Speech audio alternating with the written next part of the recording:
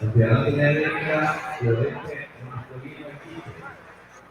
En la pista 1 y 2, Estados Unidos y Colombia. En la pista 3 y 4, Brasil y Venezuela.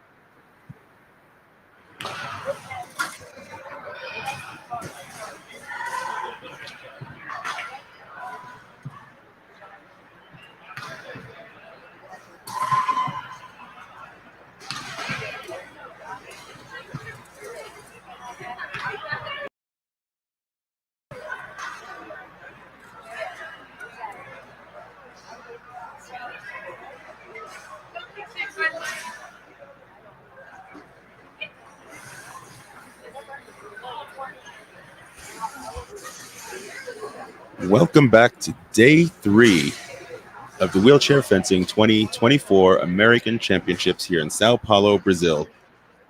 These are the zonal qualifiers for the Paralympic Games in Paris. We are here in Sao Paulo, Brazil at the Brazilian Paralympic Complex. Today is the team match of men's foil to start with. We've got 2 semifinal matches going on. We have Colombia versus the United States and Brazil versus Venezuela.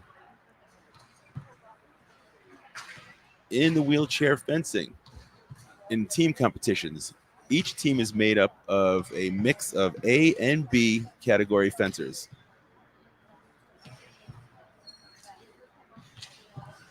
For the United States, we have Scott Rogers, category B, William Schoonover, category A, Byron Branch, category A, and Abe Kaplan, category A.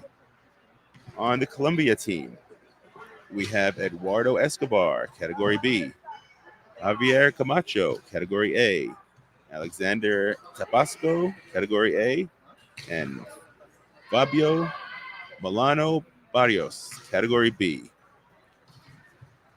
As you see, our fencers are getting into their frames. They'll be getting the distance soon, getting checked by the referees.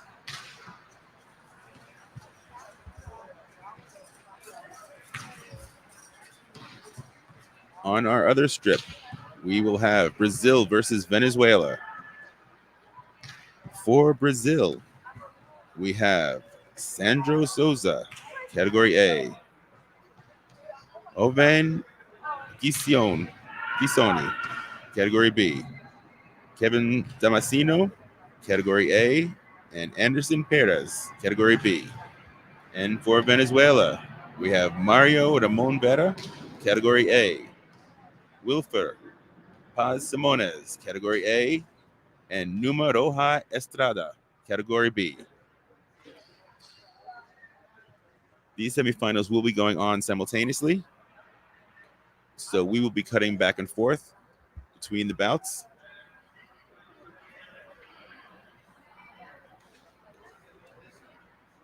Our first match in the U.S. versus Colombia.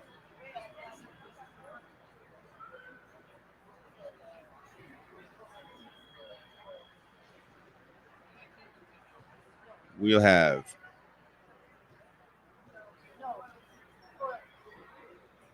Mr. Tapasco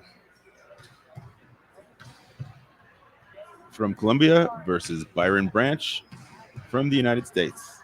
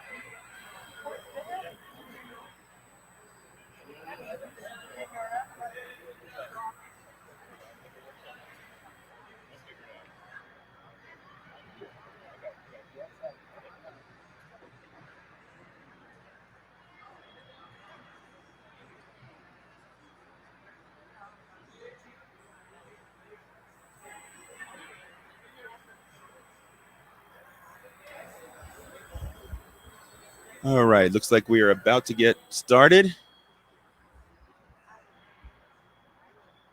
with Colombia versus United States. On the right is Brian Branch. He's our gold medalist from yesterday's division category A men's foil event.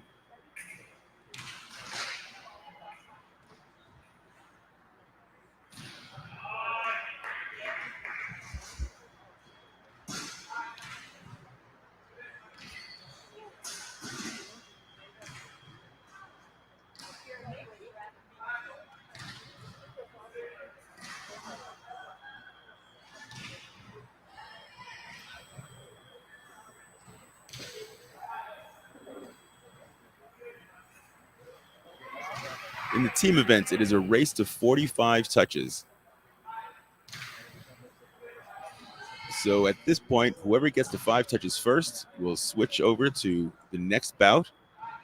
And then that bout will be a race to 10. Then after that'll be a race to 15, picking up from where the last bout left off. So right now we have Mr. Branch up 4-1. If he gets the next touch, that'll be 5, and then he'll switch over to the next bout, which will be Scott Rogers versus Javier Camacho. Touch for the left, we're at 2-4.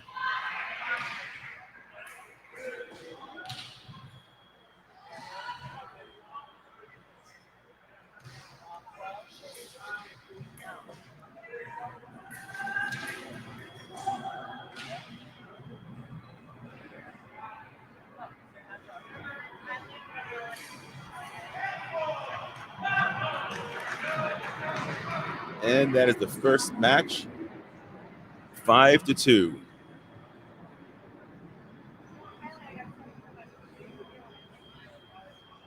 So now we have Scott Rogers versus Javier Camacho. This is going to be a race to 10. So Scott is actually starting off with 5-2. So now it is 6-3.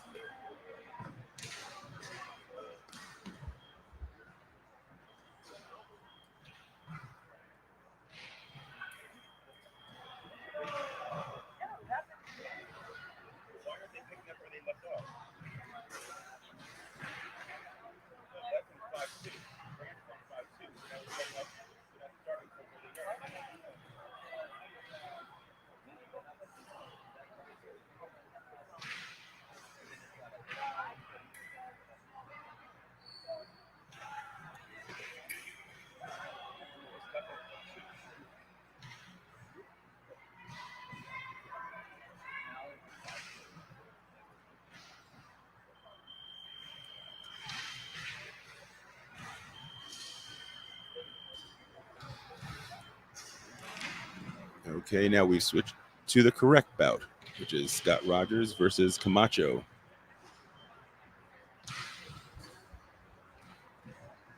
Scott will be starting with a 5-2 advantage in this next race to 10.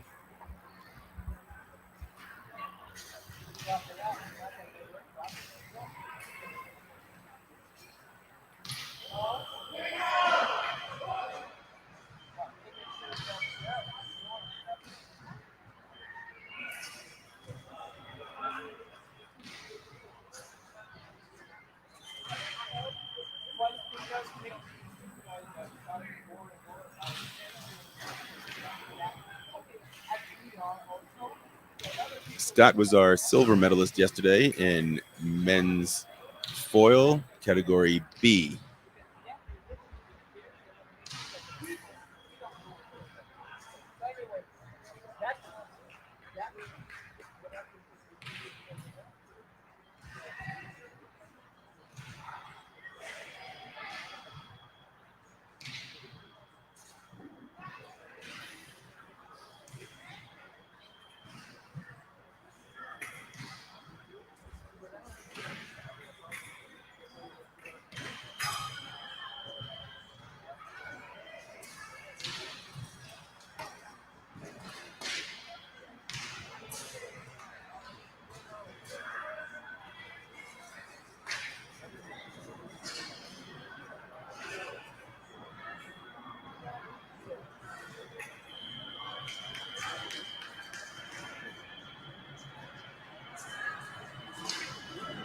It's a pair repost for Scott. We're at 6-2 in this race to 10.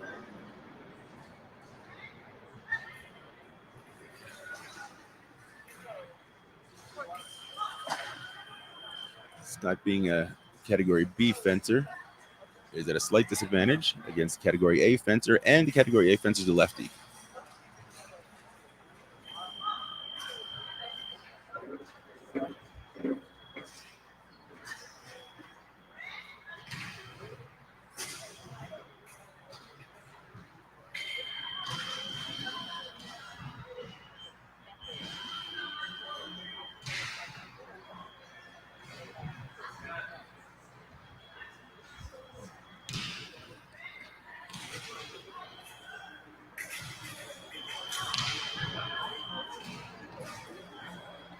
Scott currently lives in Colorado, right outside of Denver. And nice pair repost by Scott.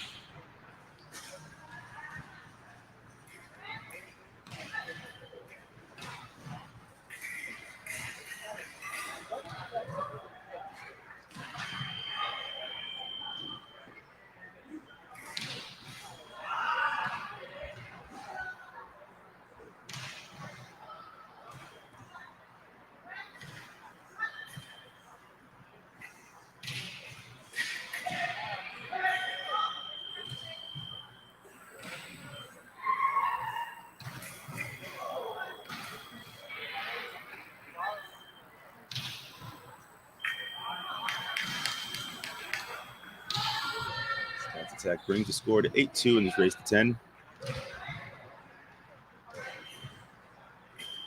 For those of you new to fencing, this is the foil team event. Foil is the weapon where you have to hit with the tip. There's a button on the tip of each of those weapons that you have to press. You have to hit the designated target area, which is the trunk of the body and a little bit of the bib. You can see they're both marked off by LeMay vest and LeMay on the bib. Anything else, arm, legs, mask, will be off target, such as that touch right there, and a white light will come on.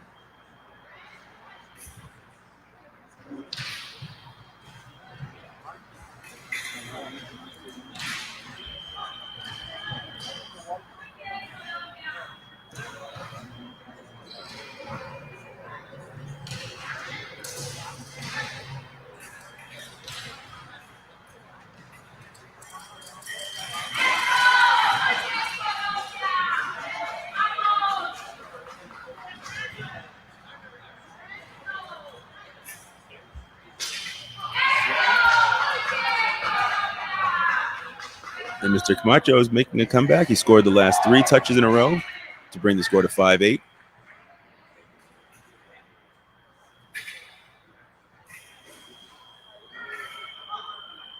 And that's off target to the leg.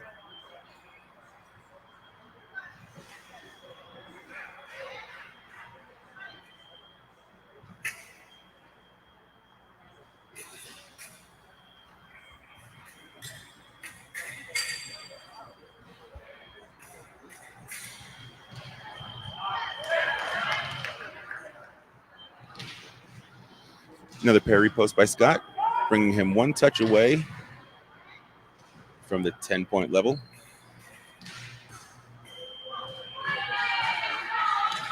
Mr. Camacho's not done yet. 6-9.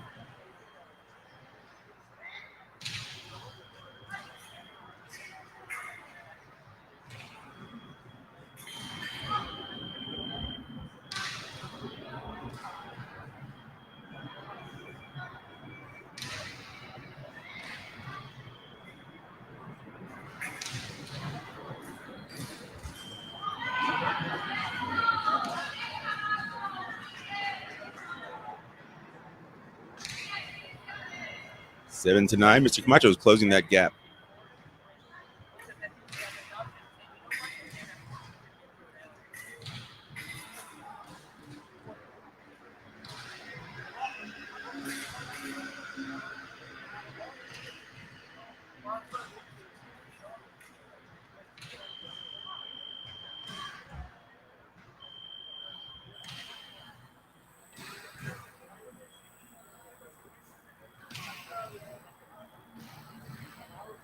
The referee is just checking the wires, make sure they're in the right place so they can't accidentally become unplugged.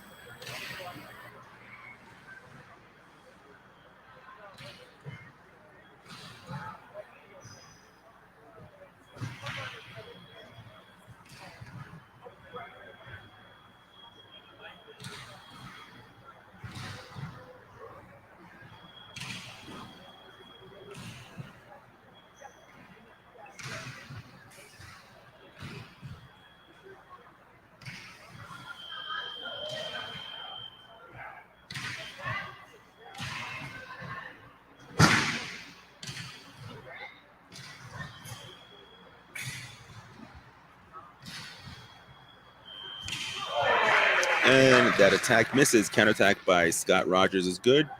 Bring the score to 10-7.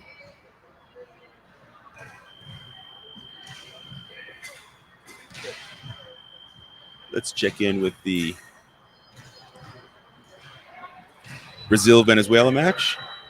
We have Jovan Gisoni on the left with a commanding lead at 11-5. He's our gold medal winner from yesterday's Category B men's foil event. Versus Vera Ramones from Venezuela on the right.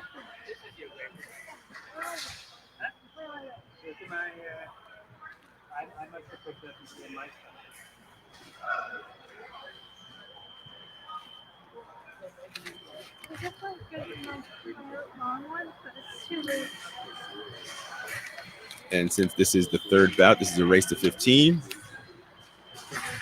Mr. Gisoni is one touch away.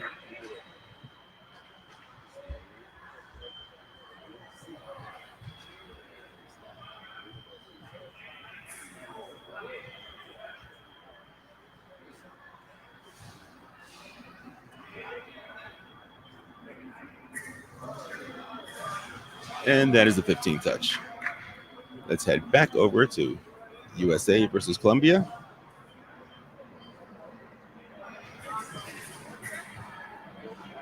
We have Will Schooner on the right from the USA versus Eduardo Escobar from Colombia. And this is the race to 15. And that pair repost brings it 13-7.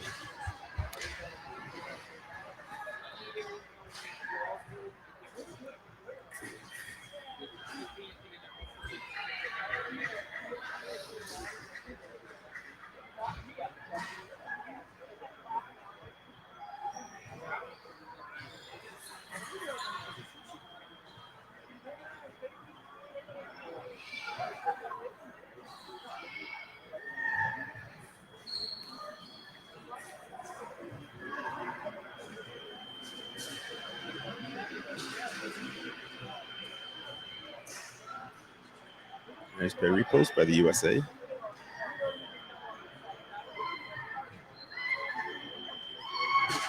Who is one touch away from the next level of 15. Attack misses, counterattack is good for the left. Colombia, 9-14.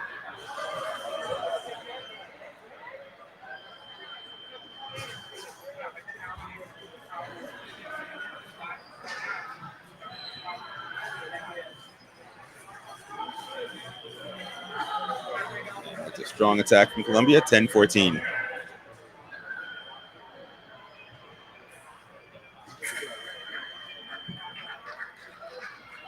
And that's the 15th touch. The next match will be Scott Rogers versus Alexander Tapasco. And that will be a race to 20.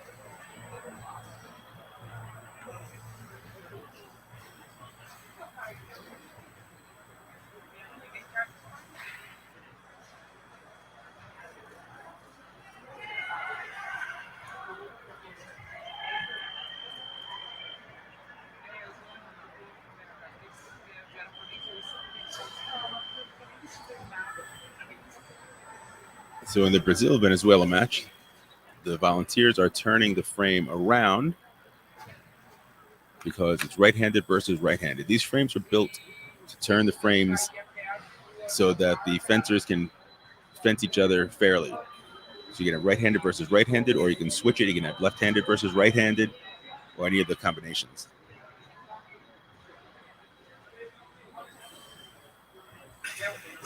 Back in the U.S. bout, Scott Rogers is up 15-11 in this race to 20.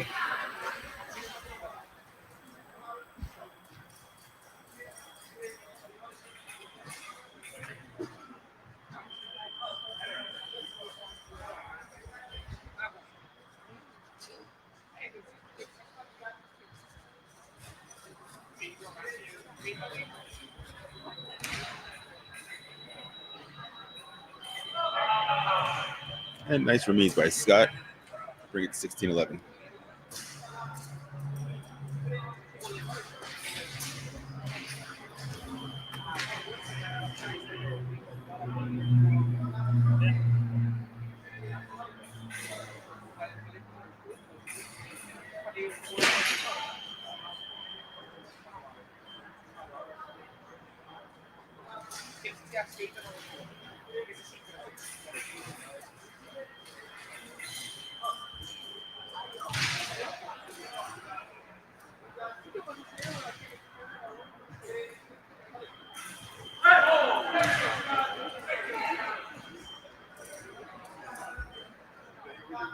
And that's a parry post by Scott to bring it to 7-11. 3 touches away from the level of 20.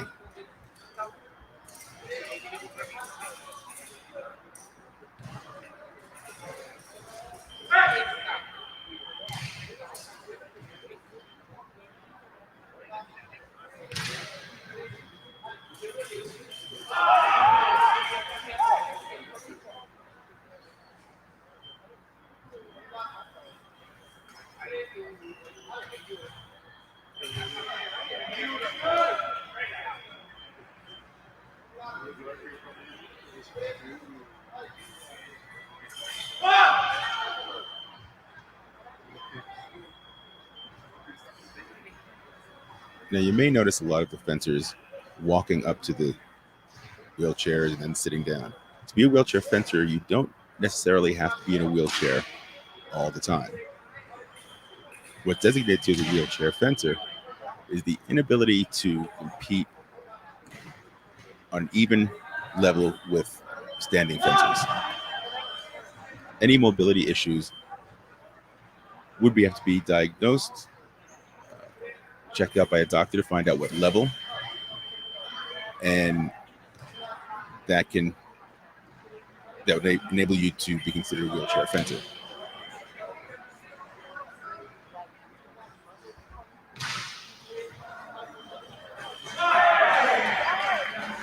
And Scott gets the final touch of that bout, 2014.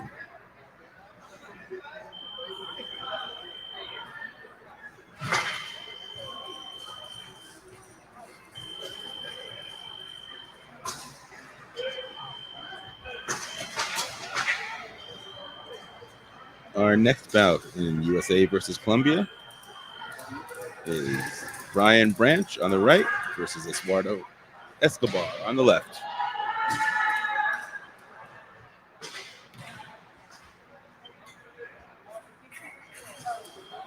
As I mentioned before, Brian is our gold medal winner from yesterday's Category A men's foil individual event. So he's looking to follow that up with another gold medal today in a team event.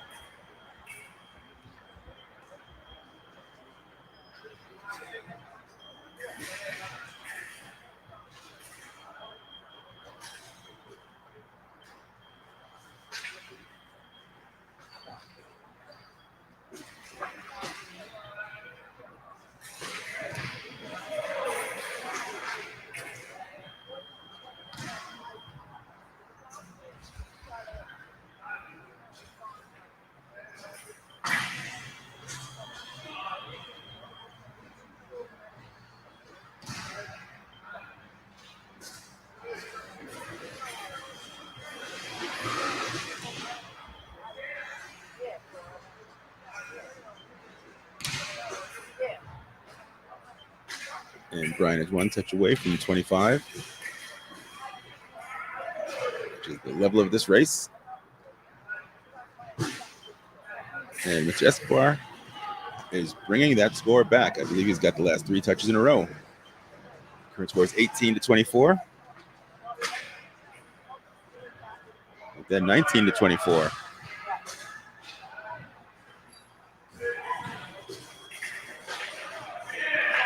And that's attacked by Brian, makes it 25-19.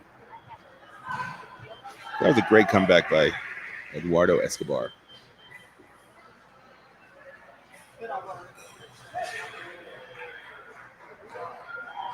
The next bout in the U.S. versus Colombia match is going to be Will Schoonover versus Javier Camacho.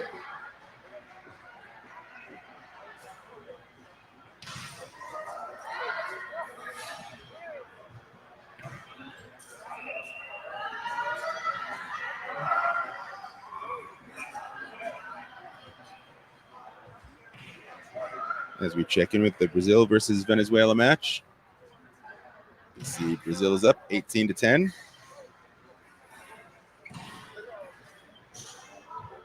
We have Alexander Souza on the left for Brazil versus Estrada Rojas on the right for Venezuela.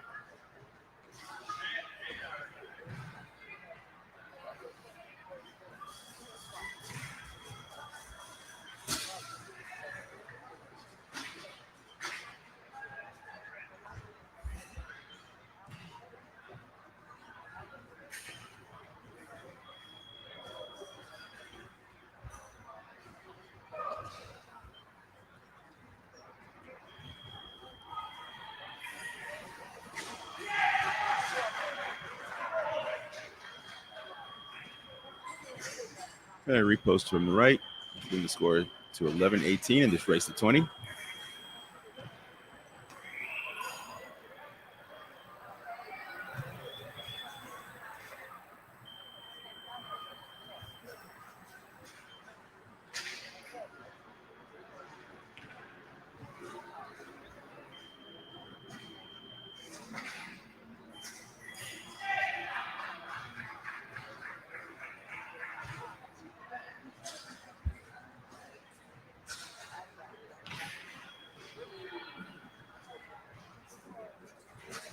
And the referee can't tell who has the right of way in that one. Both beat the blade, both came off, simultaneous actions.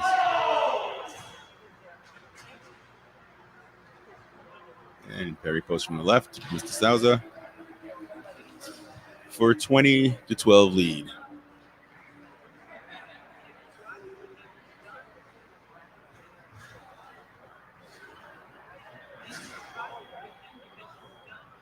The next match in Brazil versus Venezuela is going to be Kevin Damasceno versus Vera Ramones in a race to 25.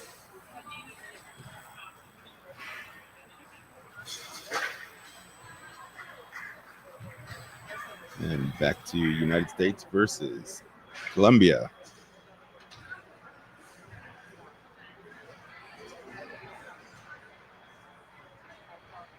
Checking for the distance.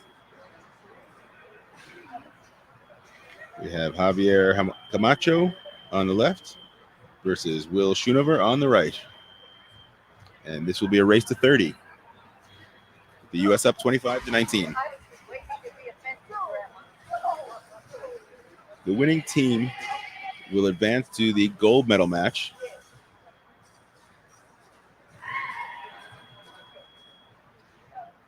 And the other team will fence off for bronze.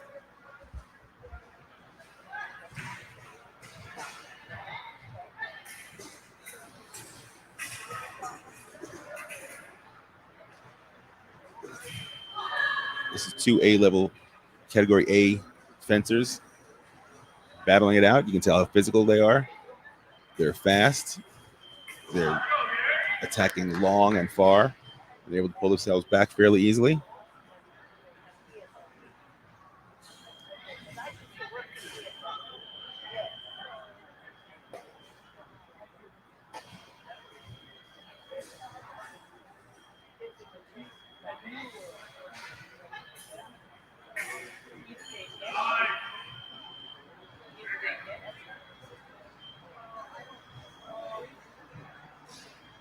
And Will's up 27-19.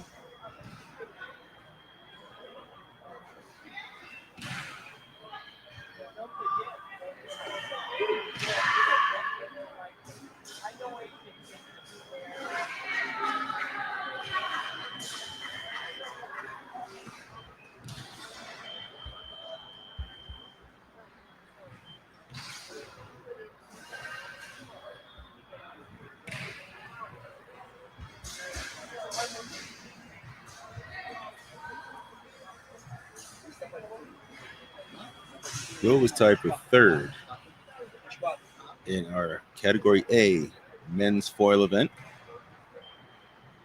individual. The referee is making sure everything is grounded.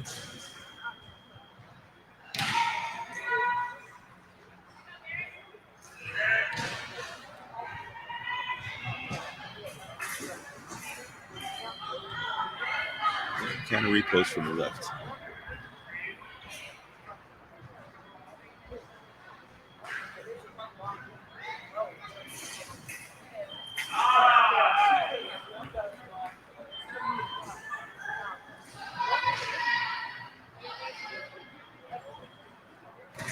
Will is 2 touches away from his level of 30.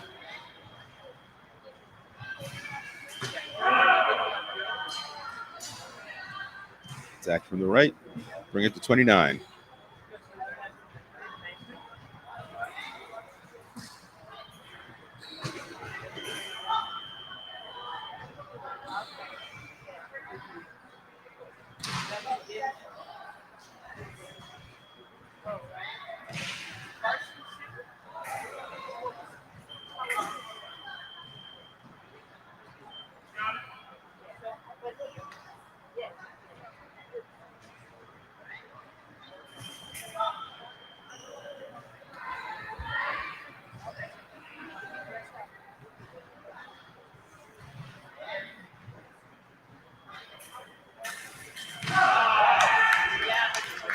And that'll do it for that round.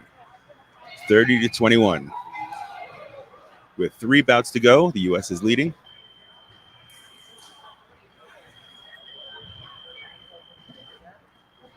And back in the Brazil versus Venezuela match.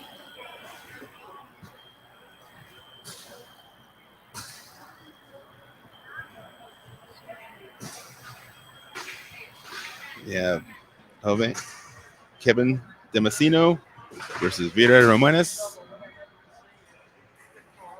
Damasceno's on the left.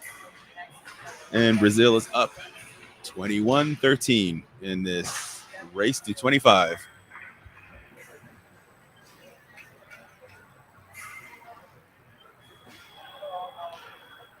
Repost to the left, which makes it 22. Now they will switch to the next match when somebody gets to 25 or if time were to run out, which doesn't seem likely at this point.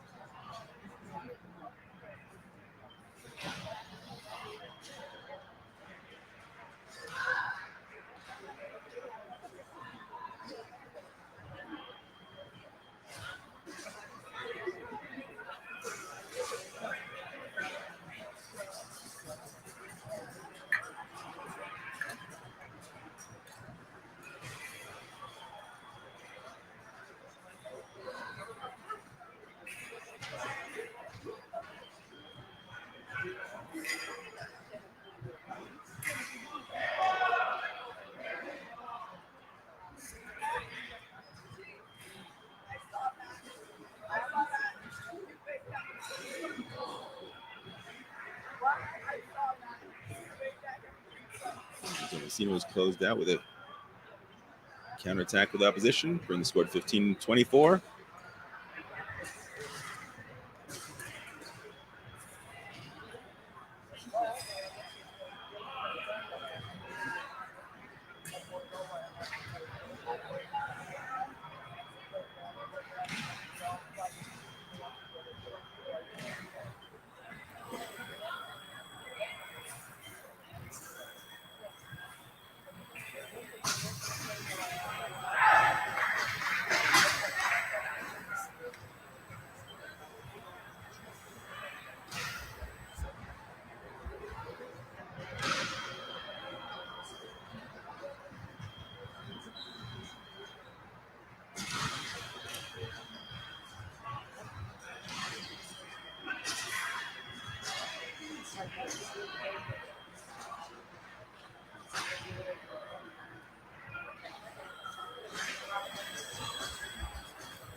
Meanwhile, on Piste 1, Scott Rogers has just brought the U.S.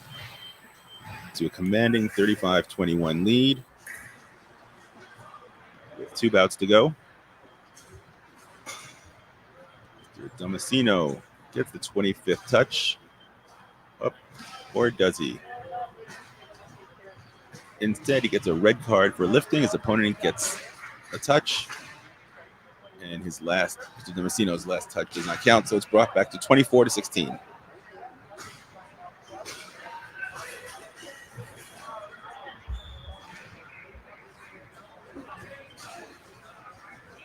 In wheelchair fencing, you see the side judges on the side. They are looking at the fencer on the opposite side of the piste to make sure they don't raise up out of their seat. As I stated yesterday, these men and women are very strong. So when they're making their attacks, sometimes they have a habit of pulling themselves out of their seat, either pushing out with their arm, lifting up with their leg, and that's not allowed. So Mr. Damasino gets the 25th touch there.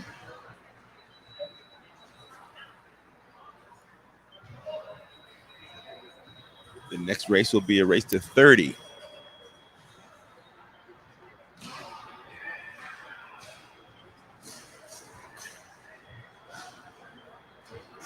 This will be Joven Gisoni versus Wilf Paz Simones.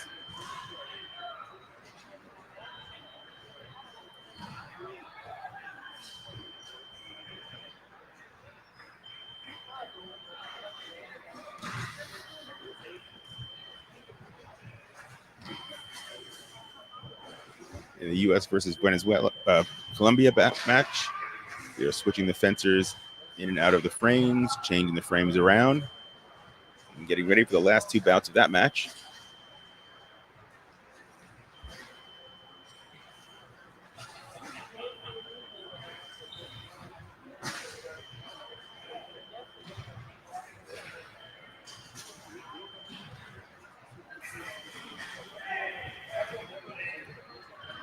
Nice repost for Mr. Simona on the right.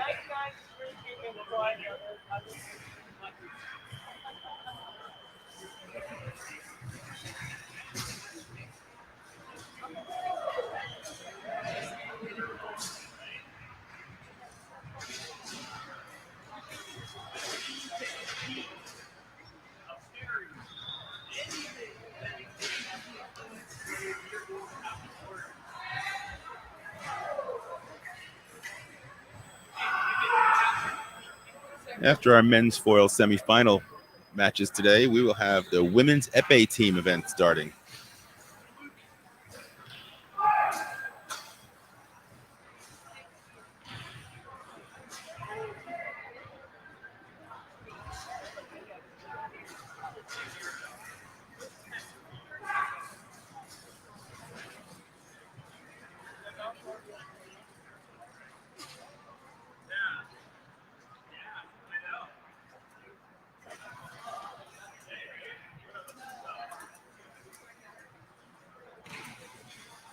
Mr. Gisoni makes a very nice attack, bringing the score to 29-17 in this race to 30, 1 touch away.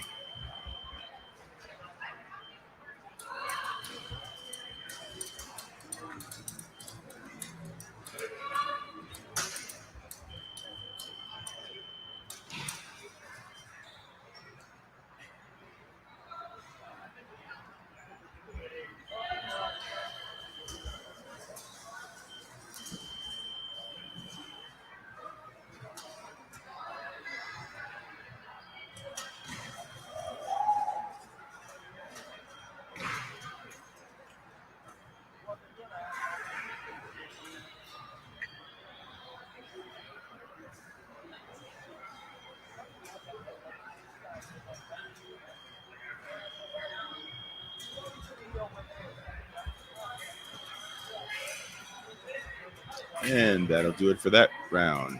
30-17. Let's head back to U.S. versus Colombia.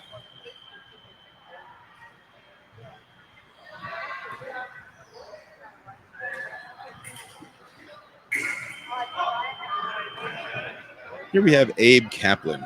He's an A fencer on the right. They have substituted him in for the second to last match of the bout.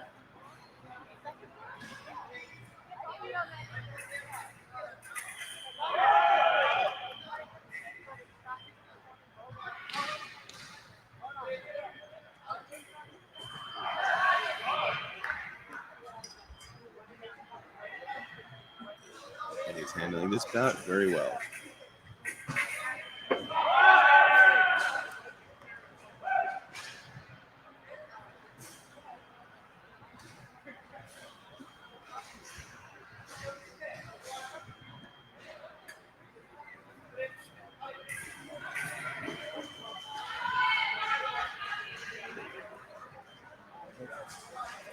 Very repost for Mr. Tacosco.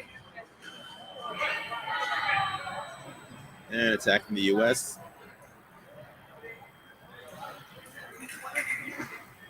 Target. And the final remains from the right, which brings us to 40, one bout away from the final 45 touches.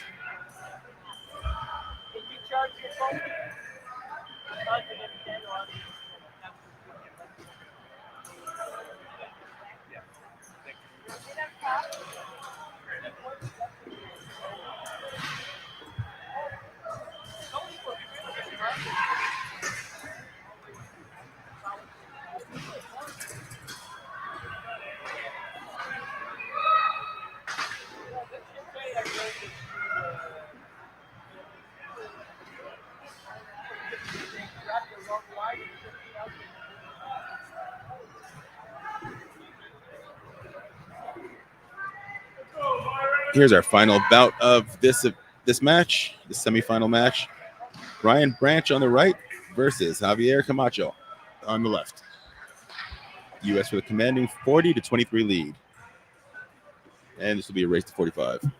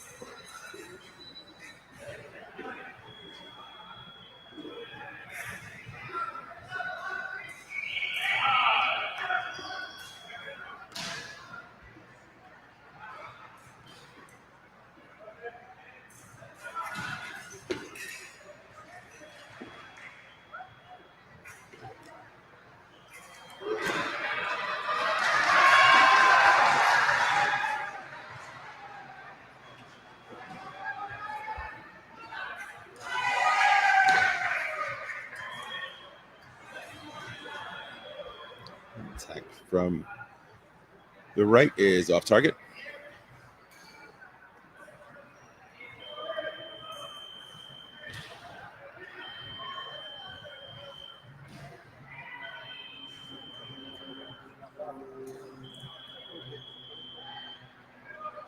Looks like his alligator clip came off. And we are back to action.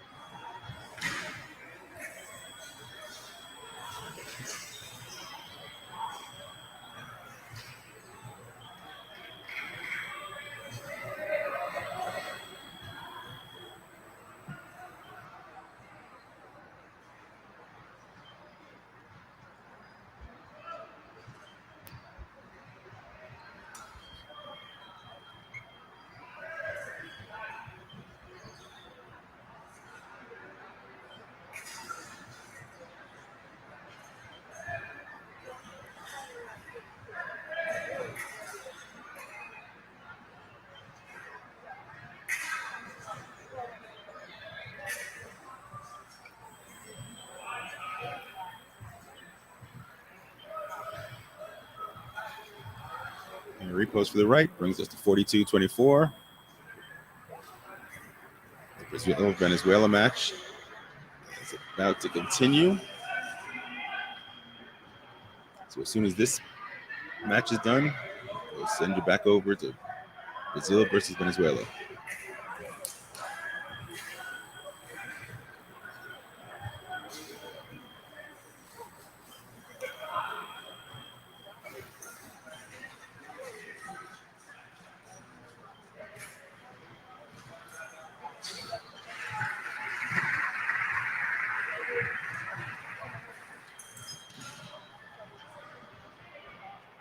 Attack from the left, which is good, 25-43.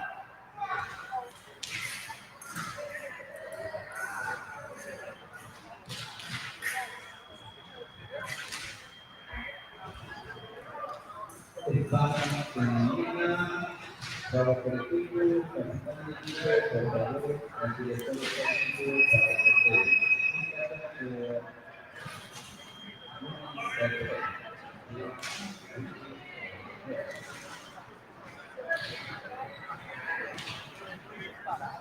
In matches like this, where it'd be very difficult to come back from 26 to 43 to win this match, I think Colombia is just trying to see how long they can stick around and hang on. And Mr. Branch is just trying to finish this off.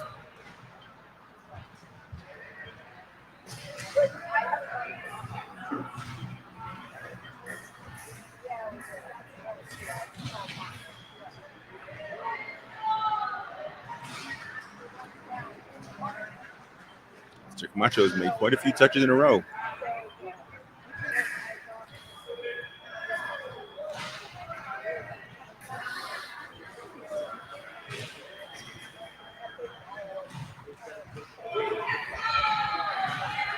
Now 29-43.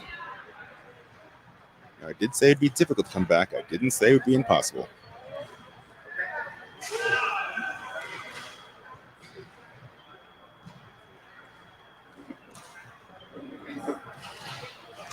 And USA is one touch away from victory and a place in our gold medal match.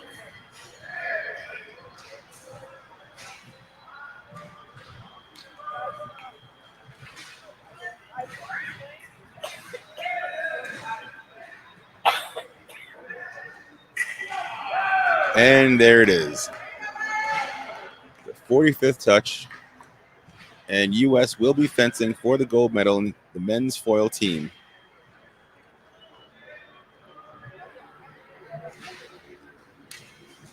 Now let's go and see if we can find out who the opponent will be in that final match.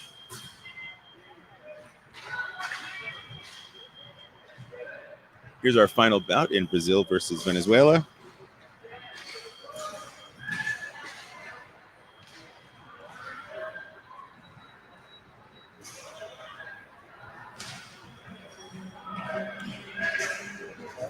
With Mr. Damasceno on the left, Mr. Paz Simones on the right. Brazil is 5 touches away from facing the U.S. for the gold medal.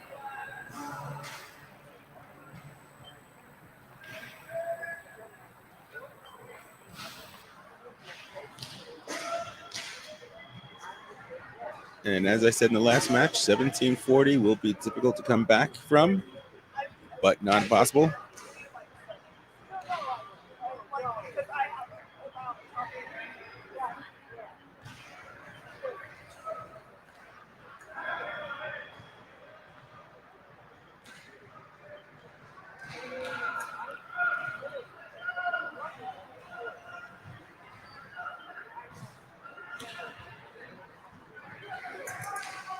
And here we go.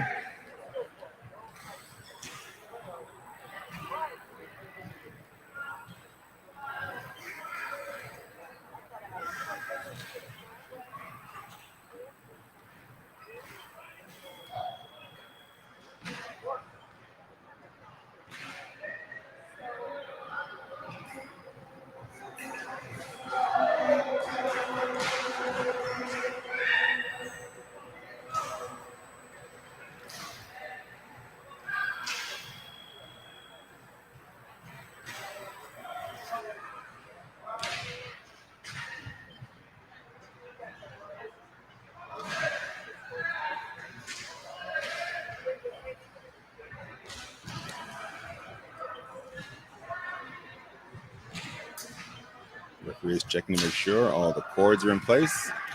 The maize are pulled down, covering the valid target area.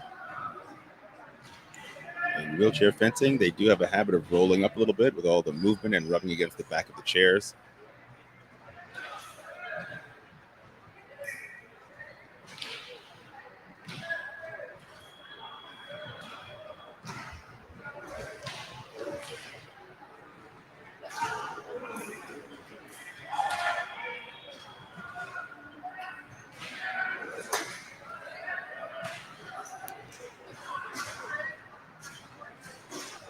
And the referee is just yellow carded Mr. Paz Somoza for lifting up out of his chair.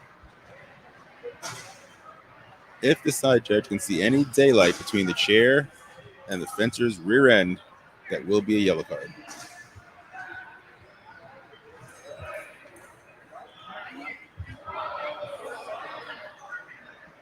Nice attack from Mr. Damasino to bring us to 42.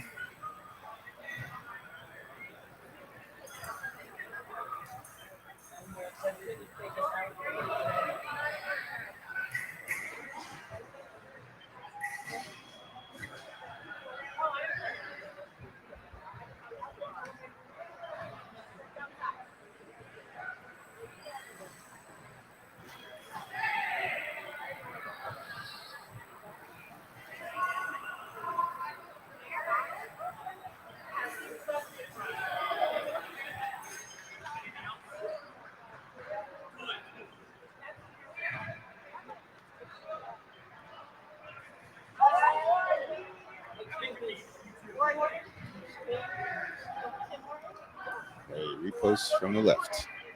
Bring this one touch away to the end of this match.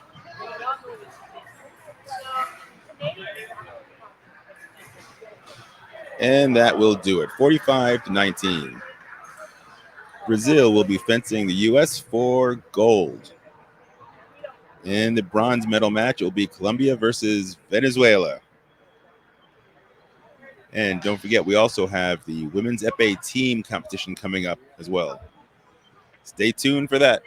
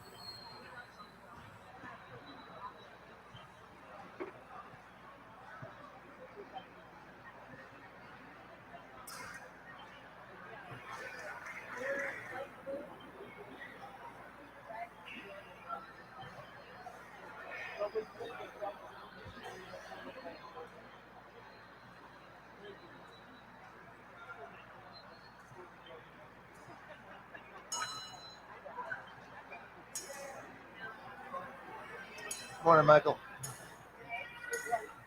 It is definitely morning. Right here, it's morning. Which one? Oh, that's right. Mm-hmm. Ah, gotta love playoff hockey.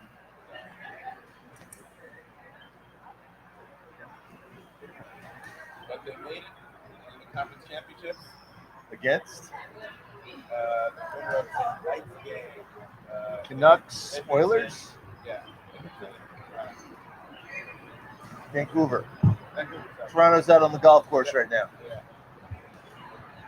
But actually, if I was home, that's exactly where Seriously, Michael, golf? I live on two golf courses. I own a golf cart. All right, I see why you own a golf cart. You're not much of a walker. I get that. But golf? You know what golf is awesome? Is this on? Okay.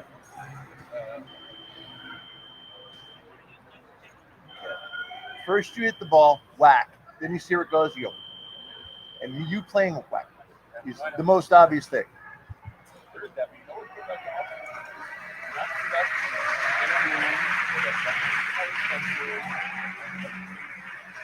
You remember Chris Zebeth? Chris Zebeth, Epee coach at St. John's.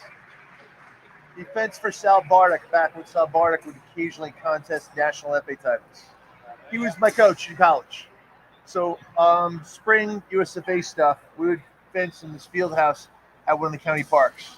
He walked outside to get a cigarette, looked around, and said, "No, I will never spend another pretty spring or fall Saturday in a fencing gym."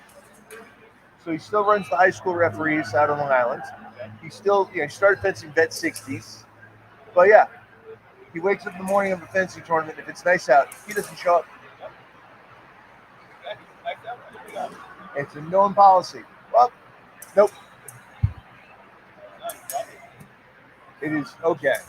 I would rather go hike, but I'm also in the Pacific Northwest. I hit the ball. I see where the ball went. I watch you hit your ball. I look over. It's by that tree in the grass. Which one? I don't know.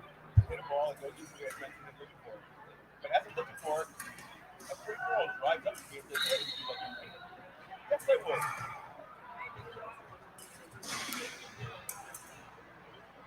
But yeah, looking for the ball all day, not fun. I have played 59 holes of golf my entire life.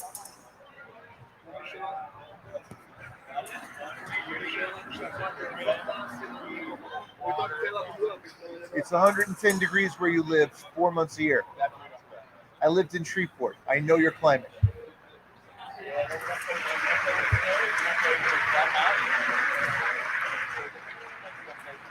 Are you watching on TV? Ooh. Did that guy get arrested? What for? So apparently, early in the morning, like 5 o'clock, somebody was crossing the street and one of the shuttle buses hit a kid. So all the cops are all over the place. And, so all the players are going by. They got to get the traffic, the driver in practice. They're all going by. So if they're in the marked cars that says, "Hey, we need a championship. I'm a player. I got your credentials." They wave my mind.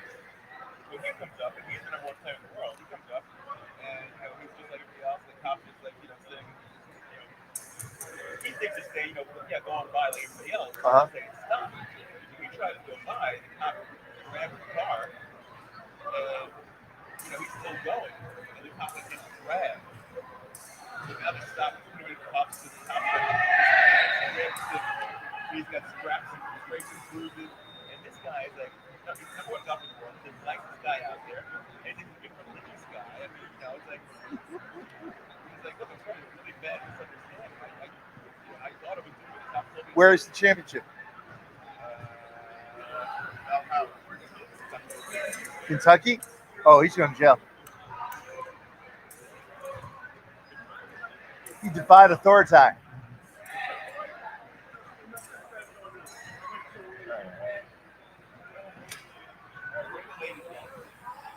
10:20, I heard.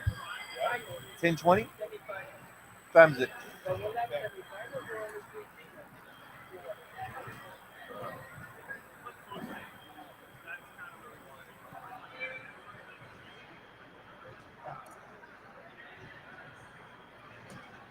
So you have a strong Wi-Fi network right here, right? You have a Wi-Fi network right here. You're broadcasting, right? Okay. Will you be able to turn on the board meeting? There's a board of directors meeting today at 1. Okay. If you can, okay. If you can get us aligned to the Zoom call, that would be great. 1 p.m. our time.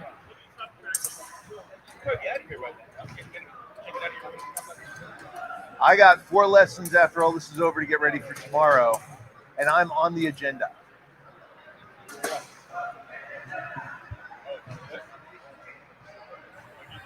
Nothing. Over here.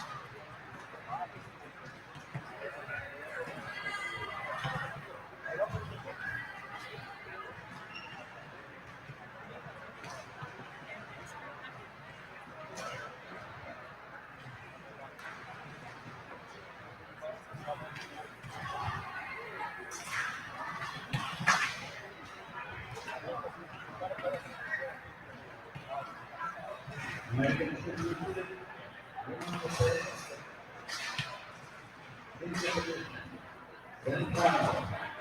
USA and Canada. 1 and 2.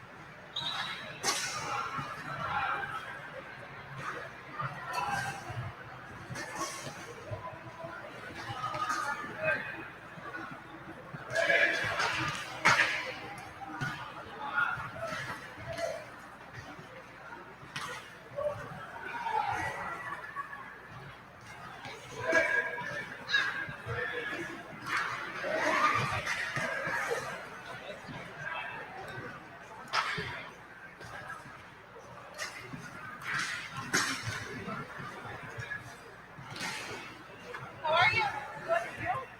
Good. I'm hunt for an I saw I saw one over there, but with all the volleyball stuff going on, I missed it.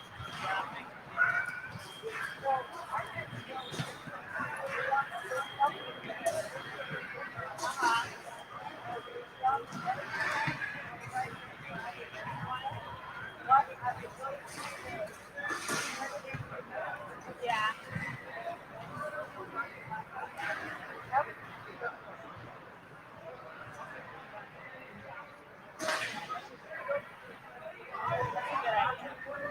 I looked in that room and there were any outlets along the walls, but I didn't think about checking behind the desk. Yeah. Yeah.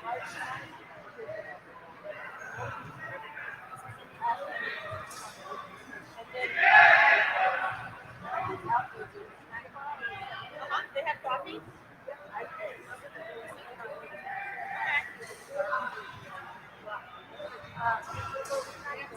Yeah. I've seen the snack bar, but I didn't see any coffee from the outside. Okay. Uh-huh.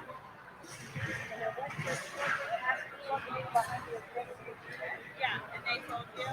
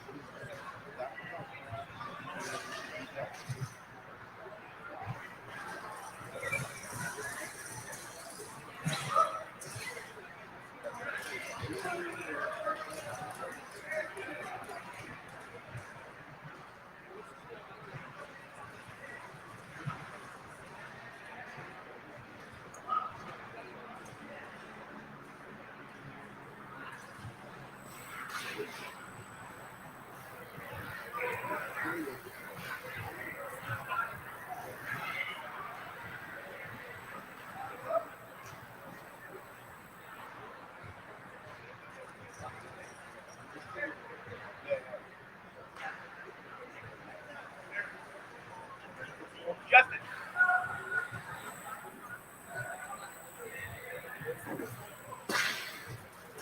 You have your phone? Yeah, go look.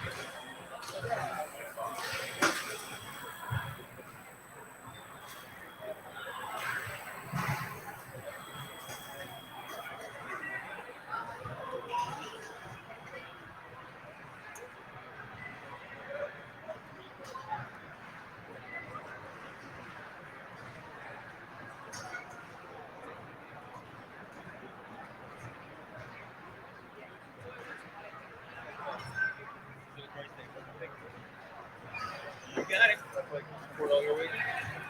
You want me here? That's what I'm doing.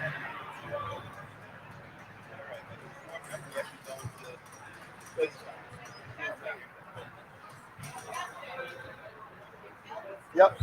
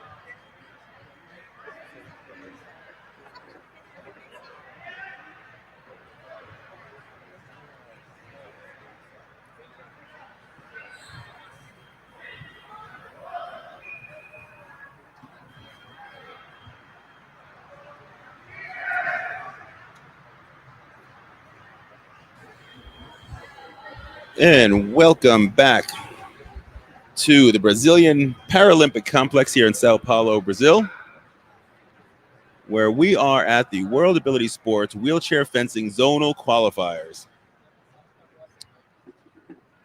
Today, we're about to get underway with our semifinal match, United States versus Canada. There are 3 teams entered in this event, so there's only one semifinal. Brazil is already in the gold medal bout as they're seeded number 1.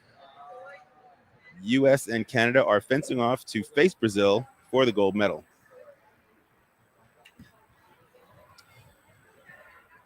The athletes are getting seated and checked for distance. So you see the volunteers there. The volunteers are adjusting the frames to make sure the distance is correct. In epee, the fencers will extend their arm till the tip of the weapon touches the front of the elbow. And they will be adjusting the distance to the fencer with the shortest reach.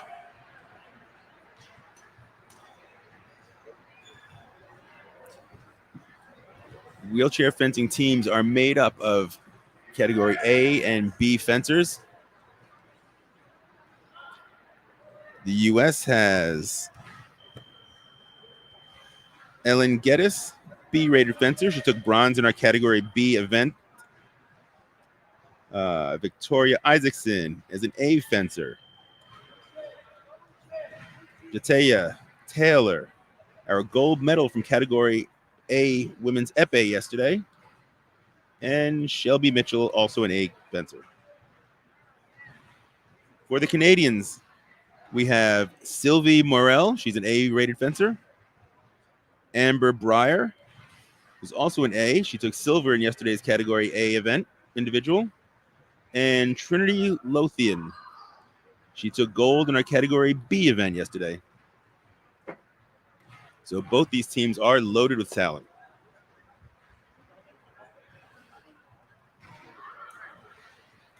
You see the ladies are seated with the skirts around them. In epee, they are lame skirts, which are grounded. So the target area in wheelchair fencing is from the waist up. Standing fencers, the whole body is target area. With the wheelchair, they have to cover the lower half because the frame the wheelchair isn't target area. So they have to cover and ground everything below the waist. And we are off. Team fencing is a race to 45 in increments of 5. So this first round will be a race to 5 touches. On the right is Trinity Lothian. On the left is Jatea Taylor. Both of these ladies have won gold medals individually already this week.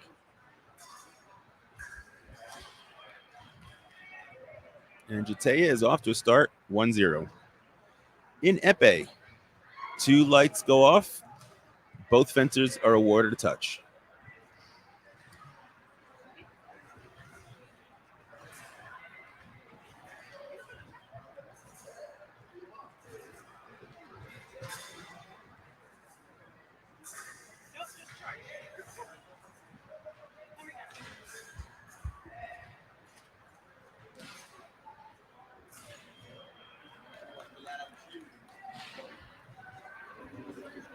So this will be a race to 5.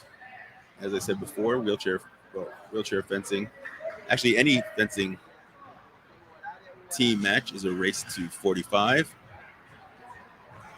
So whoever scores 5 touches, then the next match will be a race to 10, taking the score from the previous match, then a score to 15,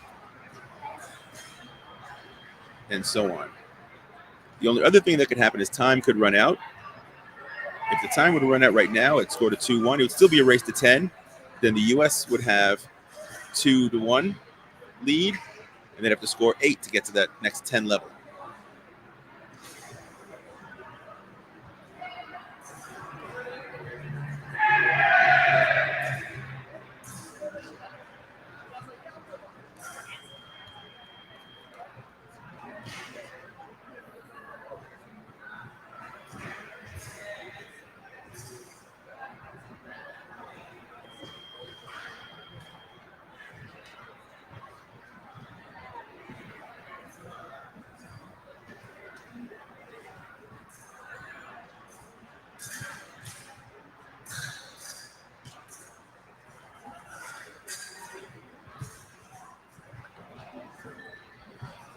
In Epee, the scoring machine is set to cut off the other fencer's light within 1/20th of a second.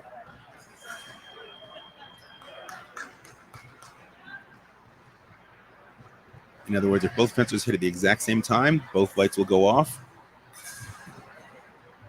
If one person hits, the other person has to hit within 1/20th of a second to get her second light off, or no light will be scored. And that's it for the first level, 5-3. US is up.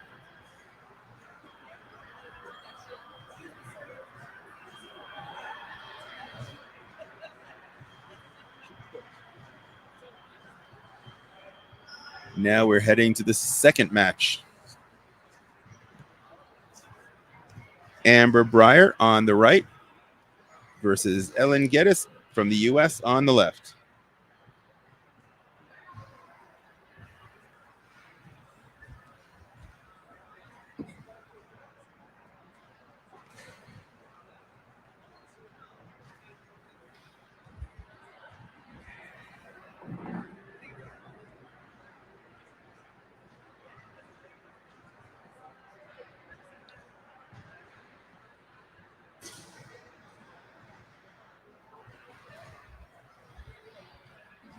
This will be a race to 10.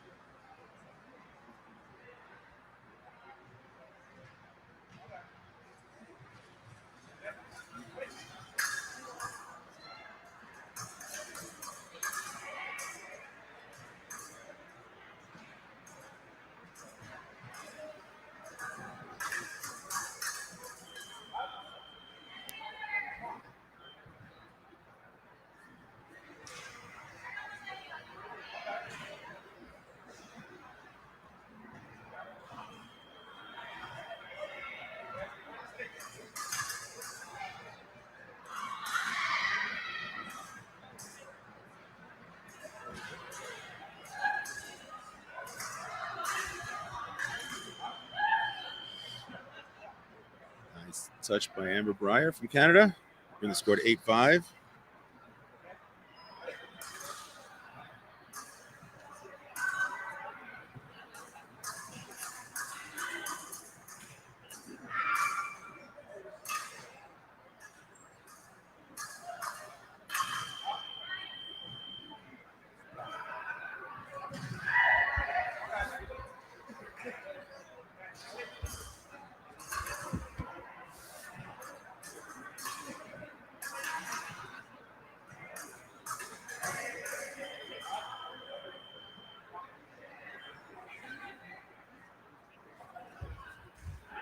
And that is about 10-6 for Canada.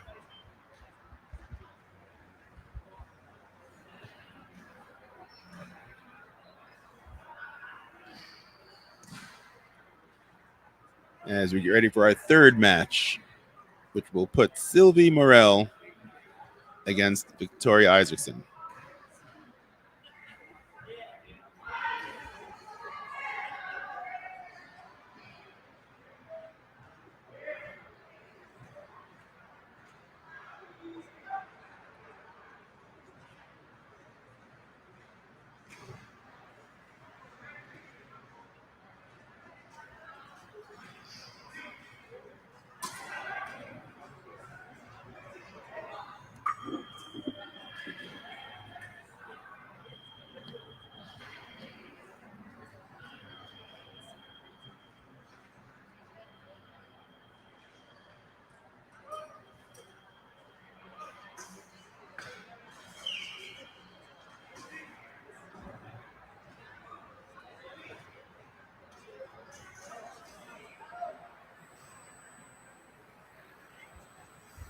Again, they're checking and adjusting for distance.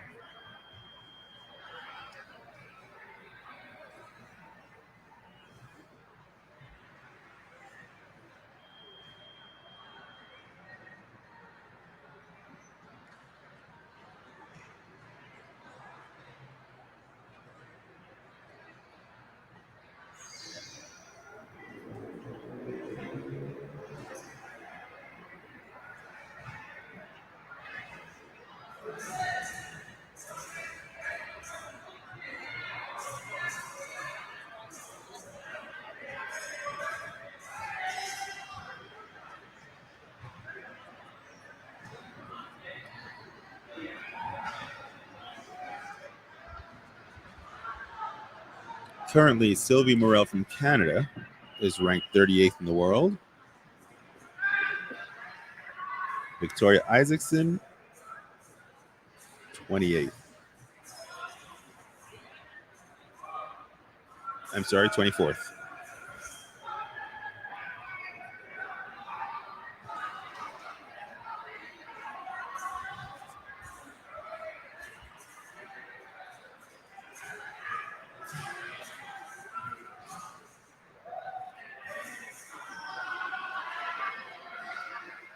That's a nice touch by Isaacson.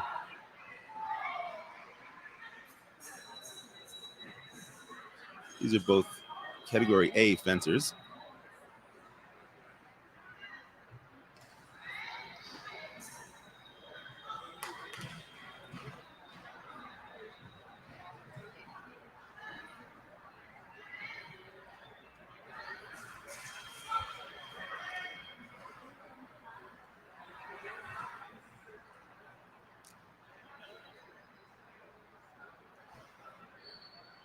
Looks like Sylvie took a stiff blade under the arm, and that can be a little sore. But it's part of fencing epee.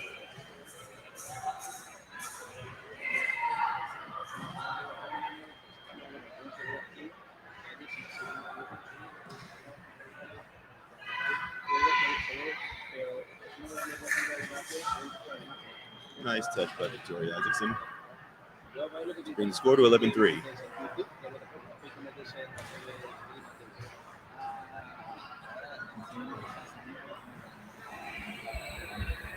The referee is warning Sylvia Morel that to start, to be on guard, she's got to be straight up and down and not leaning forward.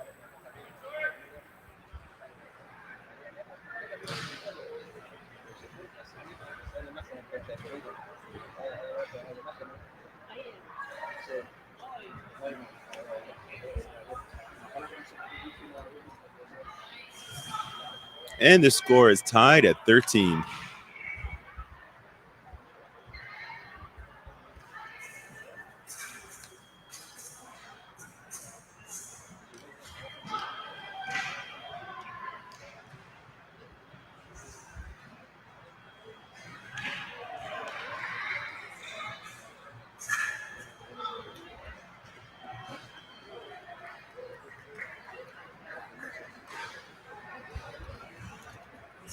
And Victoria Isaacson made a great comeback to take the lead for the U.S. 15-14.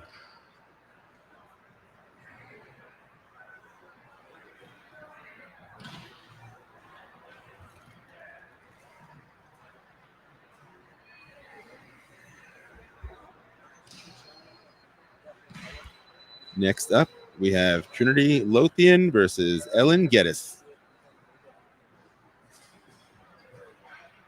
Trinity is ranked 14th in the world in the category B, women's epee.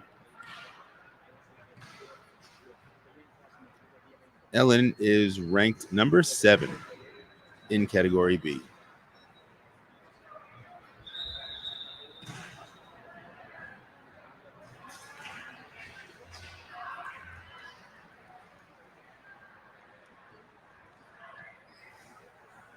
Ellen will start off with the lead at 15-14 in this race to 20.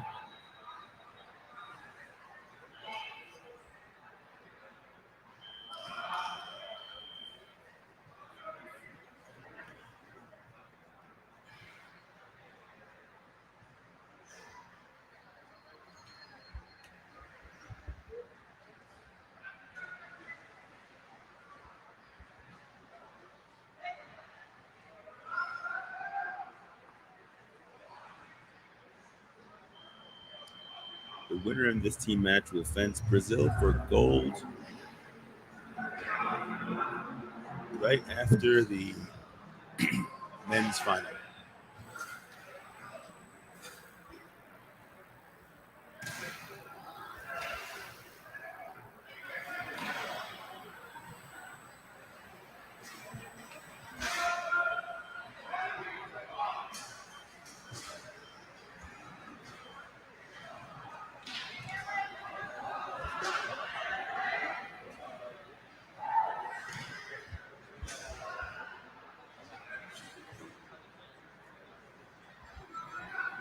And here we go for our fourth match. This will be a race to 20.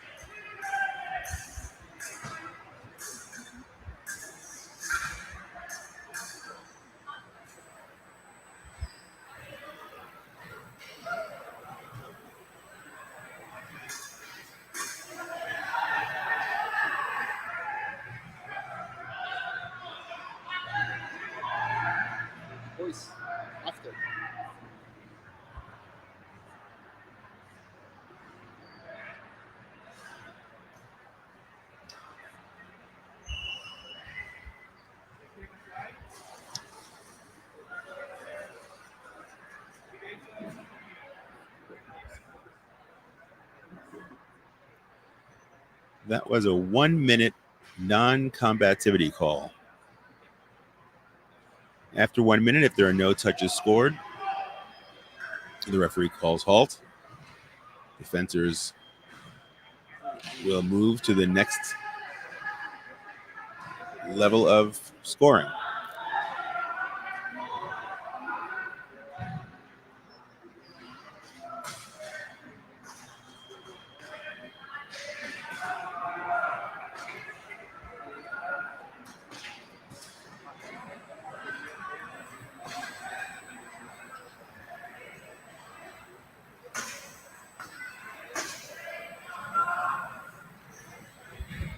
So we'll take that 15-14 lead by the U.S., move to the next group.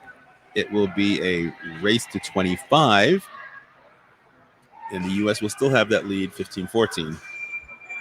This match will be Jatea Taylor versus Sylvie Morel.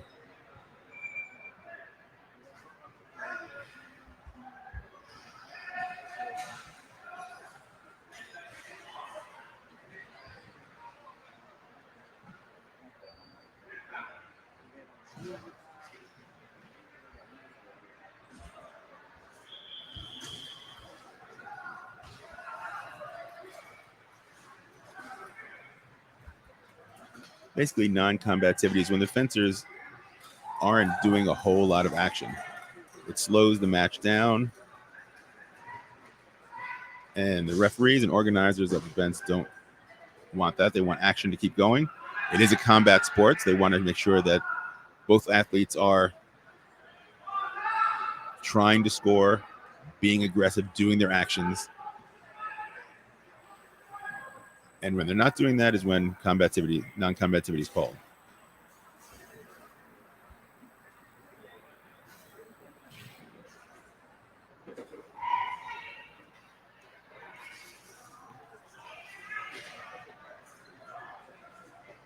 So Jatea Taylor is an A fencer. She's ranked 16th in the world in category A. She did take gold in yesterday's individual event. Sylvie Morel from Canada is also an A-rated fencer, category A fencer, excuse me.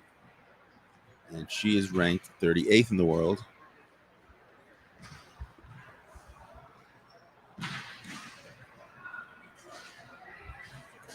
We're just making sure all the cords are connected, everything's working.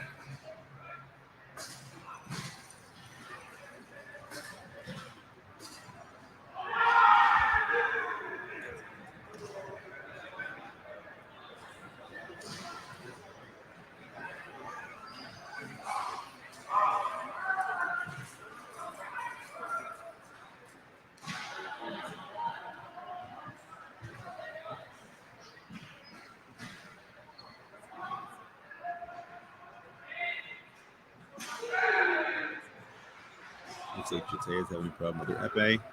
Trying to figure out where it's coming from.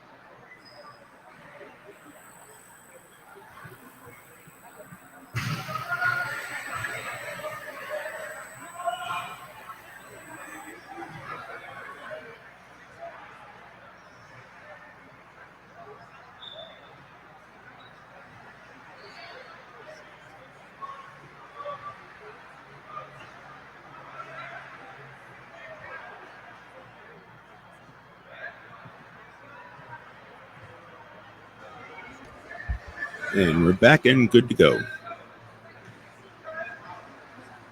Again, this is a race to 25. We are at 15-14 for the U.S. due to a non-combativity call in the last match.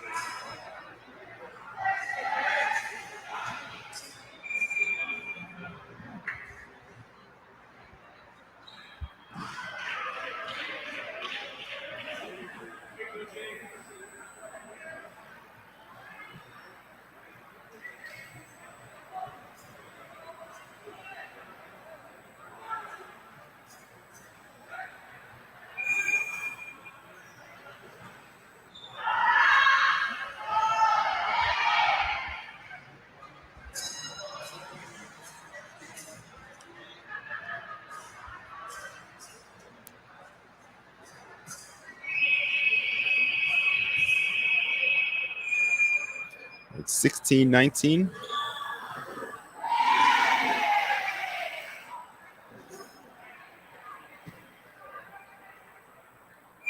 (2016). Again, this is a race to 25, not 20.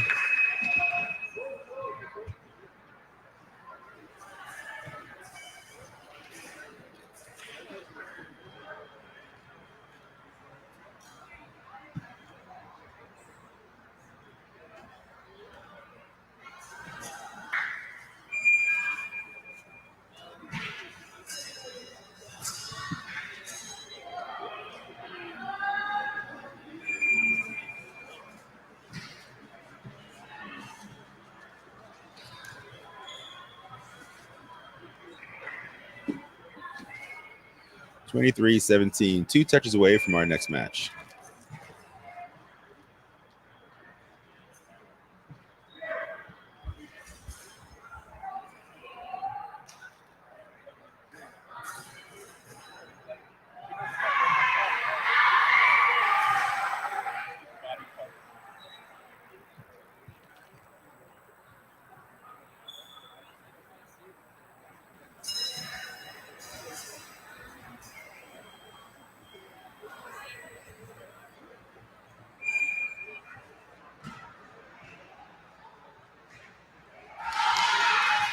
So he's making a couple of nice one light touches to bring the score to 19-23.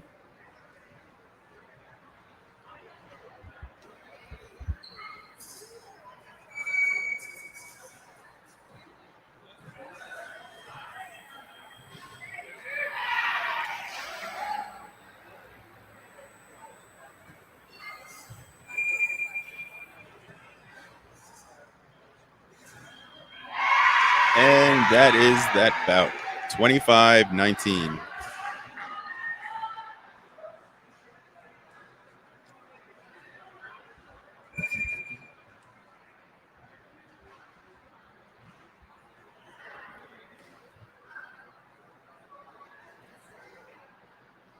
Our next match will be Victoria Isaacson versus Amber Breyer.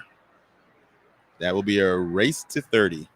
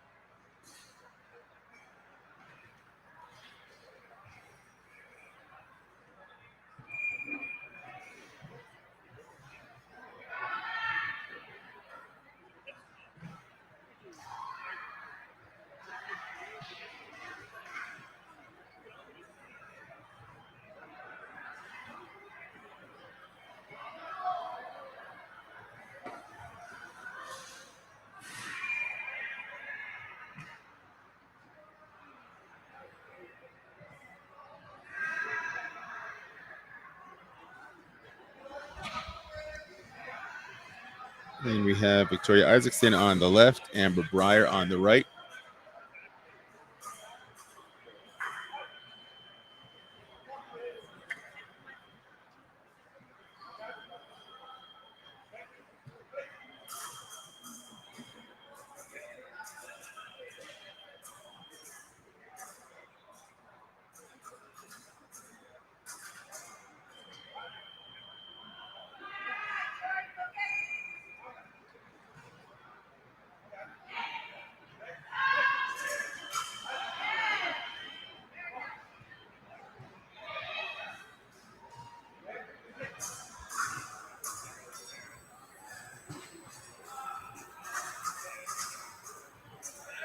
These are both A category fencers. That means their movement is fast and strong. They have strong upper body muscles. And they're a little bit more mobile than the category B fencers. As you can see, Victoria's strong enough to lift up the frame of her wheelchair.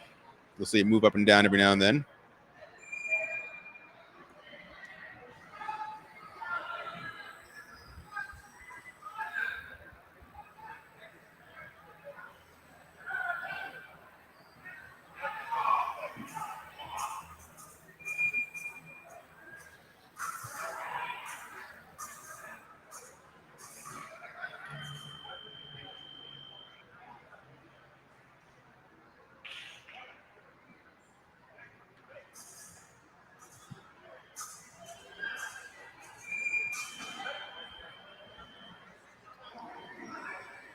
Amber Breyer is currently number 20 in the world points. And Victoria Isaacson is 24.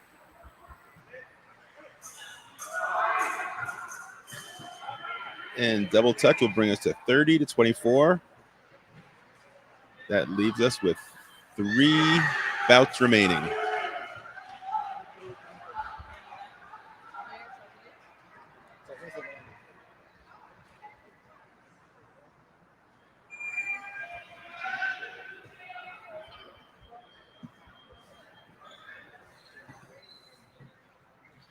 Our next match will be Ellen Geddes on the left for the U.S.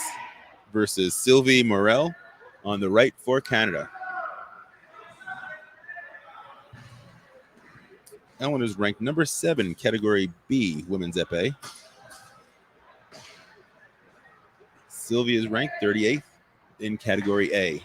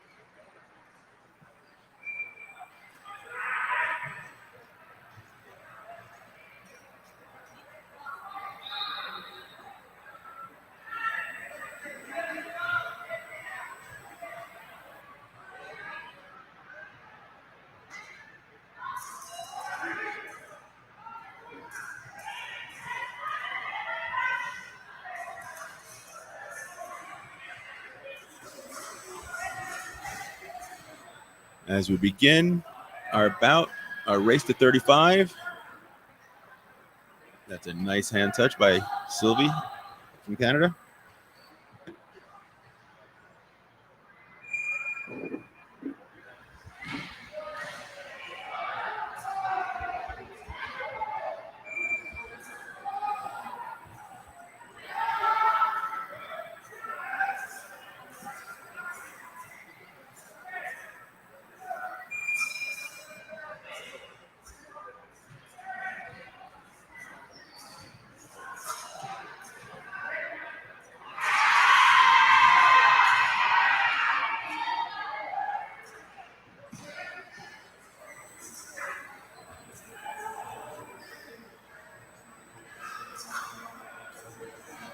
You can see there Sylvie made an attack, and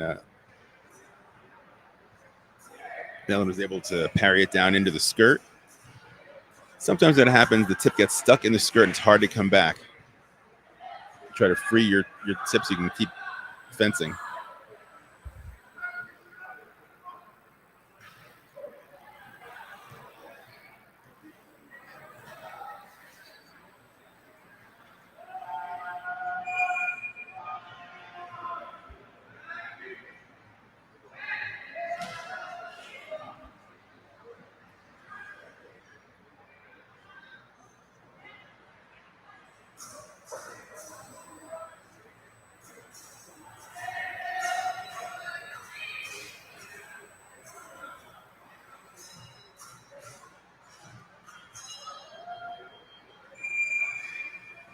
Nice touch by Sylvie Morel from Canada to close within 3 points of the U.S.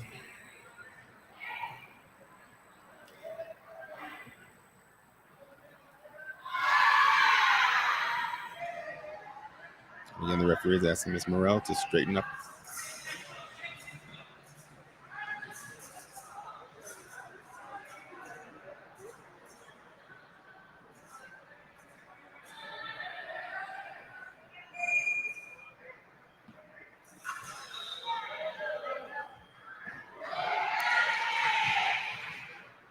And Ellen gets one of her points back.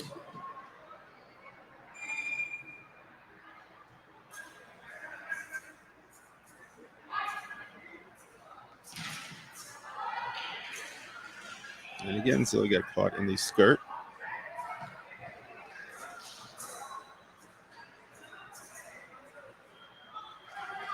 Double touch. Both fencers are awarded a touch.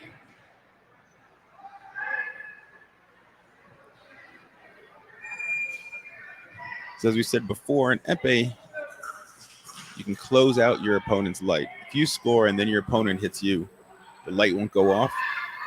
The cutoff switch is 1/20th of a second.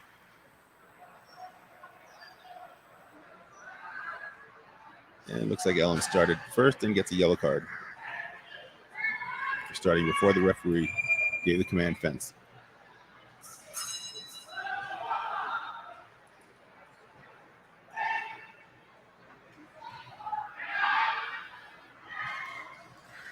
Looks like Ellen may have hit Sylvie's knuckle, and those sting.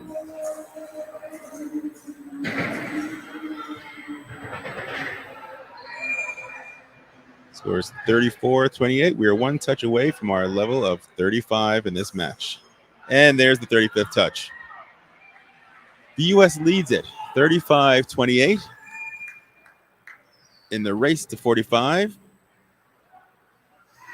Our next match between Victoria Isaacson and Trinity Lothian will be a race to 40. So we have two bouts left to go in this match.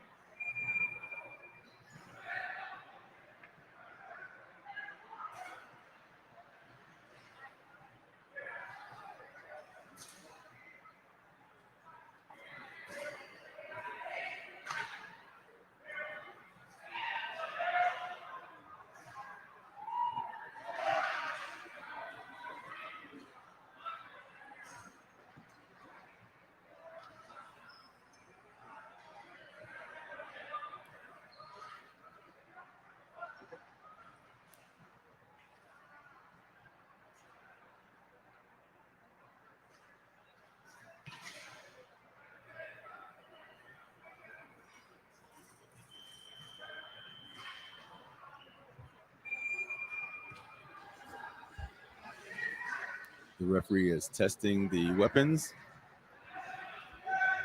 So for those of you non-fencers out there, the referee will test the epees to make sure that the travel between the tip and the actual blade is the correct distance, and that it won't set the light off early. And the tip has to be able to hold 750 grams of weight. Any light tips would be an unfair advantage to the fencers. Their skirts are on and grounded.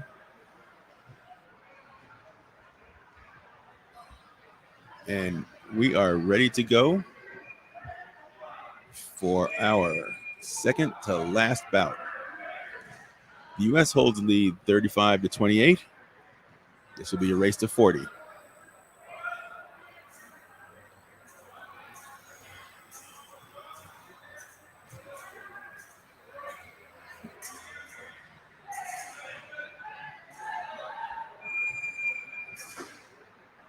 Victoria Isaacson is ranked 24th in category A on the points list.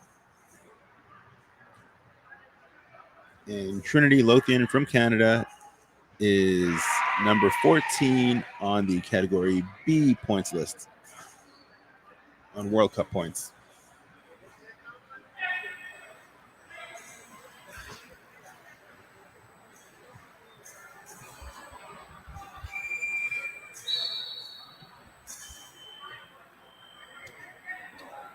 Nice reach for Trinity on the right to bring the score 29-35.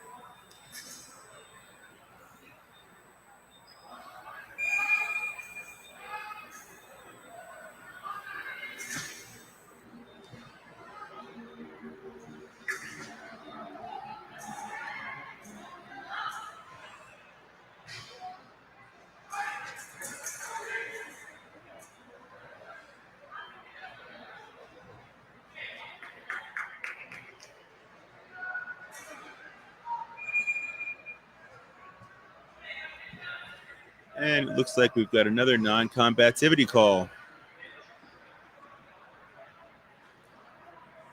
That will bring us to our final bout in this race to 45. The U.S. will be up 35-29.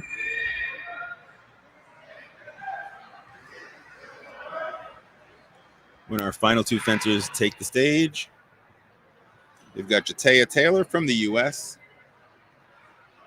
currently ranked 16th in the world in category A women's epee points, versus Amber Breyer,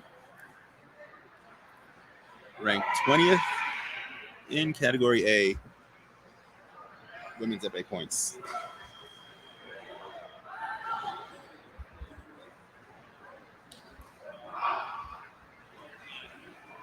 This will be a race to 45. And with as active as these two fences have been for the past 2 days, I doubt we'll see a non-combativity victory.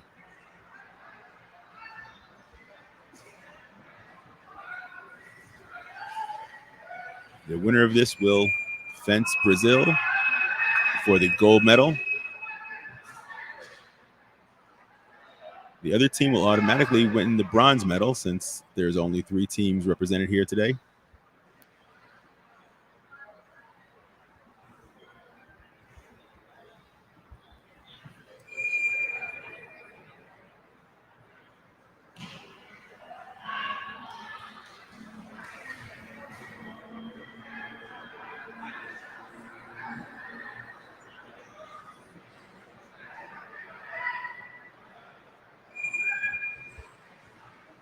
Weapons tested.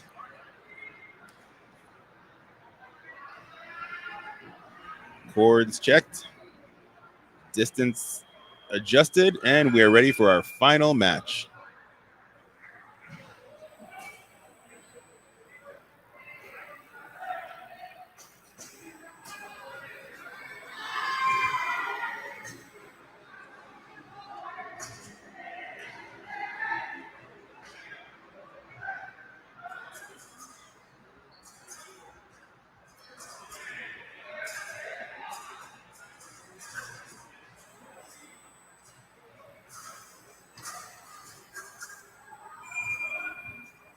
Well, the U.S. needs to get 10 points to reach 45. Canada needs 16 points.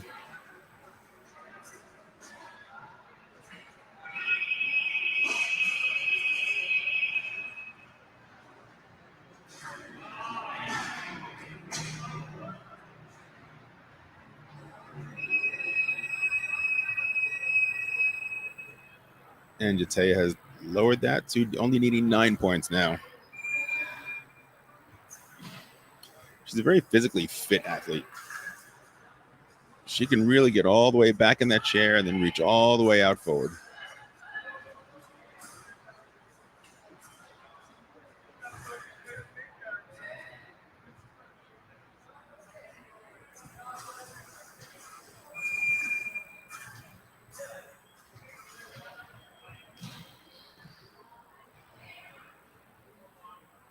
Very nice berry post from Jatea.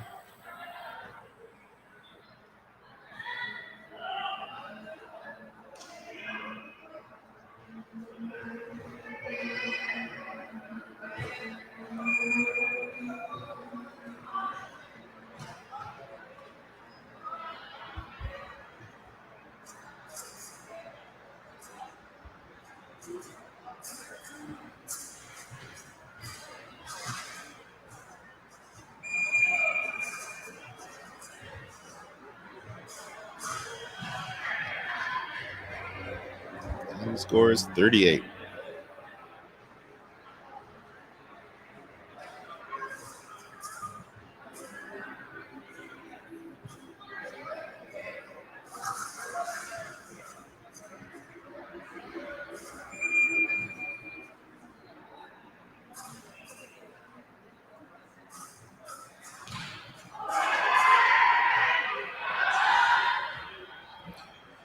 Double touch. Both fencers score.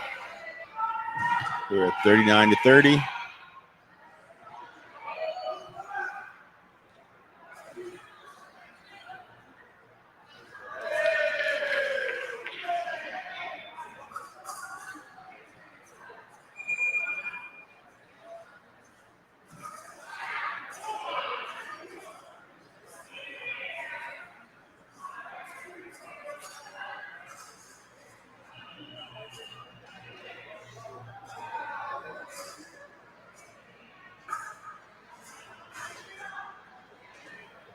And right touch. And we're trying to close that gap. The U.S. has an 8-point lead in this race to 45.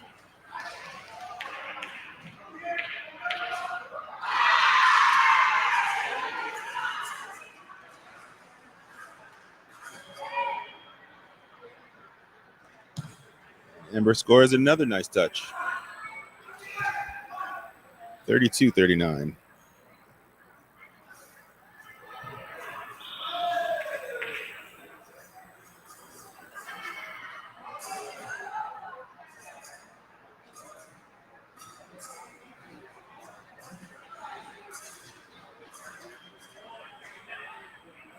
And Jatea makes a pair of reposts, bringing her score to 40.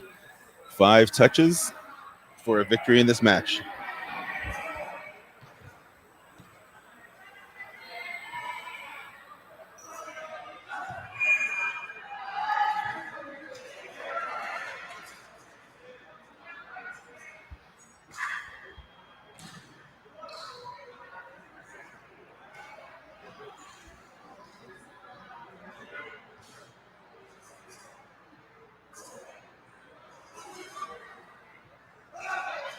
So See both athletes are very physical as they're pulling as far back as they possibly can, and then launching themselves forward using that back arm as a standing fencer would use their back leg to push all the way out in a long lunge.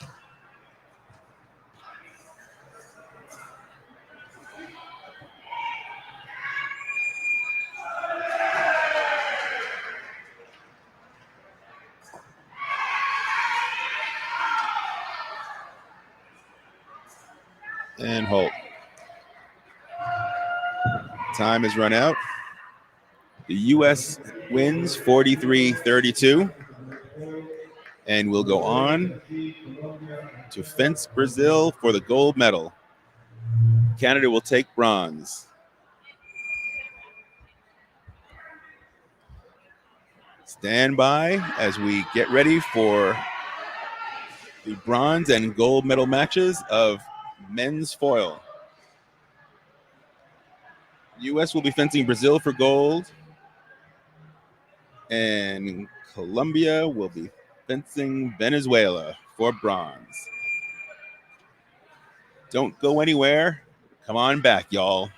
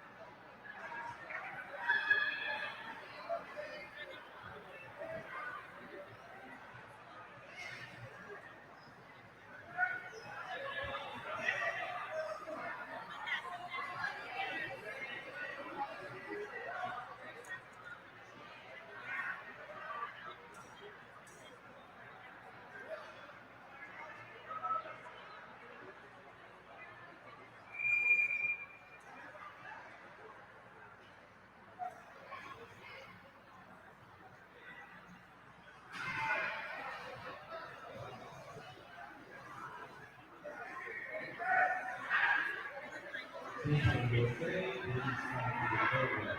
Team number 3 is going to the program.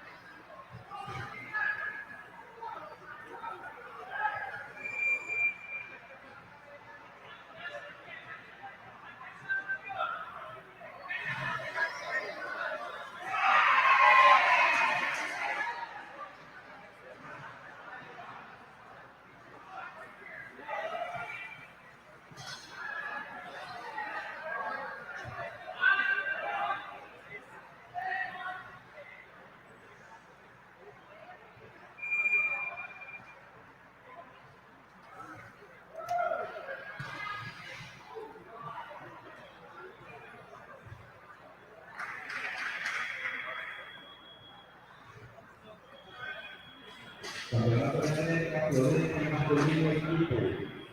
Pista P54. Colombia y Venezuela. Final. Pista 1 Perú.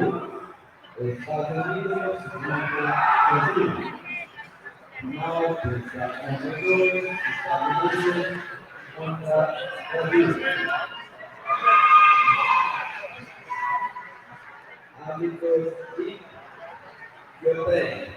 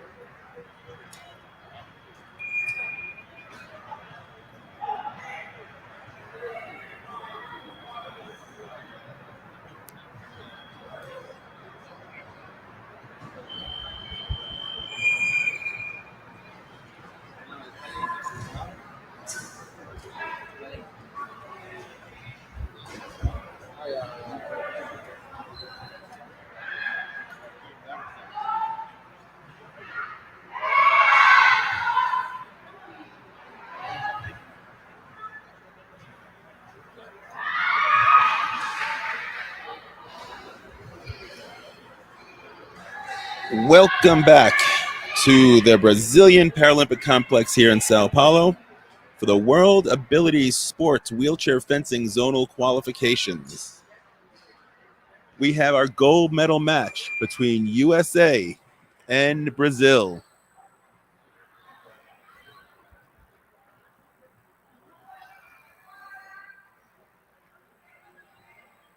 We are about to get started. We're getting all the cords and wires and distances all checked and fixed and adjusted.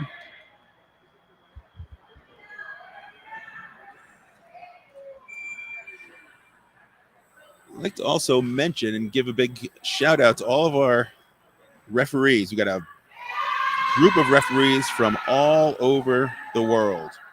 We've got them from Greece, we've got them from Spain, Brazil, US, Hong Kong, Malaysia. They're doing a fantastic job today. We owe them a big round of gratitude.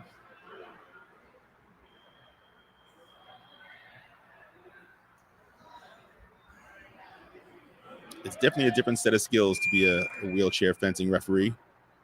You've got to know the special rules, the distances.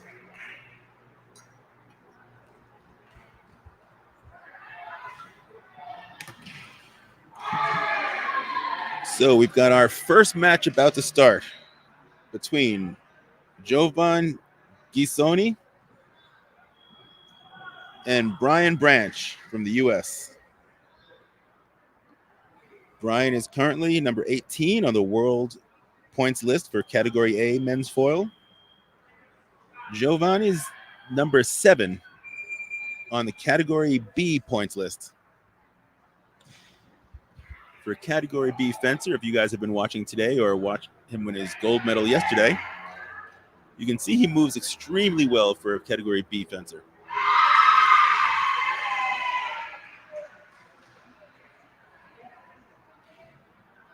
He's fast and he's a big, strong athlete.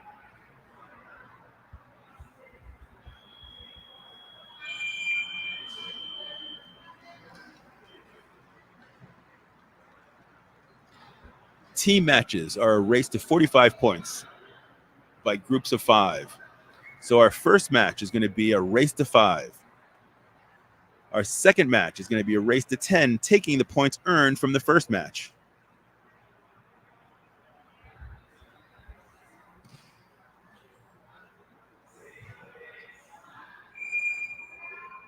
The only other way besides scoring points to get the next level is either time running out or a non-combativity. And we've actually seen that in the women's epee. It was called twice in the last women's match. The referee calls halt, called no combativity, and they'll move automatically to the next match.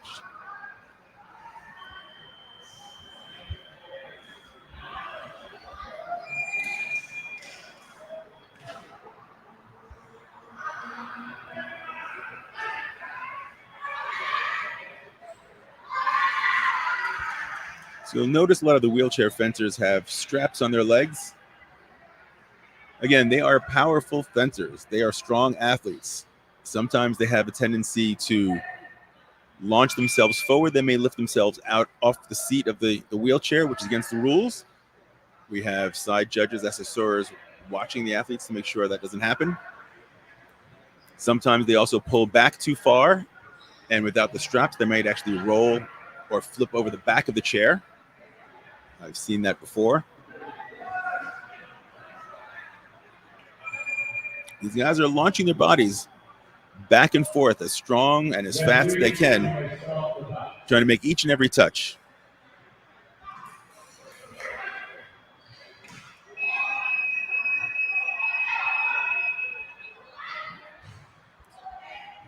We're running the gold medal match at the same time as the bronze medal match between Colombia and Venezuela. I'll try and keep you up to date on that score as we go as well. And we're off on our gold medal bout.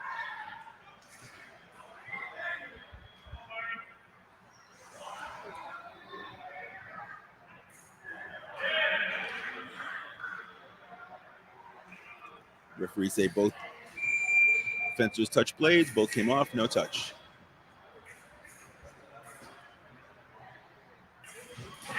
And Brian Branch from the U.S. scores first blood. 1-0 for the U.S.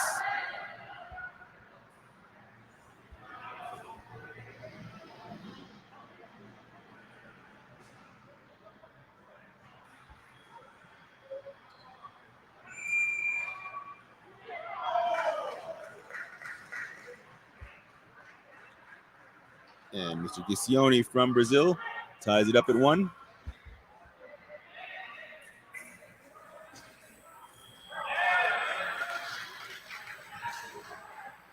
Final attack comes from the left.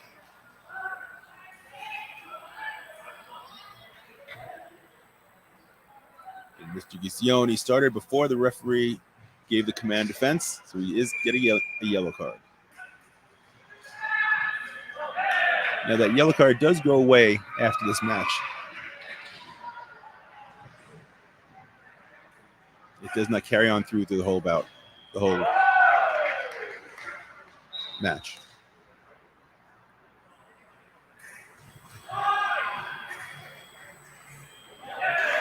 And nice pair repost from Mr. Branch from the U.S. U.S. is up 5-1.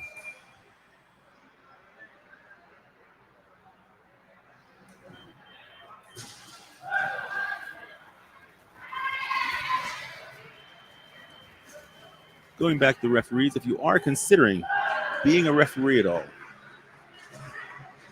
not just a wheelchair ref, you have to know the rules of fencing just like any other referee, but then you have to know the specific rules for wheelchair fencing. How far the back of the chairs can go up, what the fences are allowed and not allowed to do.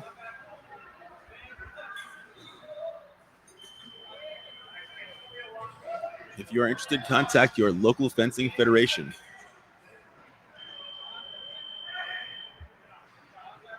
We are into our second match between Scott Rogers from the U.S. and Kevin Damasceno from Brazil. This is a race to 10.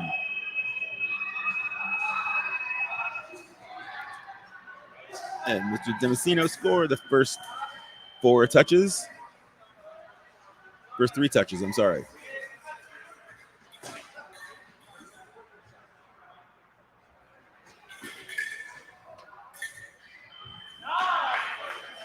And Scott Rogers remises for 1 light. Left touch, U.S. 6-4.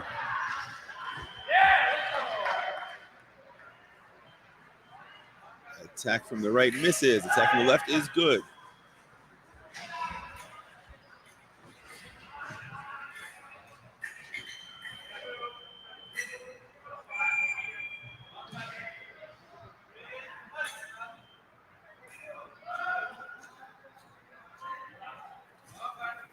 Mr.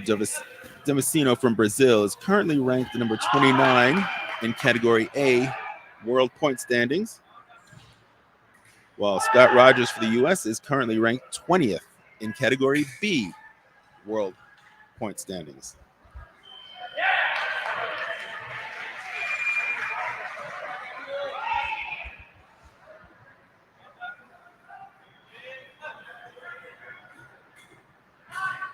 And Scott is 1 touch away from the next match, the next bout. Damasceno scores 6-9, U.S. leading. And Brazil is closing that gap, 7-9.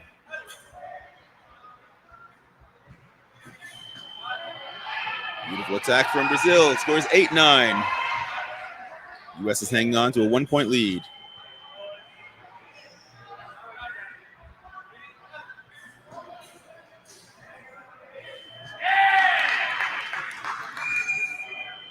Attack from the right doesn't hit. Attack from the left is good. Score is 10-8 for the U.S. We move on to our next match.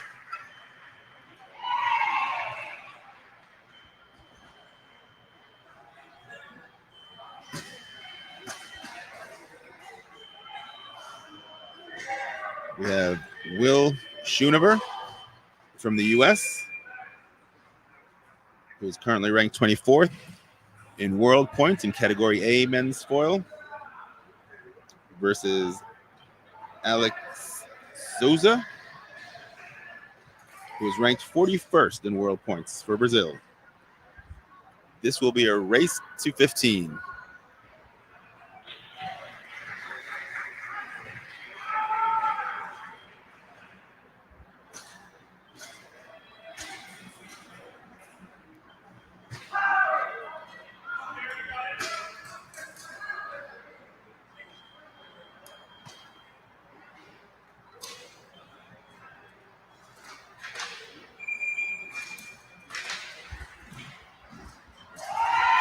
And we begin.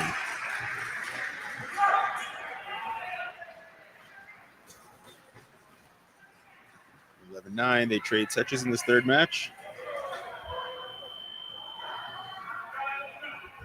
Souza scores again.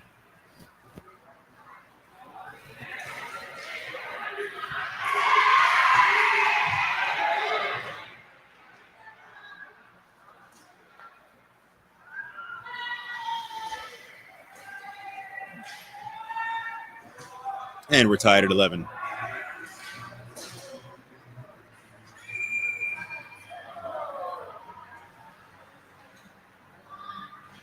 Schoeneberg's attack is parried. Repost is for the right.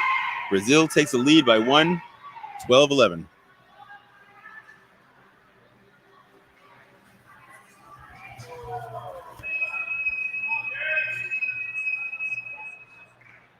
Attack from the U.S. is no. Attack from Brazil is good for 13-11.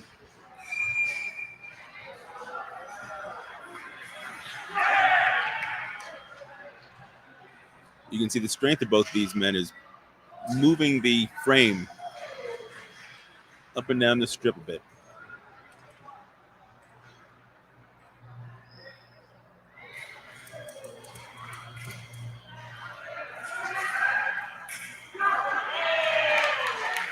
And we're tied up at 13.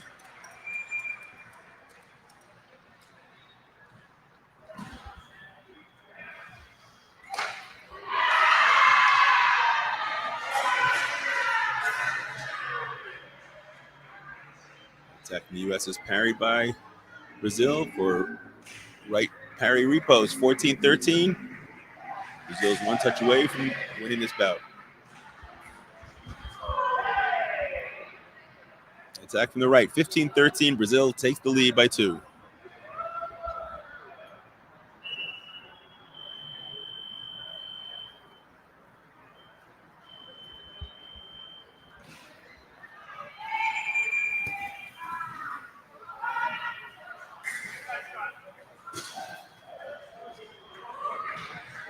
Our fourth bout, Scott Rogers versus Jovan Gisoni.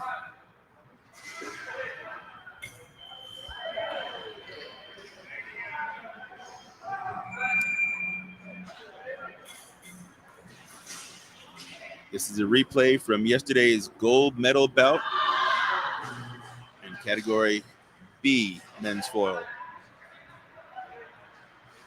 Gisoni beat Scott Rogers for the gold medal.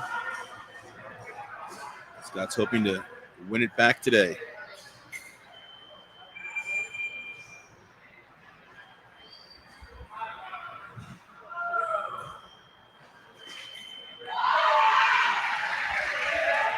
And Mr. Gisoni seems to remember what to do. And Scott Rogers started a little early. He'll be getting a yellow card from the referee.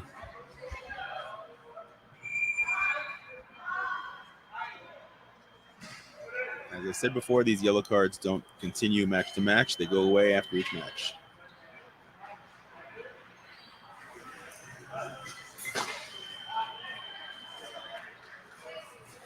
Parry repost from Mr. Gisoni. And that is bout 2013.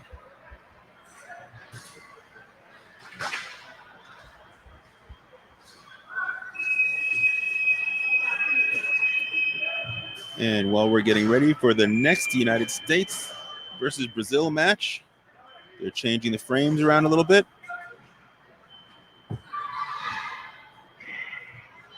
check in with the Venezuela-Colombia bout. Looks like Venezuela is up 10-5, going into their third match,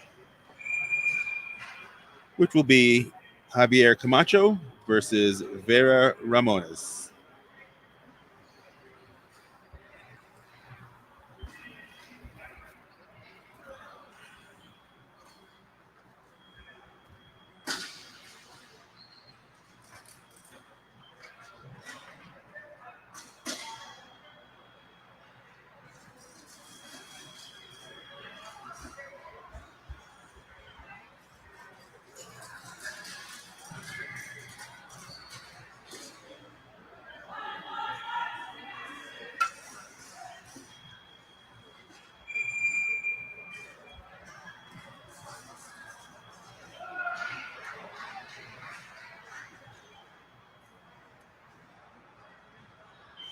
Looks like we're almost ready.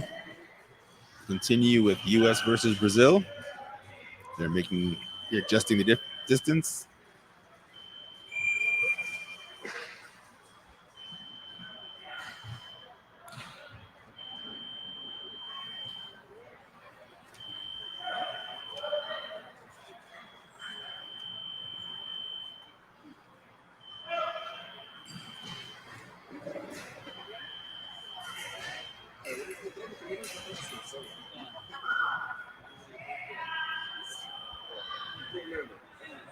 All right.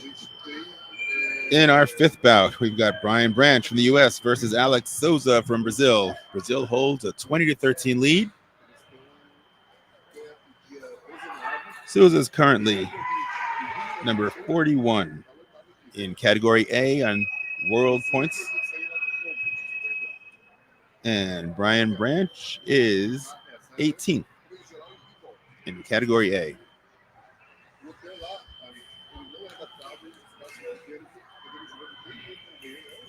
And Mr. Branch hits on his first attack to bring the score to 14-20. And they're trading touches, 21-14.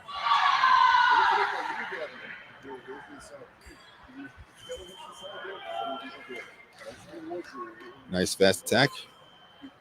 Both these guys are A category fencers. They're strong, they're fast, they're powerful, and they use it as best as they possibly can.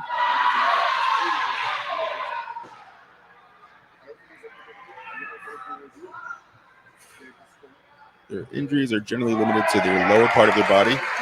Their upper body is powerful and strong.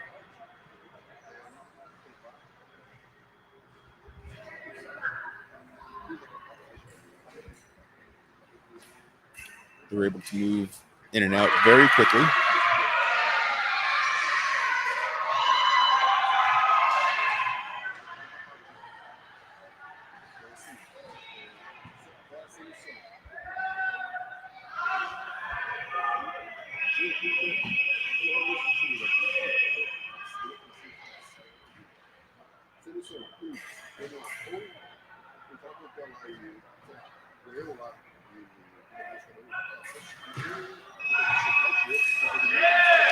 And attack from the U.S. into preparation, 16-22. This is going to be a race to 25.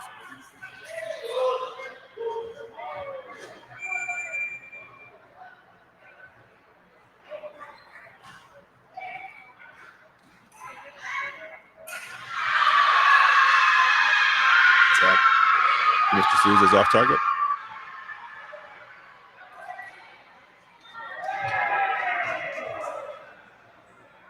First attack from Brian Branch is parried, repost from the right, 23-16.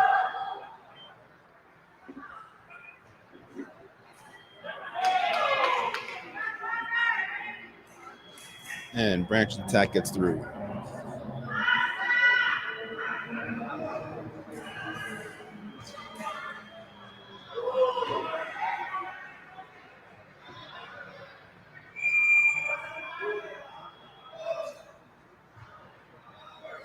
And yellow card for Brian Branch for starting before the referee's command. And the yellow card means a red card, and that would be a touch for his opponent. And repost from Brown.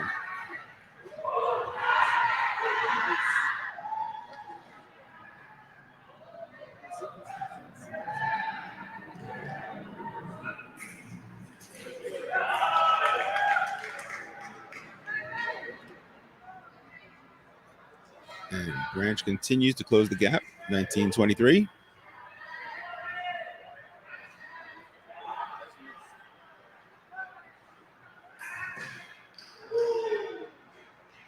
Nice attack. It'd be nicer if it hit off on target.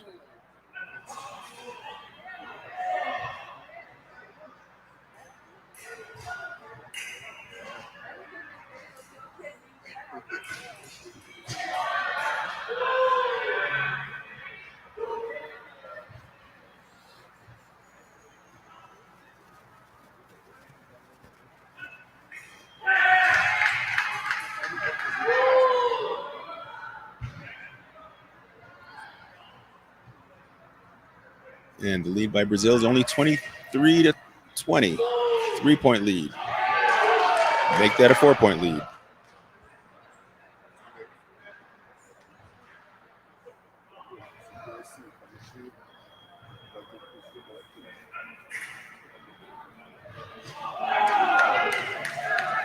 And attack misses. Counterattack is good. 21-24.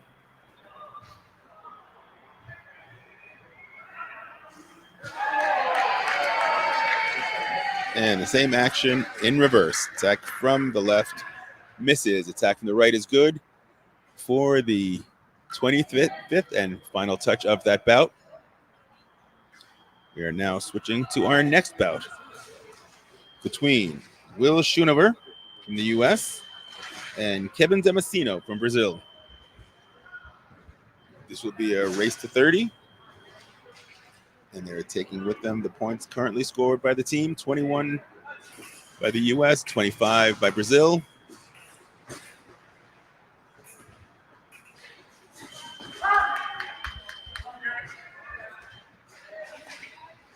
Attacking right's off target.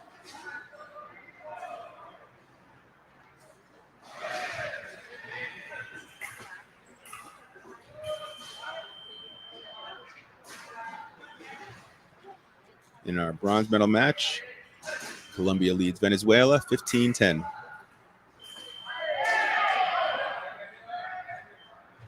Nice counter repost by Mr. Damasceno.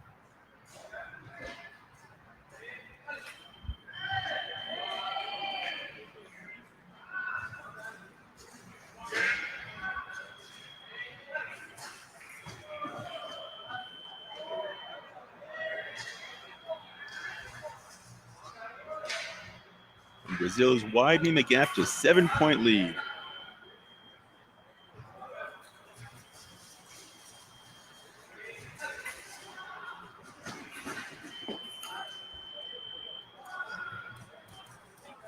Damasceno seems to continue to be aggressive, and it's really giving Mr. Schoonover a hard time.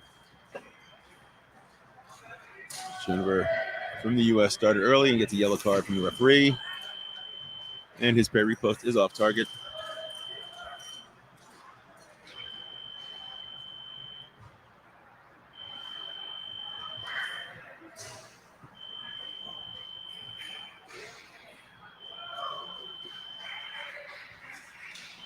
Oh, looks like there is a broken cord. While he switches his cord over, let's check in with Colombia, Venezuela.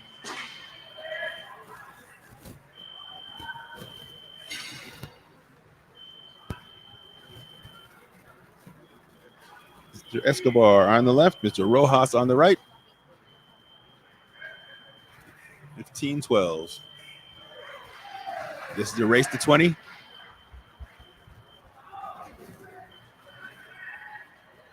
So Venezuela needs 7. Colombia needs 5.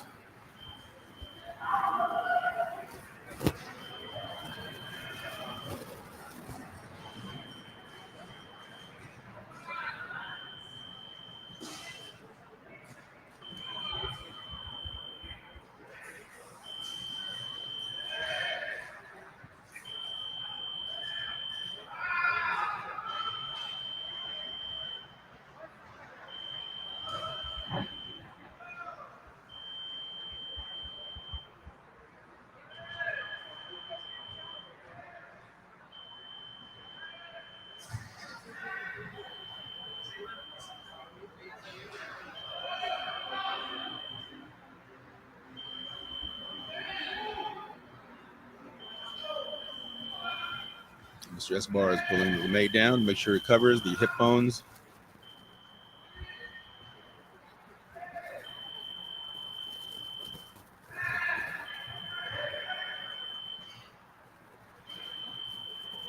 And tucking in all wires and shirts.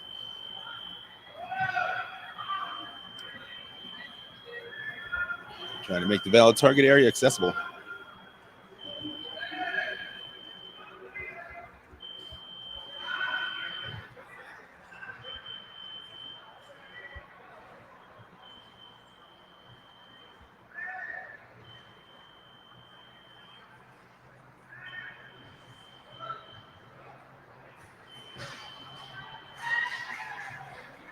Attack misses. Repost is good for the right. Colombia, Venezuela is tied at 15.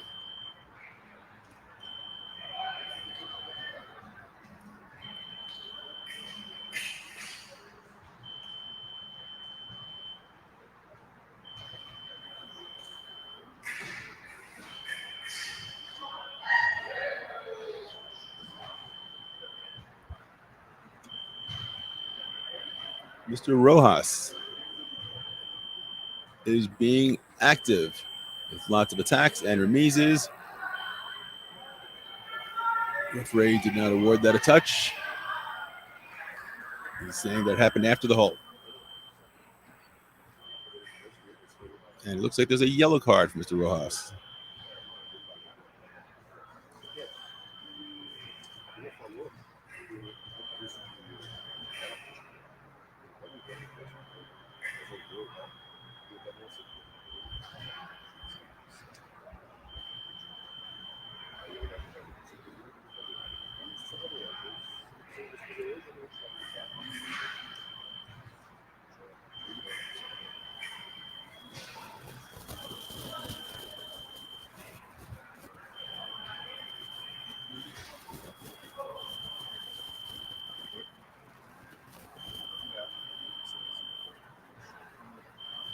The attack gets off target.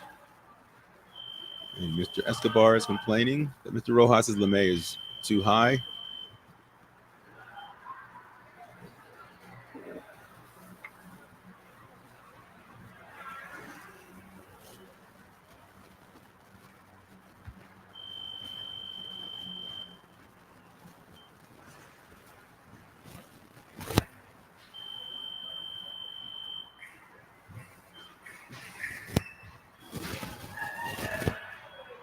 And attack misses. And attack from the right is good. And let's switch back to USA Brazil.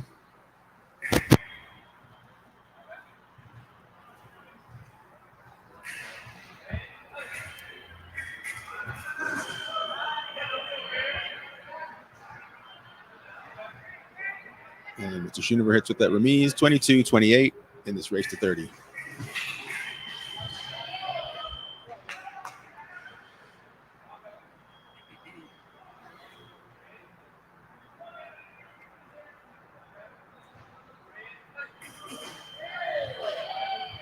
And that's about 30-22. Brazil holds an 8-point lead.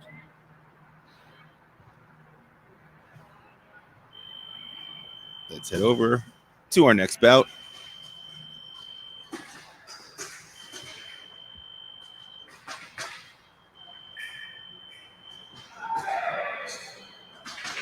Scott Rogers versus Alexandra Souza.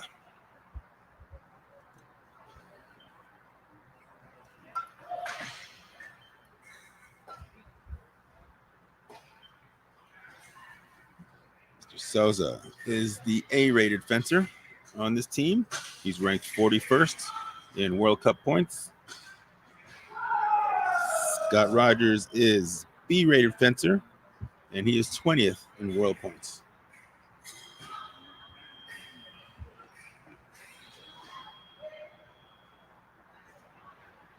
And again, Scott Rogers is our silver medalist from yesterday's Category B individual foil event.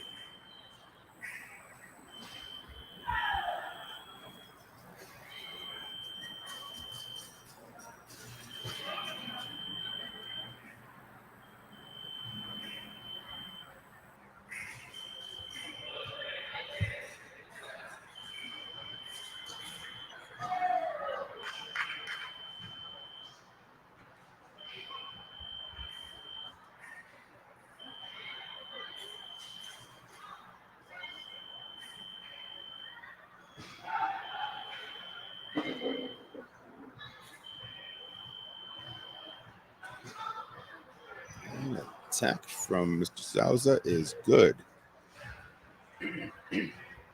Brazil holds an 11-point lead over the U.S.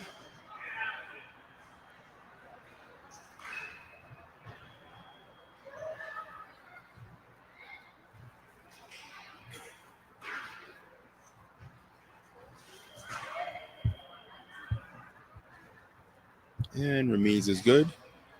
34-22, and Mr. Souza is one touch away from the next bout.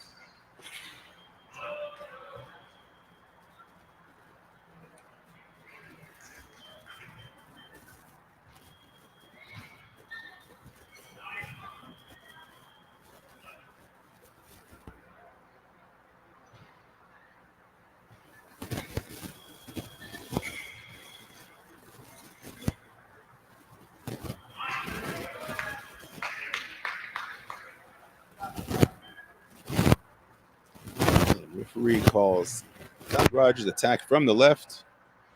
Mr. Souza asks for a video replay. In these 5-touch bouts, the fencers get one replay each.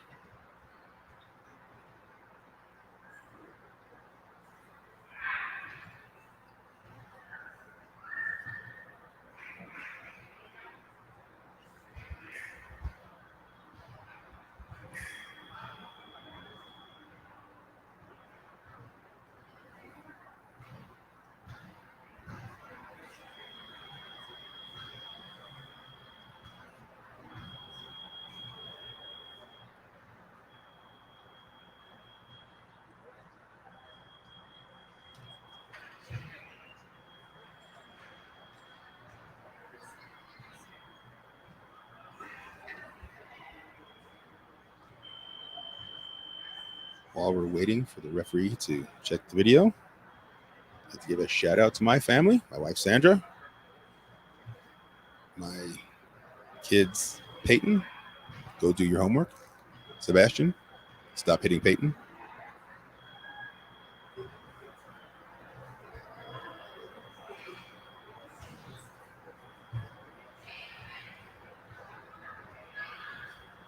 In the bronze medal match, it looks like Venezuela is up 17-16.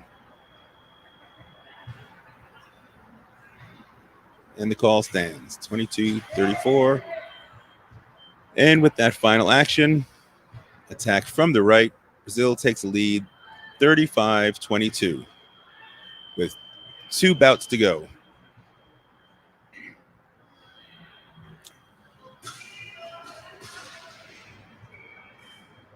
Switch to our next match, our second to last match.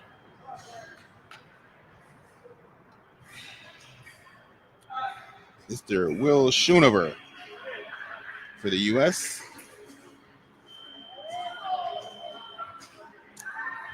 versus Giovanni Ghiscioni.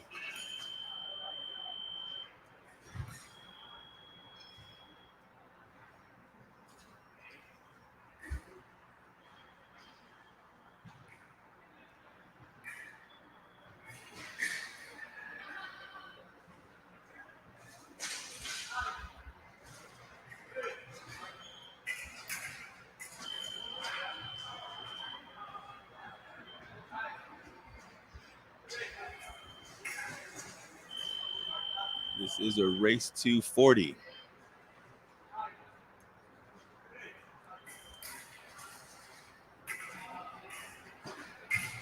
Mr. Ghiscioni is our gold medal winner from yesterday's Category B men's foil individual event.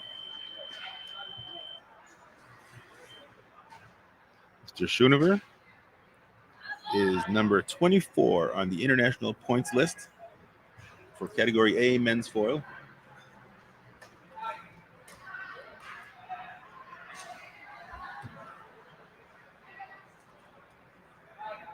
Mr. Ghiscioni is ranked number 7 on the Category B world point standings.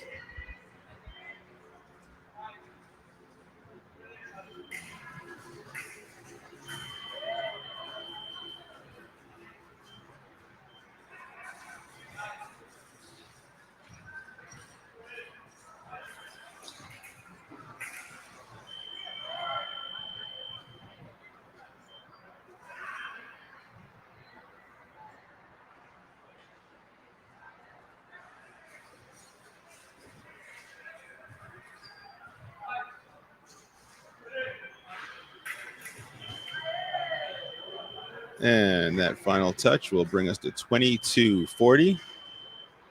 Brazil has a commanding 18-point lead over the U.S.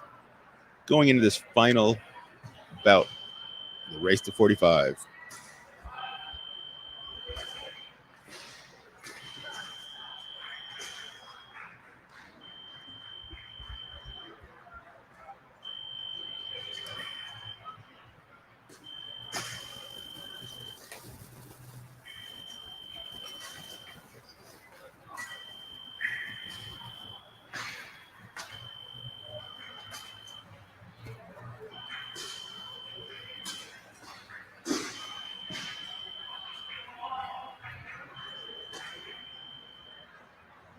Let's check in on that Colombia-Venezuela match. 18-19 in a race to 20. And time has run out on that bout.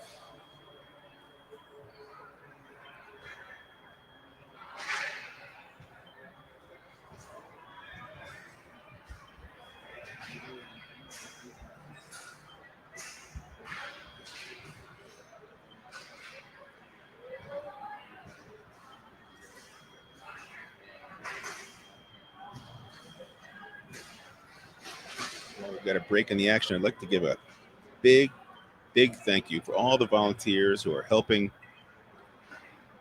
assist our fencers in and out of the frames, moving the frames around, adjusting them, spinning them, driving them back and forth from the hotels, getting water. Without volunteers, these tournaments could not be run. So from all of us, thank you very much.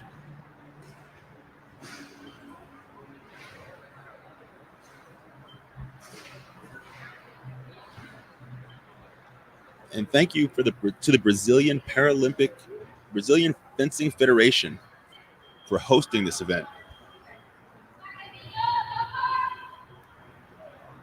It was a last-minute switch from Costa Rica. They were able to pull it together in a very short amount of time. They've done a fantastic job. So congratulations on a very well-run event, and a big thank you from the wheelchair fencing community.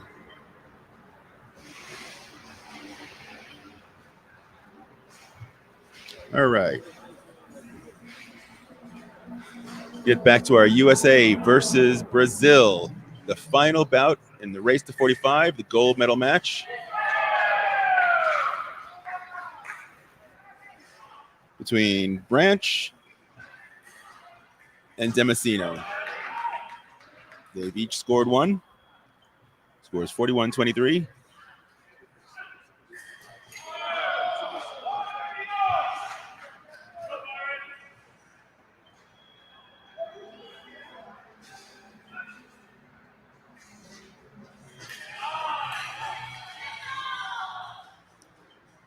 Score is 24-22.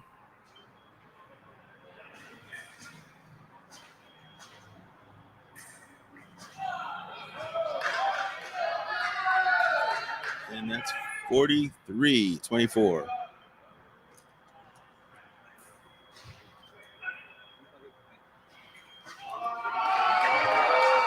And Brazil is one touch away from a gold medal.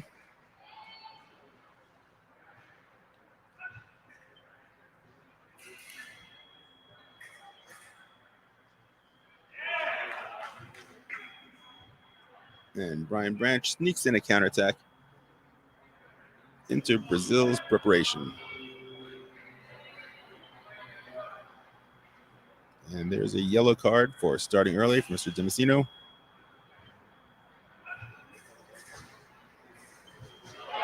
And there it is, the final touch. 45-25, Brazil wins the gold medal over the U.S. in the zonal qualifiers here in Sao Paulo. Excellent fencing by both teams. Let's head over to the bronze medal match, which is tied at 20, Colombia versus Venezuela.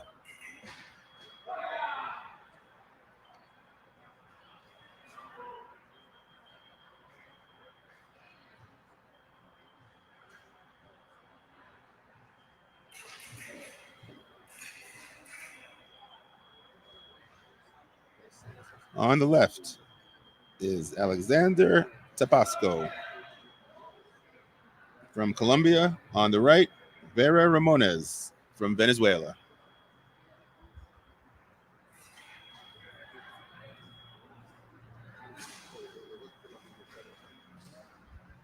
This is a race to 25.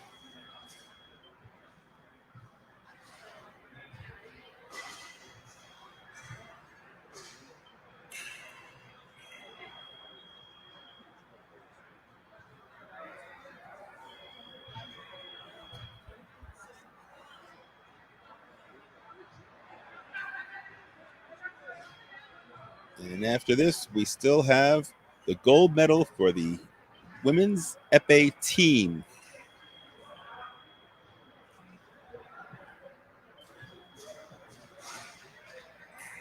Between the U.S. and Brazil.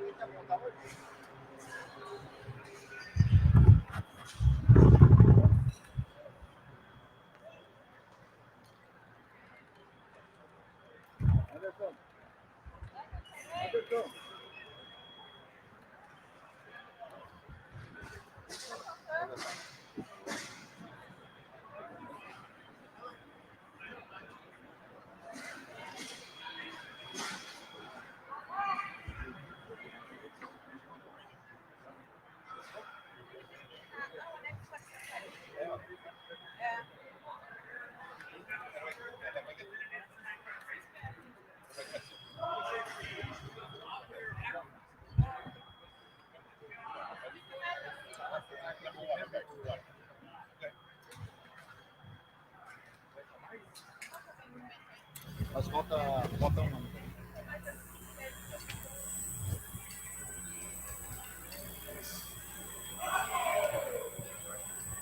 In just a minute, we're going to have an interview with the gold medal winning team, Brazil men's foil team. Thank you, Michael. Vamos falar então com o time do Brasil, campeão agora no florete. Ontem já tivemos aqui, né? Hoje de novo. O que se deve esse domínio do Brasil nas competições por equipe?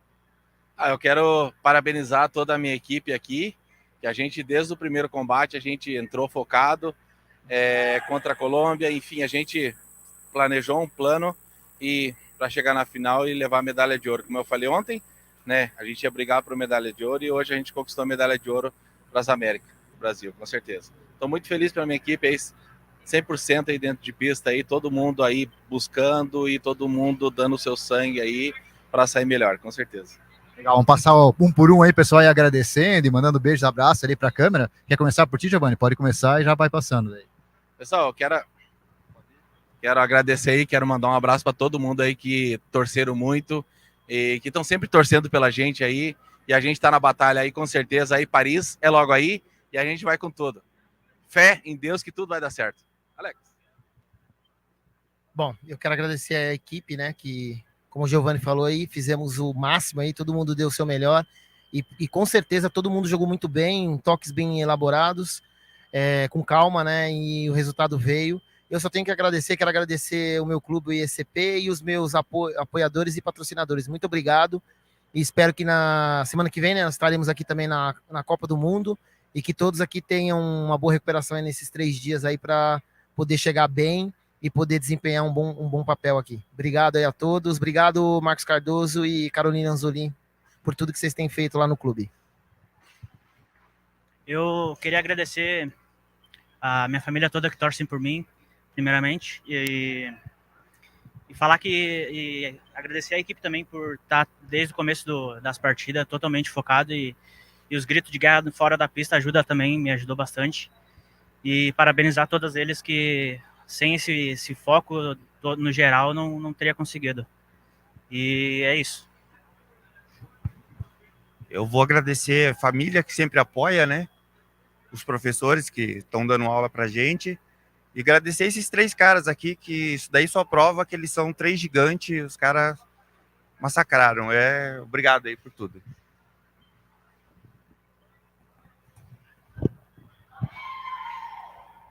Então tá, agradecendo ao time brasileiro, campeão, agora vão lá receber a medalha de ouro e amanhã tem mais? Amanhã não, né? Quando que é a prova de espada? Segunda tem mais? Ah, não, amanhã. Amanhã, né? Brasil! Valeu, galera.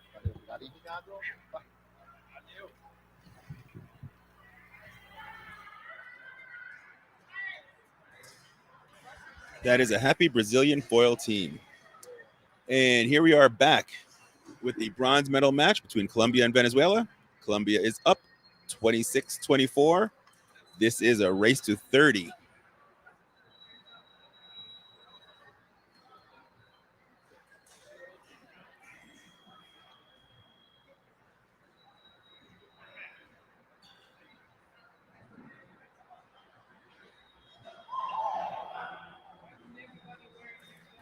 Attack from the left misses. Attack from the right is good. 25-26. 1 point lead by Colombia.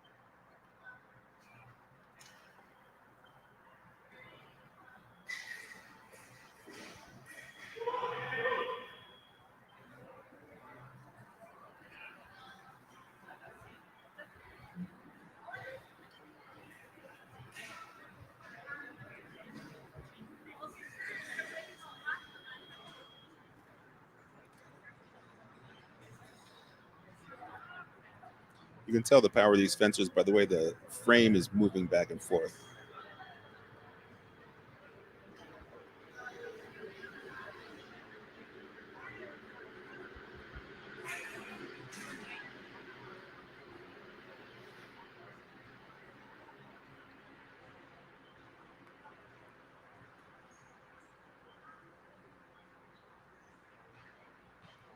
The referee is just making sure LeMay is pulled down.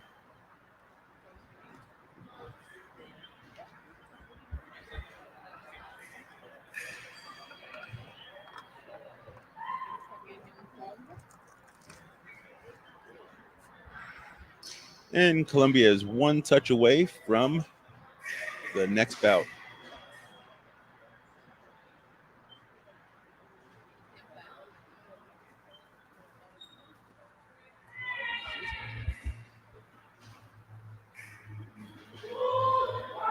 And that's it, 30-25.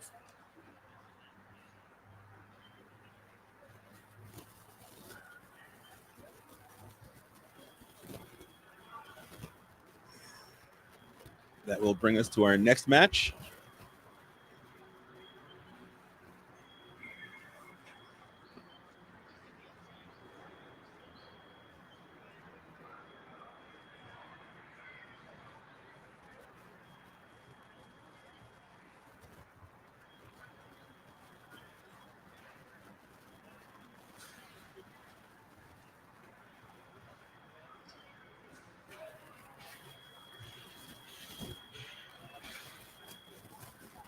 Mr. Hector Camacho on the left for Colombia, and Mr. Wilfred Paz Simoza on the right for Venezuela.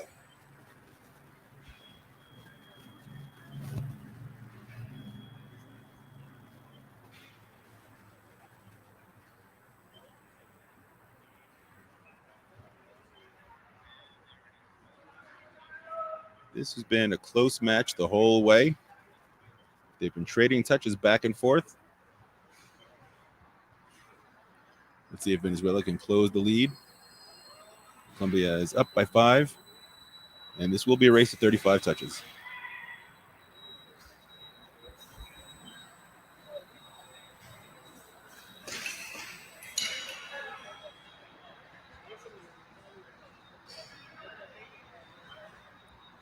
And he can. Mr. Camacho is an A fencer, as well as Paz Simoza.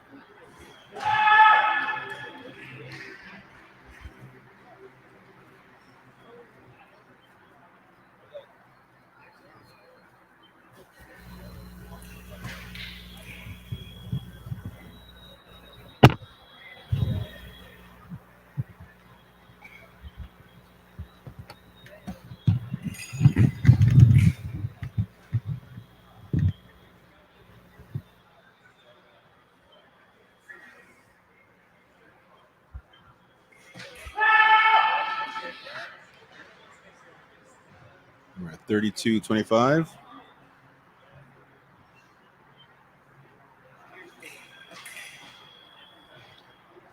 Colombia has 2 left-handed fencers on their list.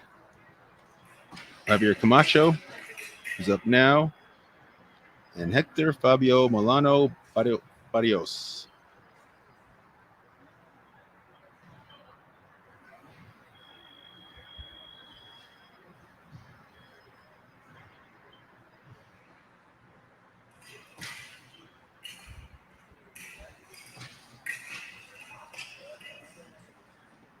If you're a fencer, you know that fencing a left-handed fencer is much different than a right-handed fencer. There aren't as many left-handed fencers as there are righties, so it's a different look.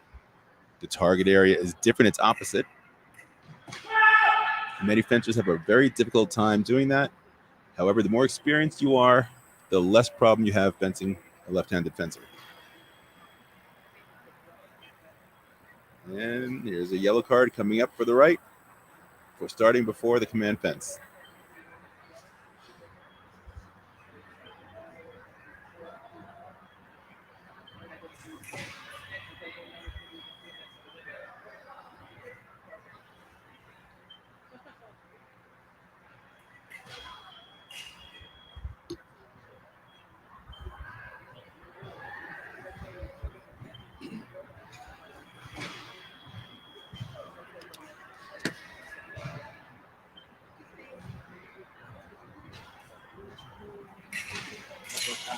Coming up in a little while will be the gold medal match in women's epee team between the U.S. and Brazil.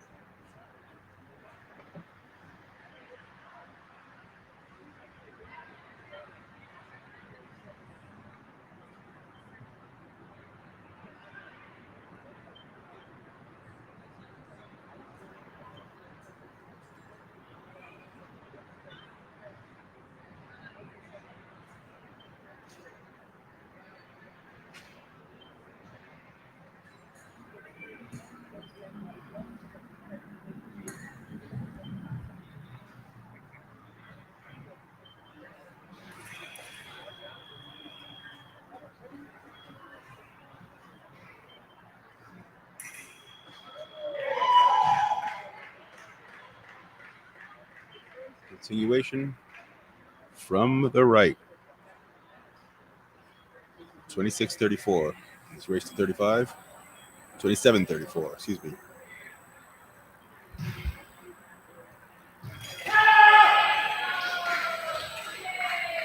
And that is bout.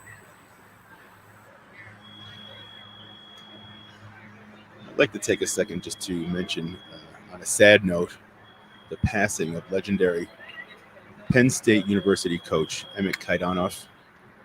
He was a legend in not just the U.S. fencing world, but the international fencing world. He had many many NCAA titles. Many of his fencers went on to international careers, Olympics. He was a fantastic, wonderful coach. I knew him very well. He will be missed dearly by everybody who knew him, and especially those who fenced under him.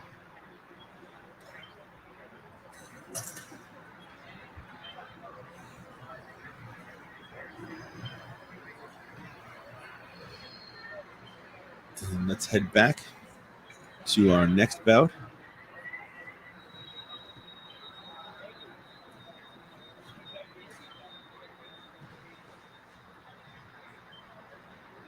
This is going to be a race to 40. We have 2 more bouts to go on this bronze medal match between Colombia and Venezuela.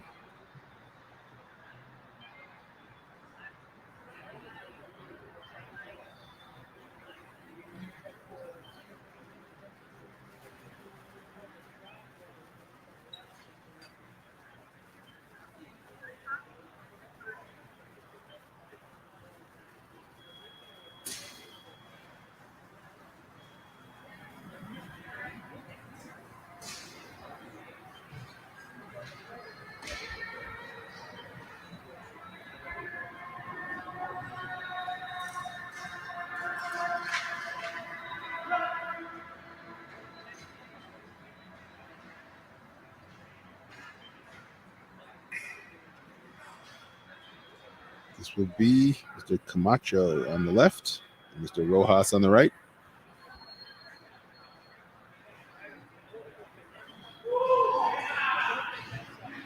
Mr. Camacho is in category A fencer. Rojas is category B fencer.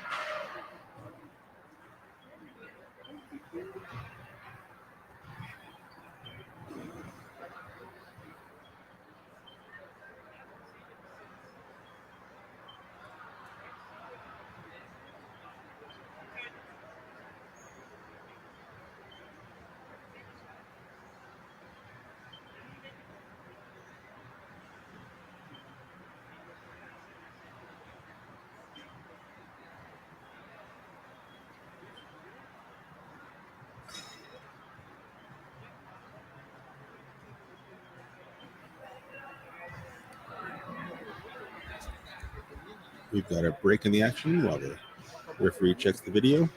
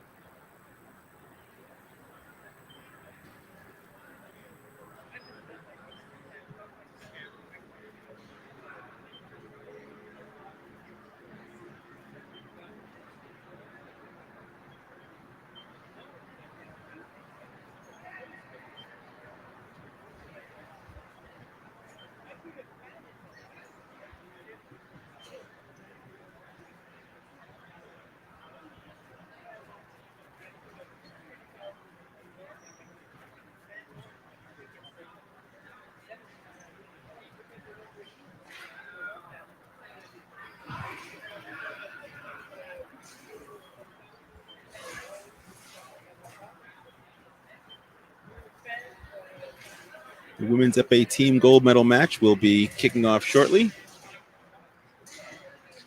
They're setting up the frames.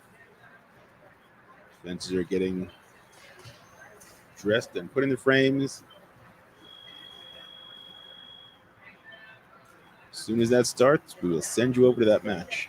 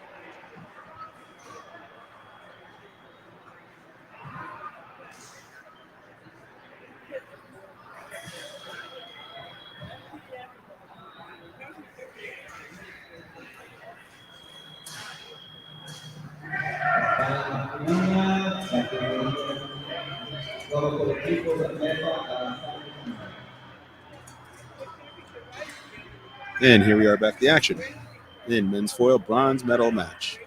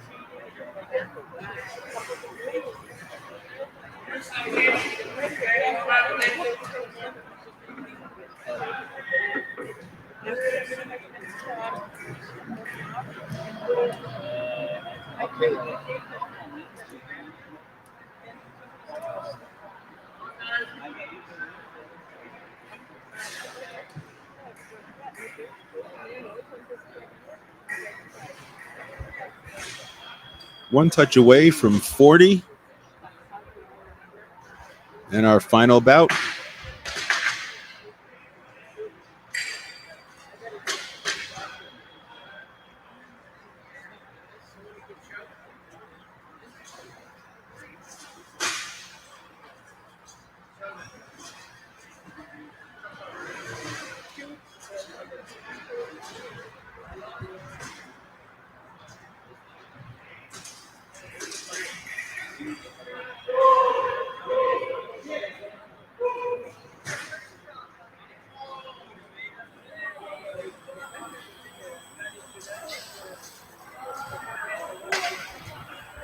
We are at Columbia 40-29 and our final bout. Race to 45 between Alexandro Tapasco and Wilfred Paz Simoza.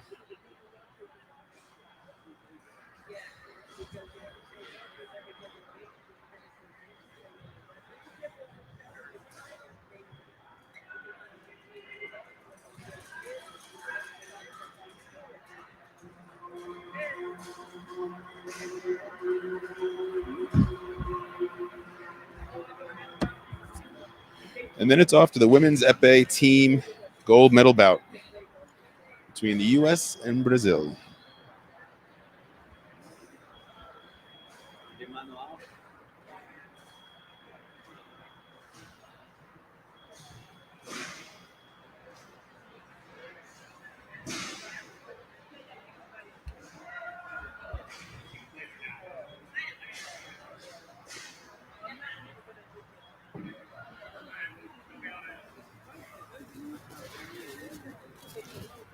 Boy, that's a lot of referees.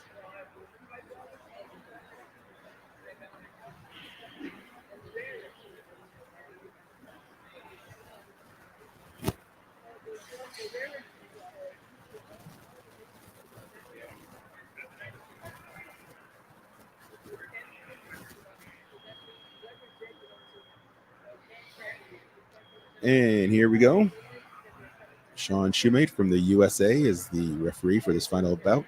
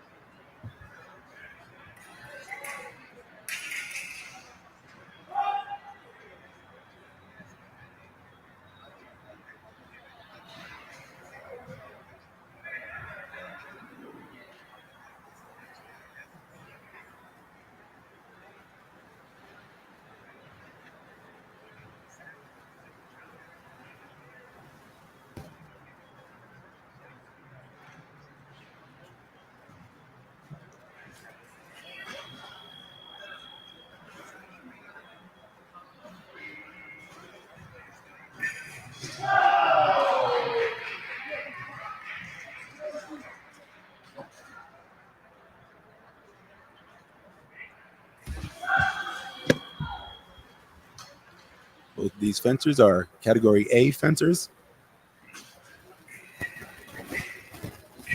Mr. Tabasco from Colombia is ranked 59th in World Cup points.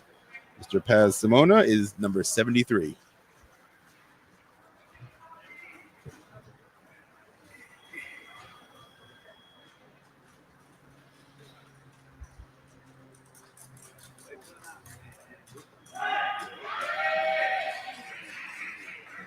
Mr. Paz Simone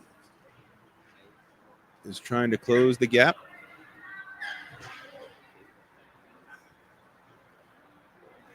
Colombia now has an 8-point lead.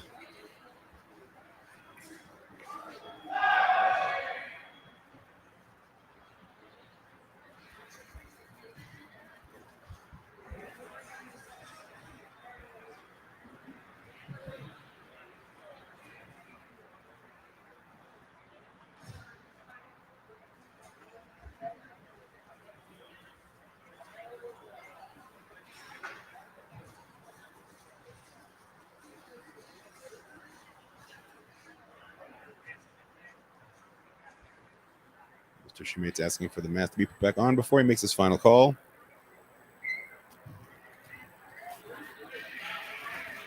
Attack from the right. It's closed to a 7-point lead. Make that a 6-point lead.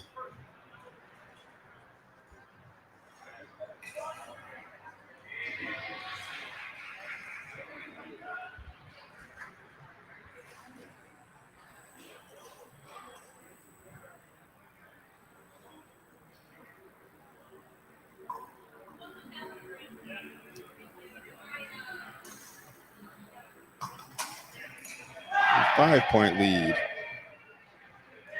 And a 4-point lead. And Colombia is asking for a video replay.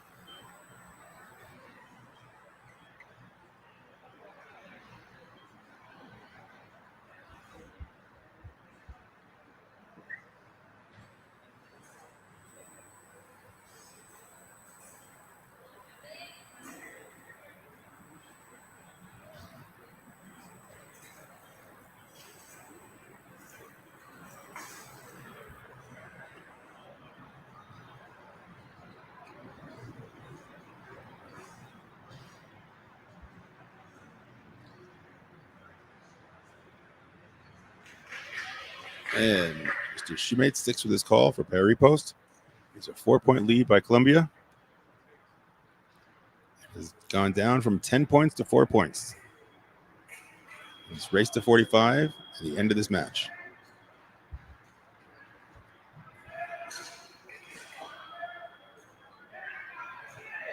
And the first point scored by Mr. Tapasco in this bout. And Mr. Tabasco has his second yellow card, which is a red card, and a point for his opponent.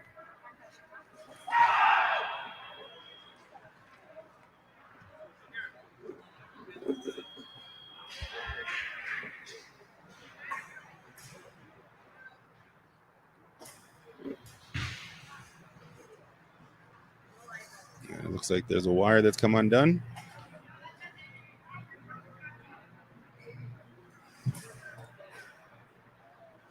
And the ladies are almost ready to get started in the women's team Epee. As soon as we finish this bout, we will head on over and show you that match.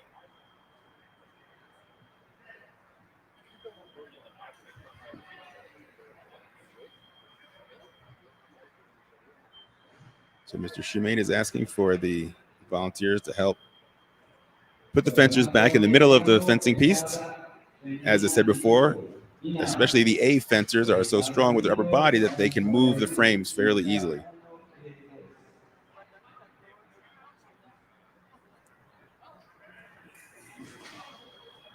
Attack from the right is off target.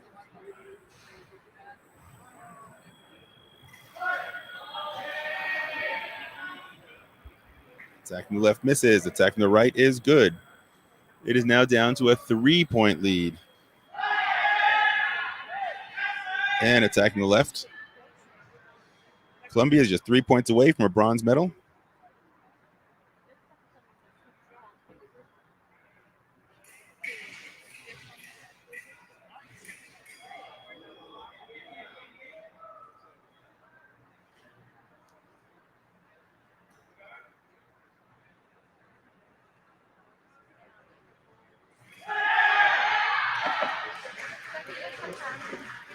Mr. Shumate is saying Mr. Tapasco hesitated. Mr. Paz Simonza, took over the attack and awarded the touch for the right. And Mr. Tabasco's asked for a video replay.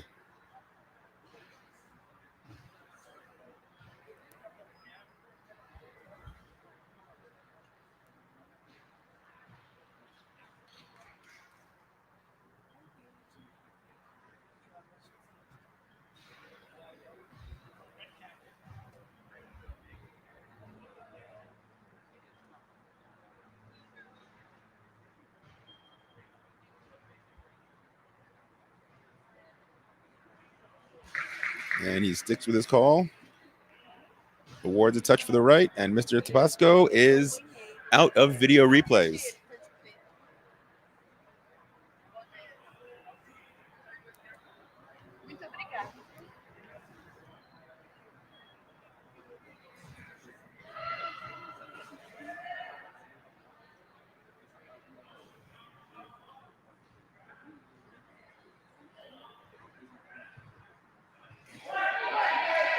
Attack from the right. It is now down to a 2-point lead. Folks, this has turned into a close bout. 1-point lead.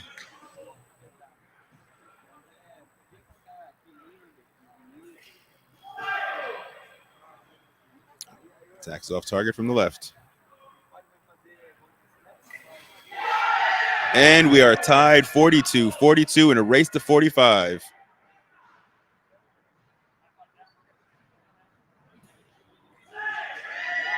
Attack from the left.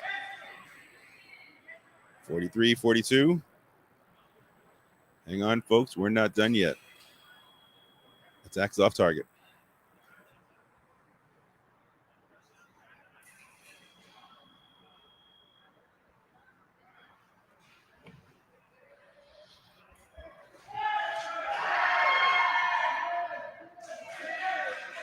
Paz Somoza scores to tie it up 43-43. He is earning his keep in this bout.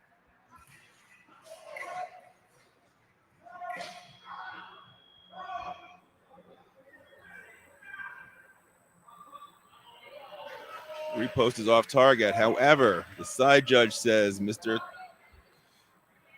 Tapasco has lifted up out of his seat, giving him a yellow card, which is another red card, and a point for his opponent, which brings Venezuela, who looked like they were out of it 5 minutes ago, to 1 point from winning the bronze medal. This has been an incredible comeback from Mr. Paz Somoza.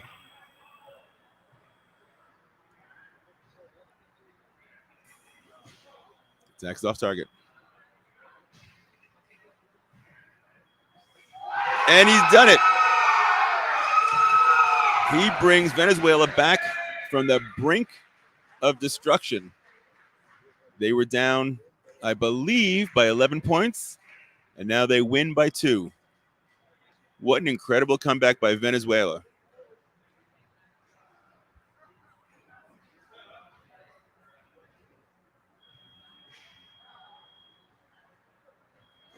Mr. Paz Simona single-handedly brought victory from the jaws of defeat. What a great comeback by that Venezuelan team.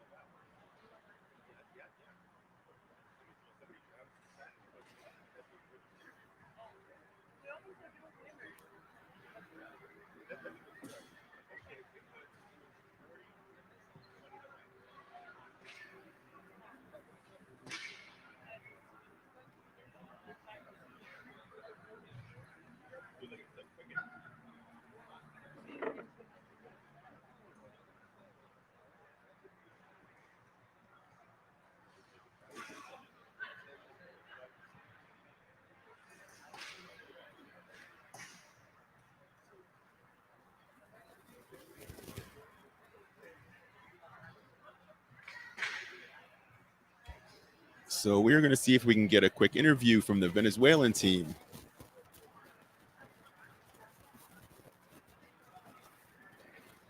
Right now, we're about to start the women's team gold medal bout between U.S. and Venezuela.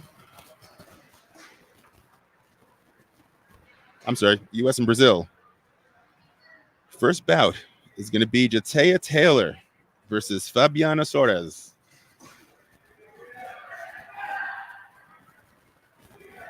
Jate is currently 16th on the Category A women's Epee point list. And Miss Suarez is 37th on the Category A point list.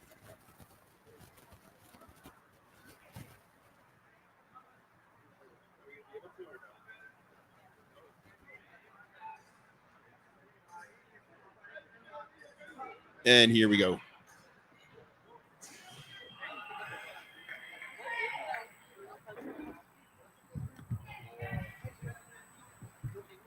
Nice touch by Jatea on the left.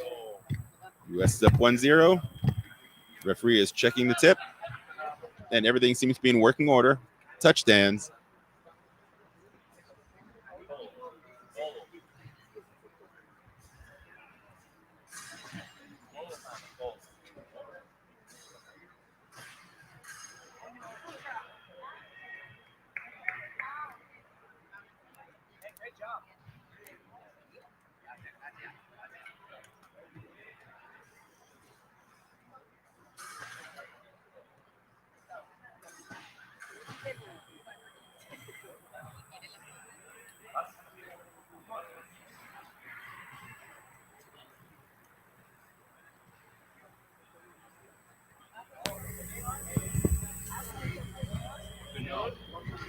And we are back for one. And we're going to go to a quick interview with the bronze-winning Venezuelan men's foil team and talk to them about that amazing comeback at the end.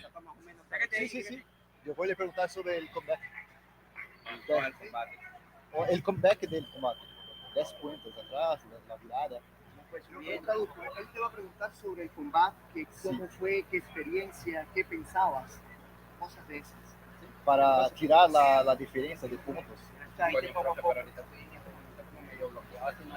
No escuchan, es muy emocionante. Sí. So in the second bout, US is up 5-1 and race to 10. This bout will be Ellen Geddes versus Carmen Oliveira. Calmé bastante. Las indicaciones de quién? Las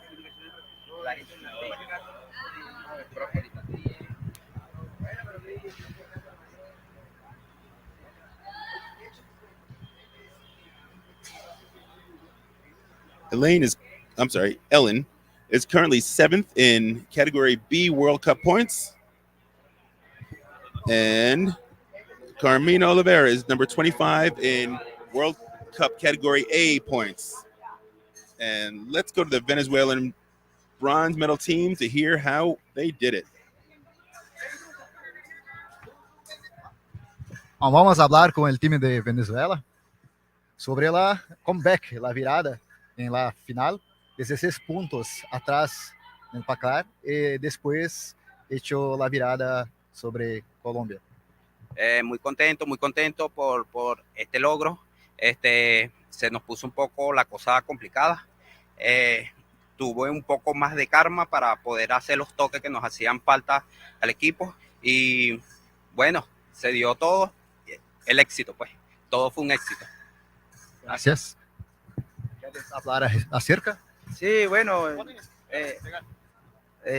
dar las gracias primero a mi compañero porque cuando yo decaí, el equipo se levantó, hizo los puntos que yo no pude hacer y para ser la primera vez que venimos a Brasil y a una competencia internacional, los compañeros lo supieron hacer muy bien y estoy contento por los resultados. Medalla de bronce. Bueno, desde el primer momento que nos montamos con la mente de ganar. El combate sabíamos que nos medíamos por primera vez a Colombia en el área, en el arma de florete, pero también sabíamos que nosotros también tenemos esgrima para hacer y venimos trabajando en equipo para buscar resultados como este que bueno, se nos puso un poco difícil por la diferencia de puntos que nos sacaron entre las mangas, pero bueno, somos un equipo y trabajando juntos podemos lograr el resultado pensando siempre en ganar y lograr el último toque. Hasta que no se acaba el último toque, no se acaba la partida y eso fue lo que pensamos y aquí estamos, logrando la medalla de bronce para Venezuela. Bien. Gracias. Gracias, Venezuela.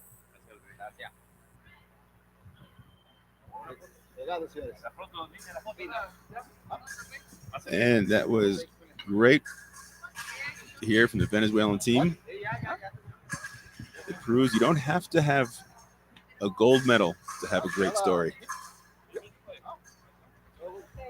Here we are back at the women's epee team event.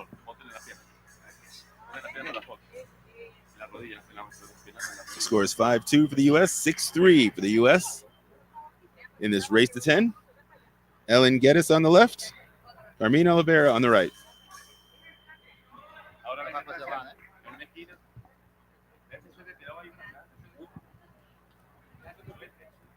Geddes.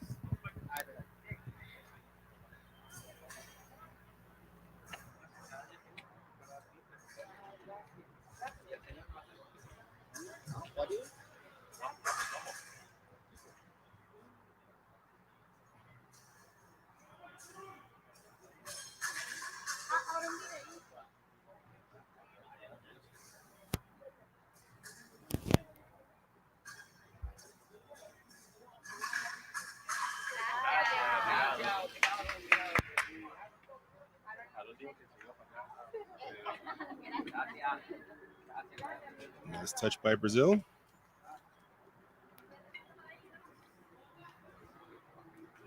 Referee asking Miss Oliveira to sit back in her chair. So in wheelchair fencing, you're really not allowed to sit out on the edge, at least not when you get on guard position.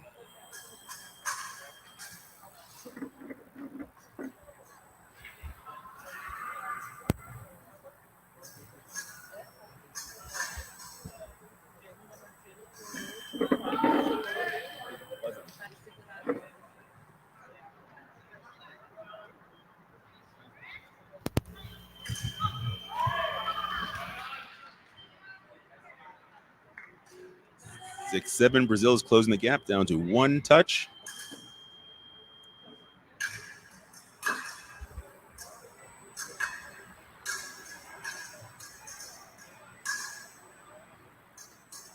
A minute left to go.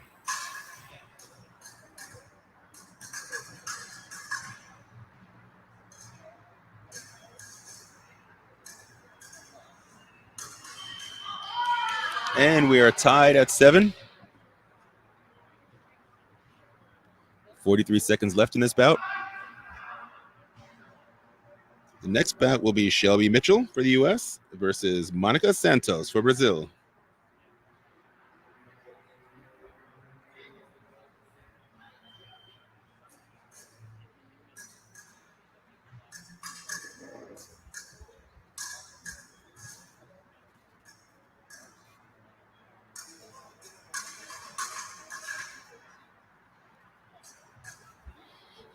Now, again, they don't have to get to 10 touches. The next bout will still be a race to 15. Brazil up 8-7 now with 22 seconds left.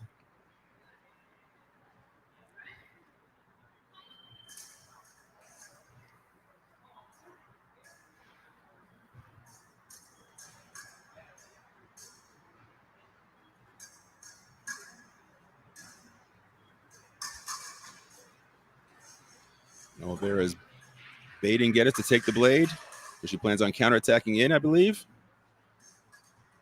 And time is up. That bout ends 8-7.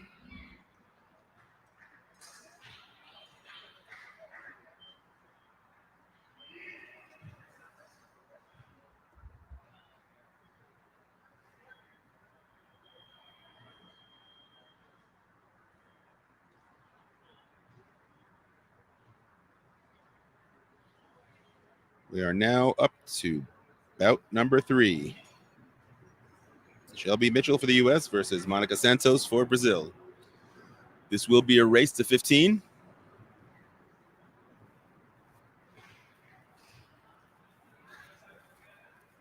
And Brazil's up 8-7.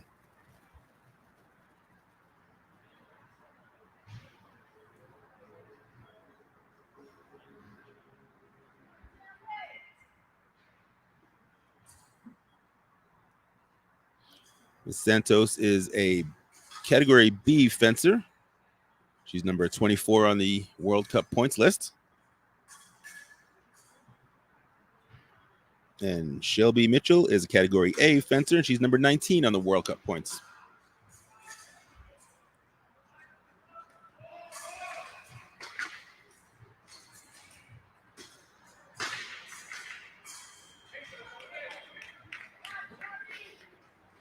And we're tied up at 8.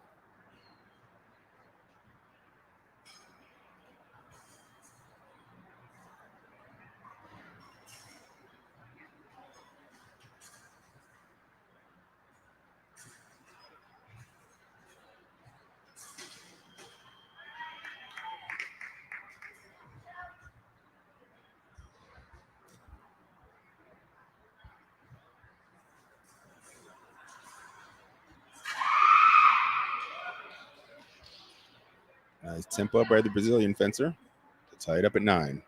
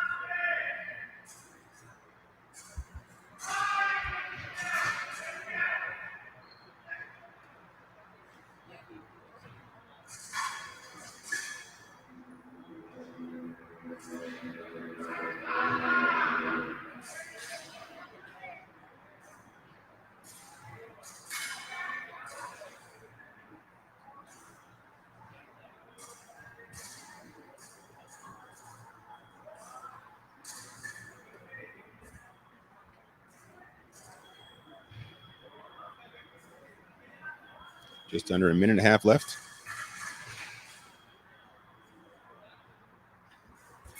And again, this is a race to 15.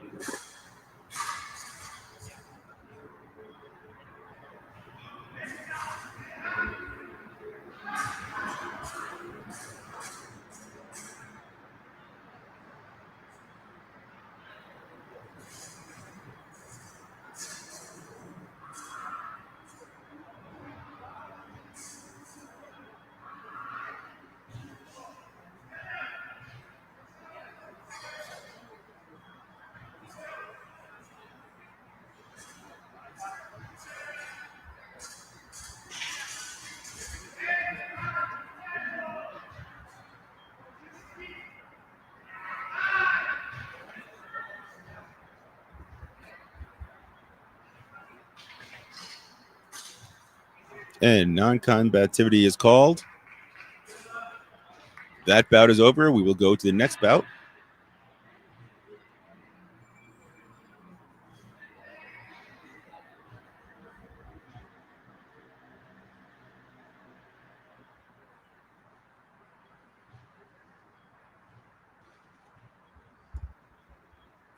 We are tied up at 9. This bout will be a race to 15. I'm sorry, 20.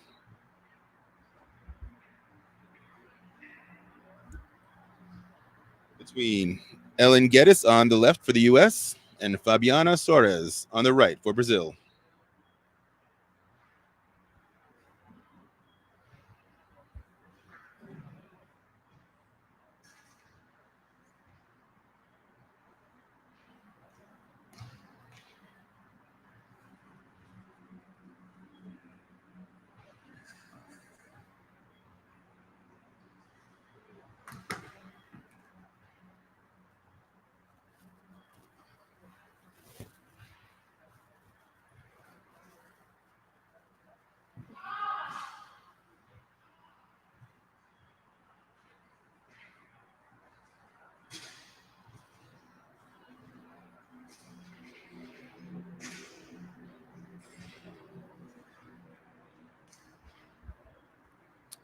All right, referee making sure the skirts are all in place.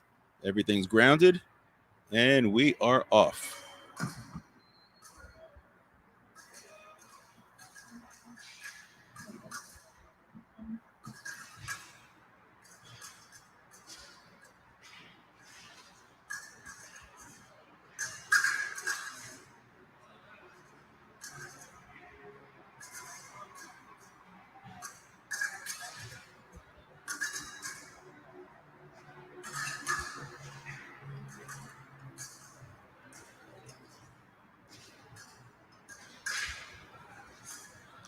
Ellen Geddes is the B category fencer, and Fabiana Soares is category A.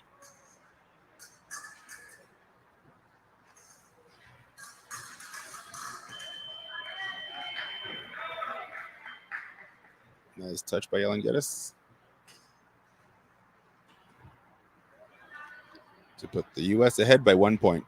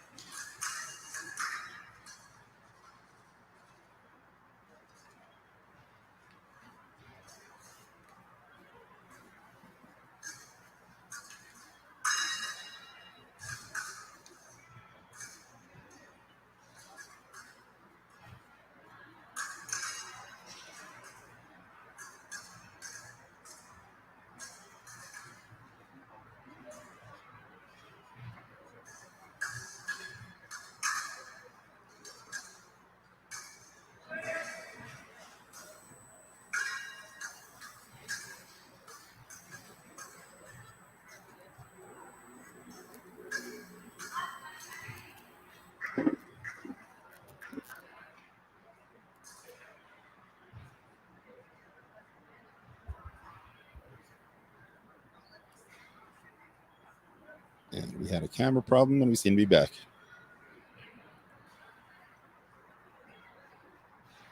And I think they were called for non-combativity again.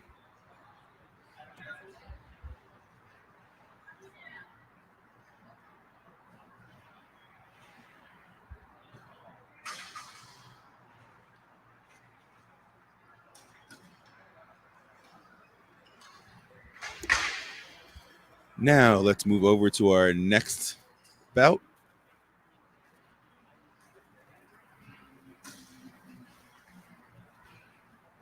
So non-combativity again is called when there's no touch scored for 1 full minute. This will now be a race to 25, with the U.S. leading 10-9. So the U.S. needs 15 touches. Brazil needs 16 touches. For those of you who are math impaired.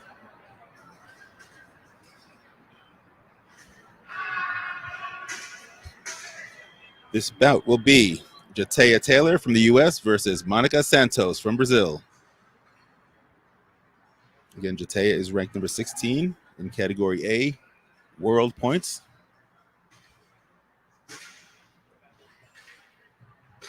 And Monica Santos is 24th in category B, world points.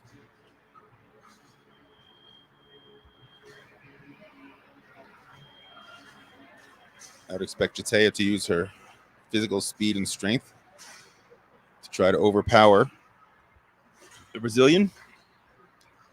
She seemed to have been making a very good career this week out of pulling distance, staying away from her opponent's distance, and then taking strong, fast attacks from her side.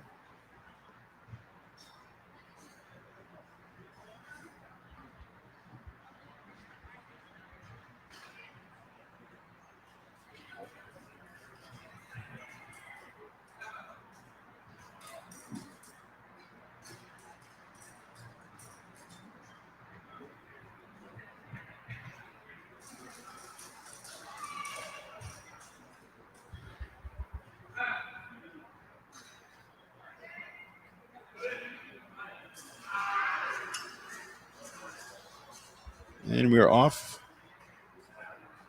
with our 5th bout of this match. The gold medal match between U.S. and Brazil.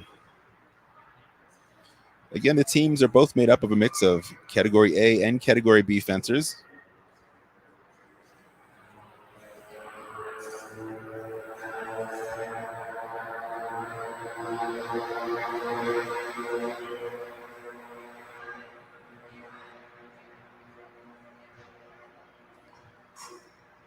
The referee gives Jatea a yellow card.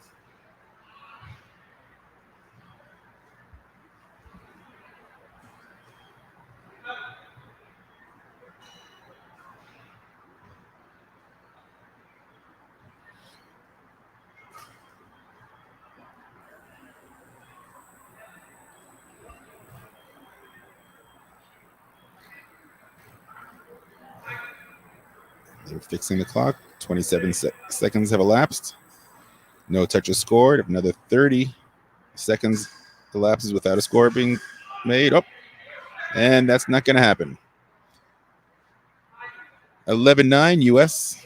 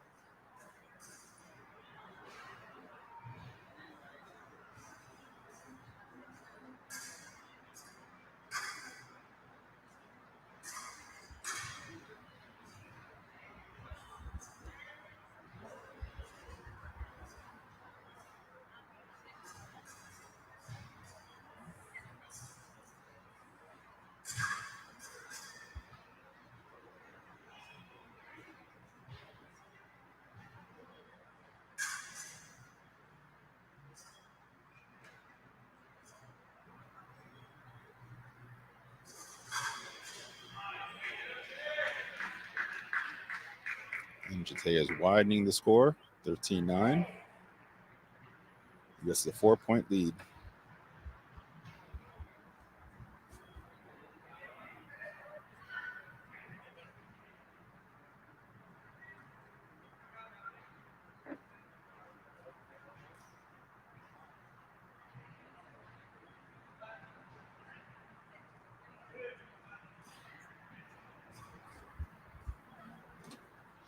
Again, this is a race to 25.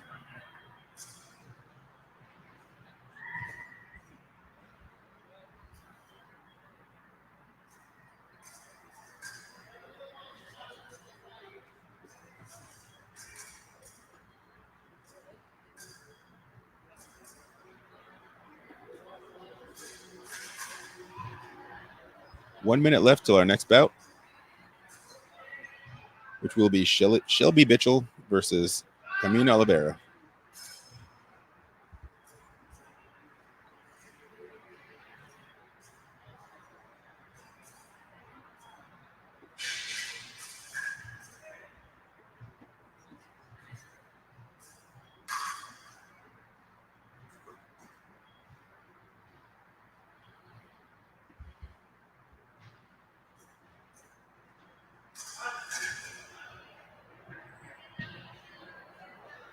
And non-combat activity is called again. Score is 13-9 for the U.S.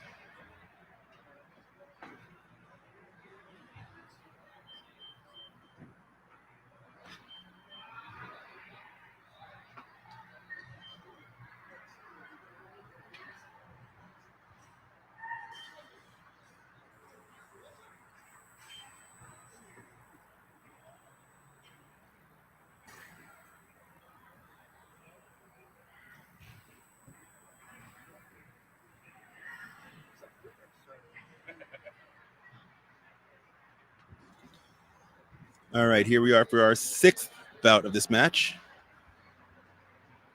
between Shelby Mitchell, Carmina Oliveira. This is a race to 30. Don't let the score fool you. We've had quite a few non-combativities.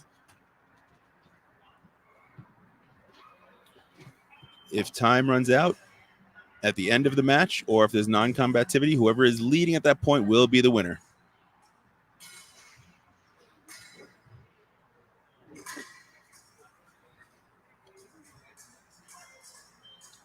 Shilby is currently number 19 on World Cup points in Category A.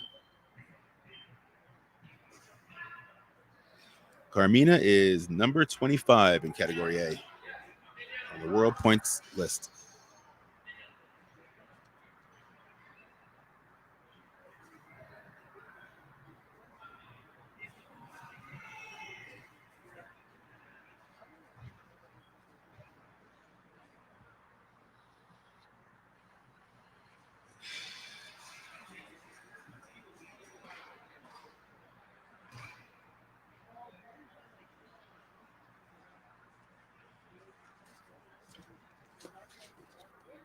Not sure what we're waiting for. I'm sure it's something technical.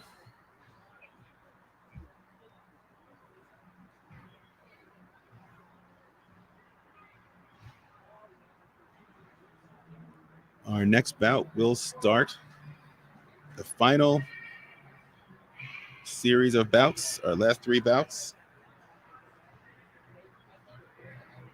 Our next bout will be Ellen Geddes versus Monica Santos.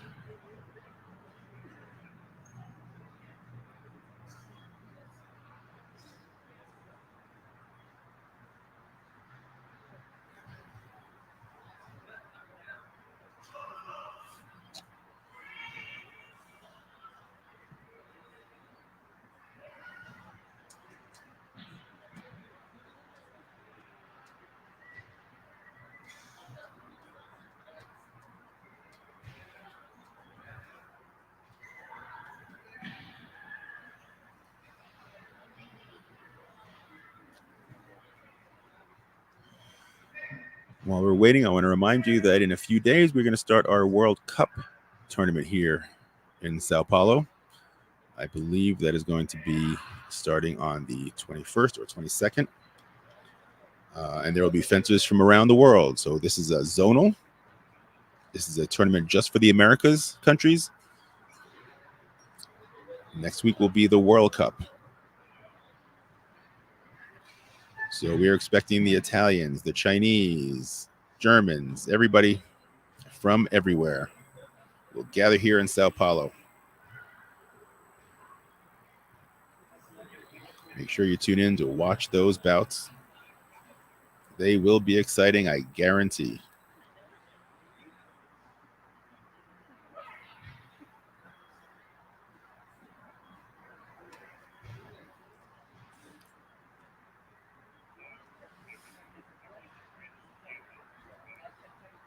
It looks like it's midnight here in Sao Paulo. Oh, there it's back.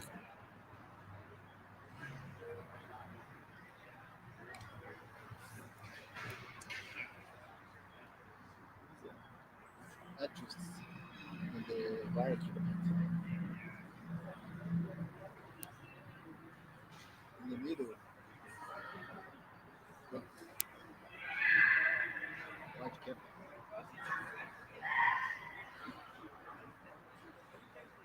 Make a cut.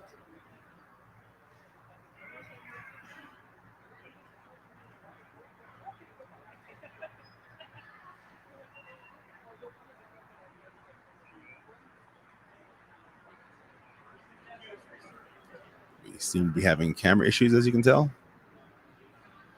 We hope to come back to the action very shortly.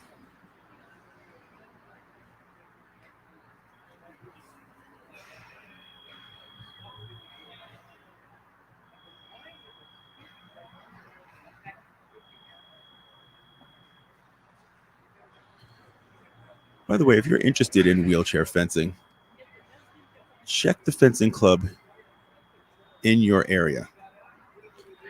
You can make a call or an email, or you can get in touch with your governing body. In the US, it's US Fencing.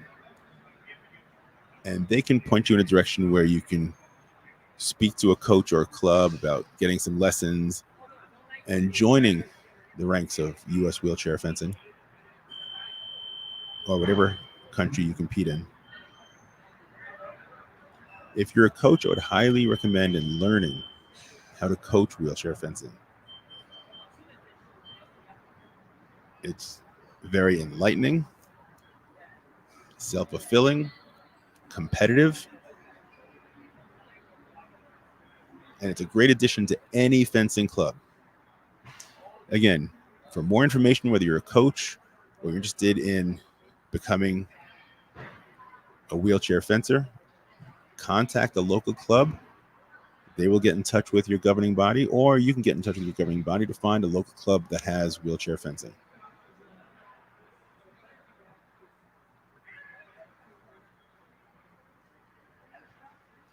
All right, looks like we're back to the action. Again, this is a race to 30. U.S. is up 13-10.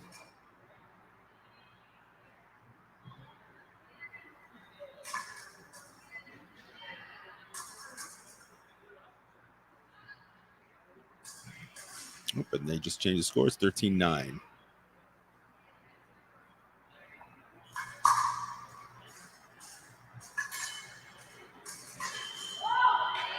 Now it's 13-10.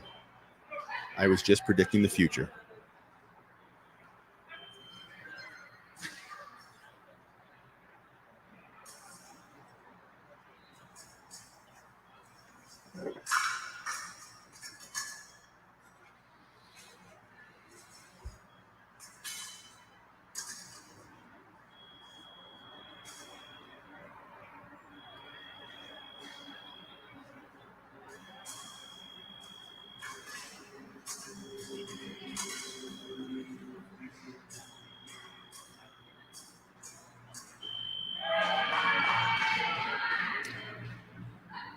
Brazil is making a comeback. They're closing the gap. It is now a 2-point lead by the U.S.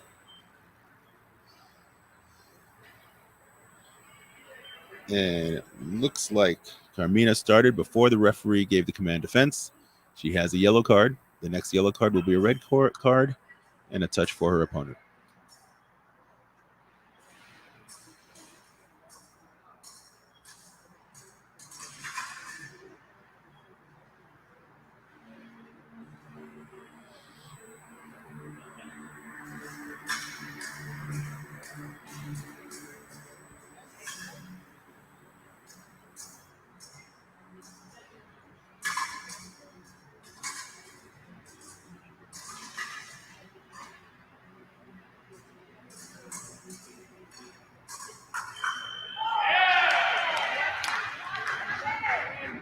Touch is scored by the U.S.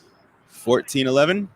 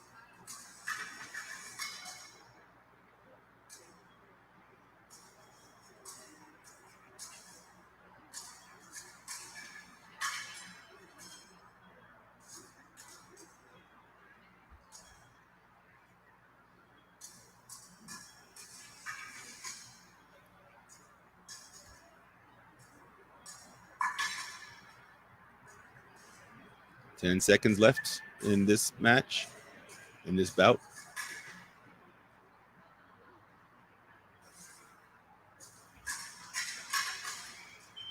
And time has expired.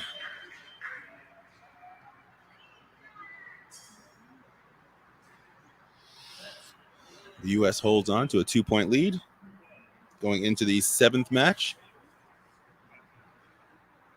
The 7th bout. The match is the whole thing.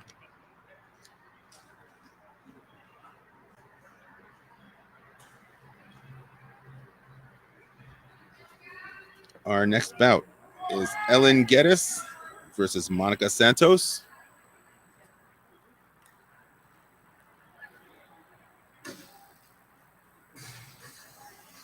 These are the last bouts for the fencers today. The last 3 bouts. This is a race to 35.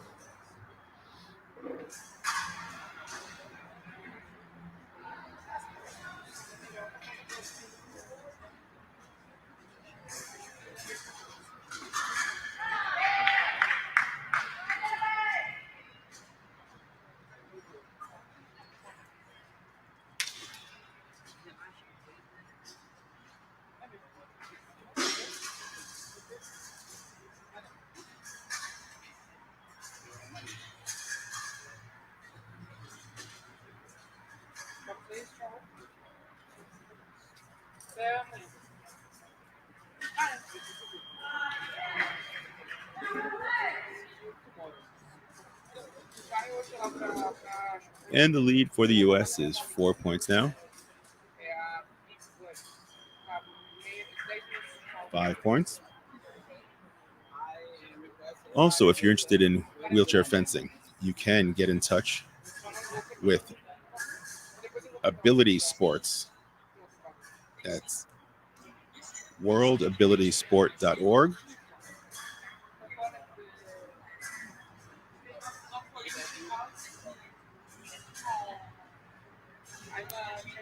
Or the IWAS Wheelchair Fencing, wheelchair-fencing.org. Those websites will give you places to go. They'll give you the rules of fencing, anything you need to know if you're interested.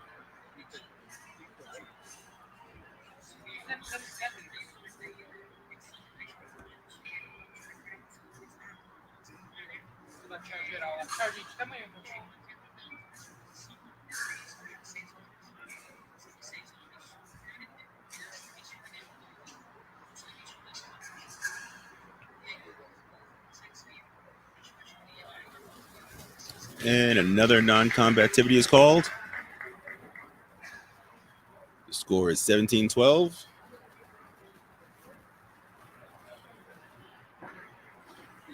With 2 bouts to go.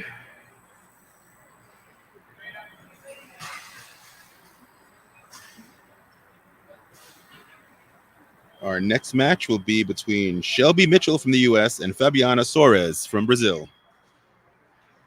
It will be a race to 40. And I'm getting a hint that we are not going to hit 45 touches in this match.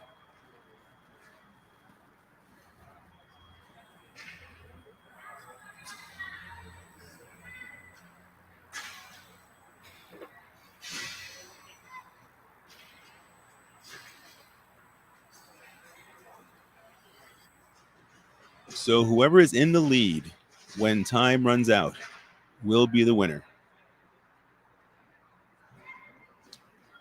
This is our second to last bout.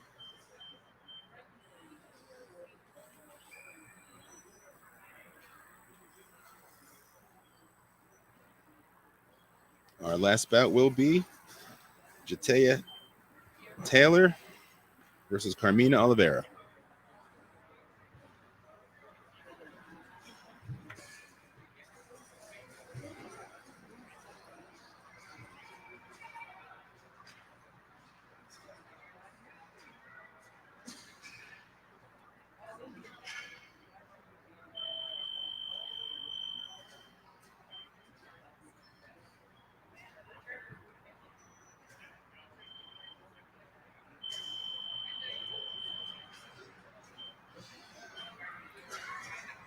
The U.S. currently holds a 4-point lead over Brazil.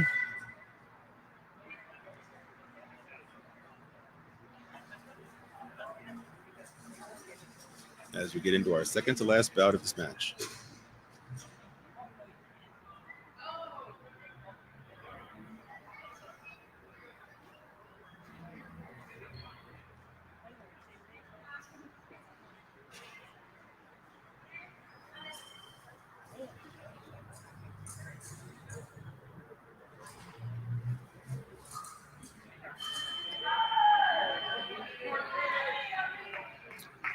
And Brazil scores the first touch to make the score 13-17.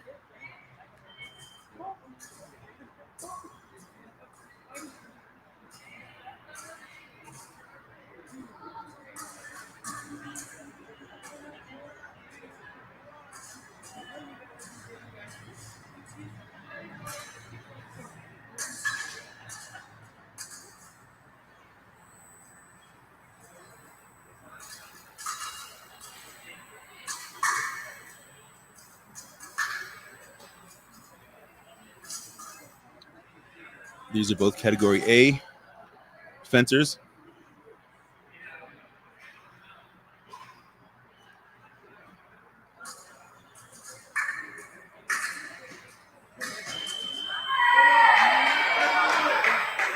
And the lead is now down to 3.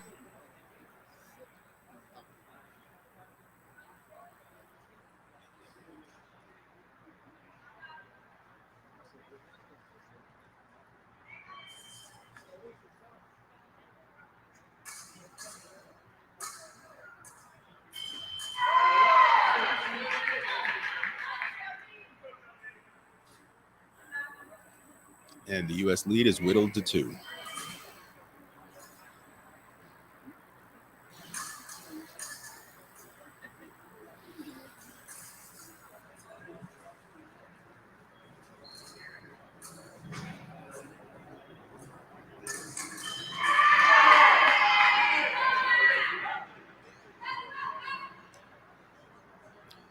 And this is getting closer than Shelby had hoped. Brazil has closed the gap to 1-touch lead for the U.S.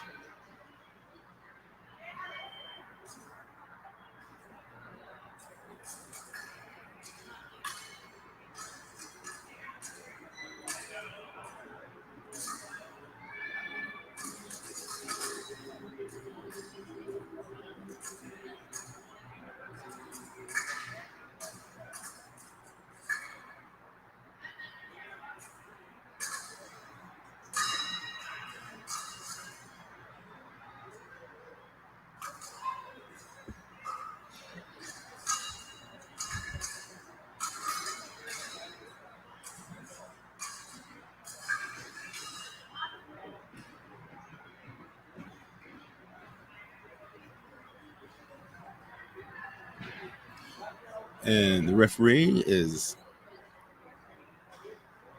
giving Ms. Suarez a yellow card for lifting out of the chair.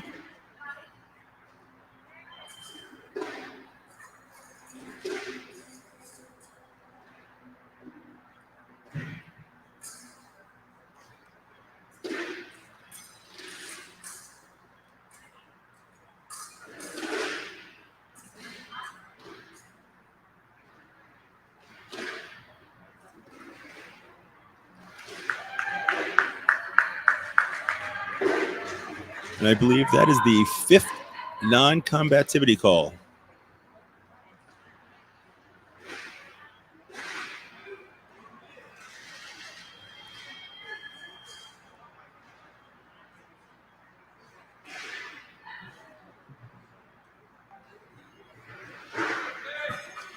That brings us to our final bout of this match, a race to 45.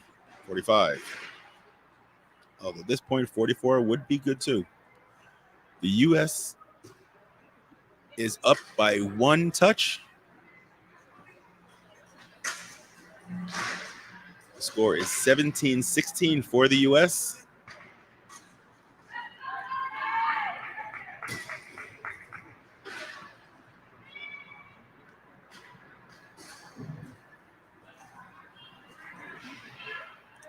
And this bout will be Jatea Taylor versus Carmina Oliveira.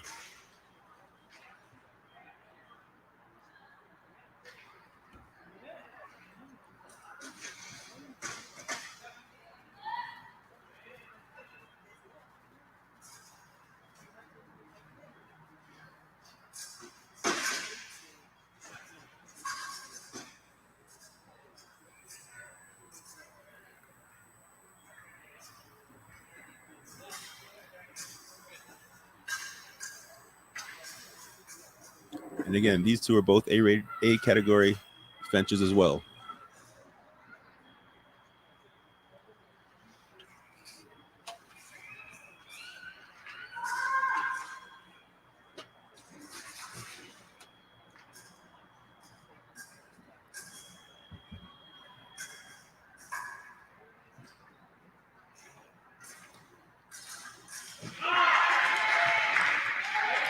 And a nice parry repost by Jatea. Open up the lead to 2 points.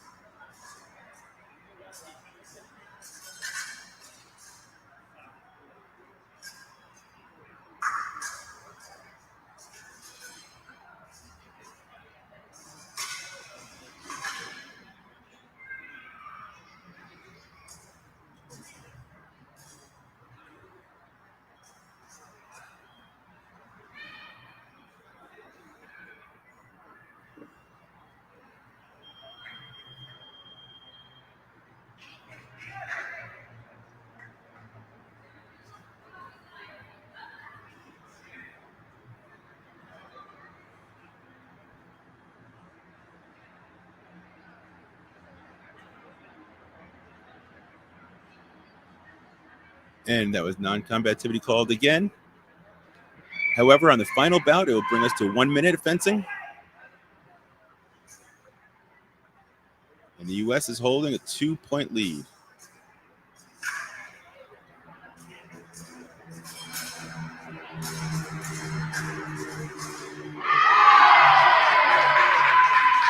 And Brazil has come back with 1 touch. The U.S. now just holds a 1-touch lead.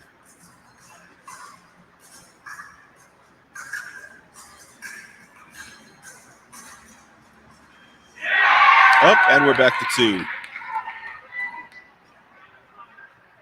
37 seconds left.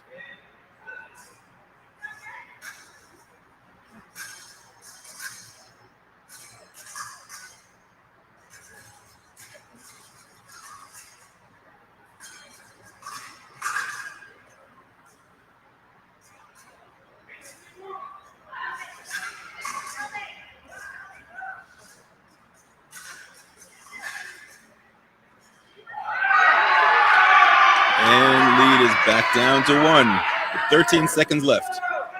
U.S. holds a 1-point lead.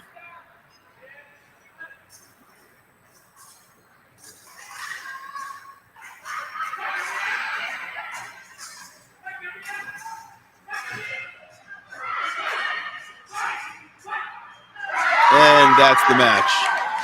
U.S. beats Brazil 19-18 by 1 point to win the zonal championships.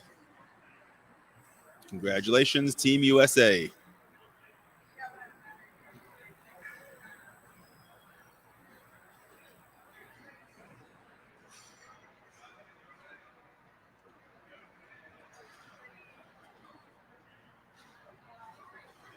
Stick around for an interview with the gold medal champions, Team USA, for women's epee.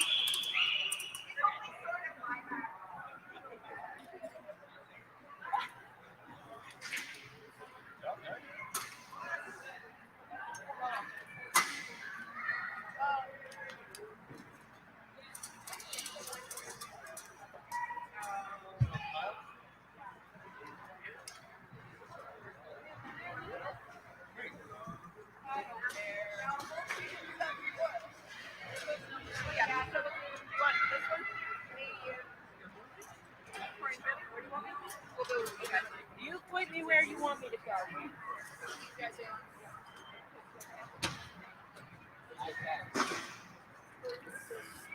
Oh, we need one more chair. This is the interviewer, right? Or just Michael's coming. Okay, so you sit here.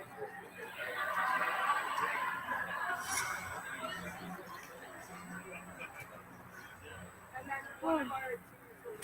Another one? Yeah. Where is she? Tori!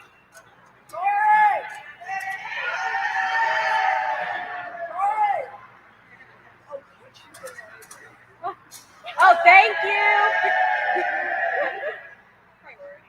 Yeah. No? Did I lose it? What, the flag?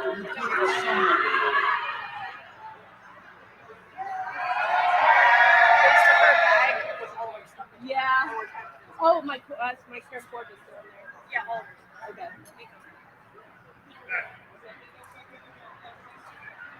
We're gonna take this one.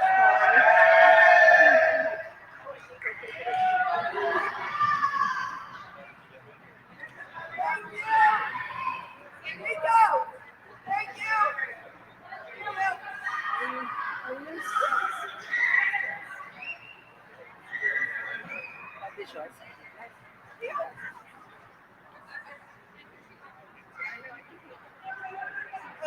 Yeah.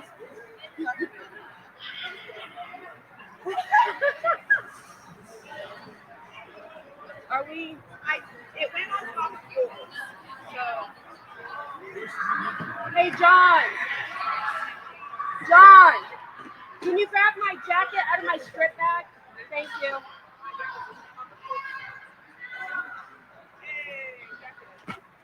Media?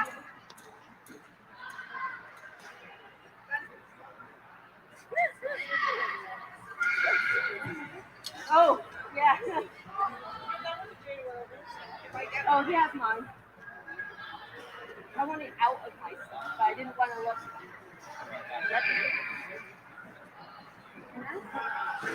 Thank you. I'll move your stuff too, so it's not in the way. Thank you. Let me just take up.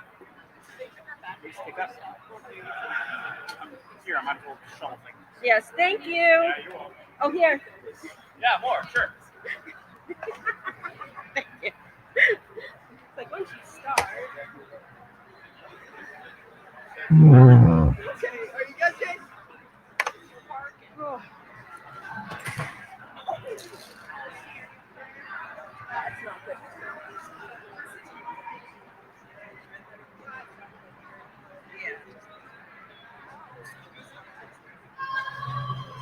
And make myself look like I have a fat belly.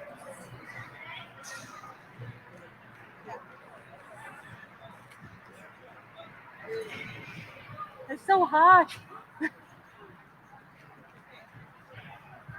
Thank you. I'm down to the very last layer. I mean, we are in Brazil. Huh? Right. And I'm proud of it.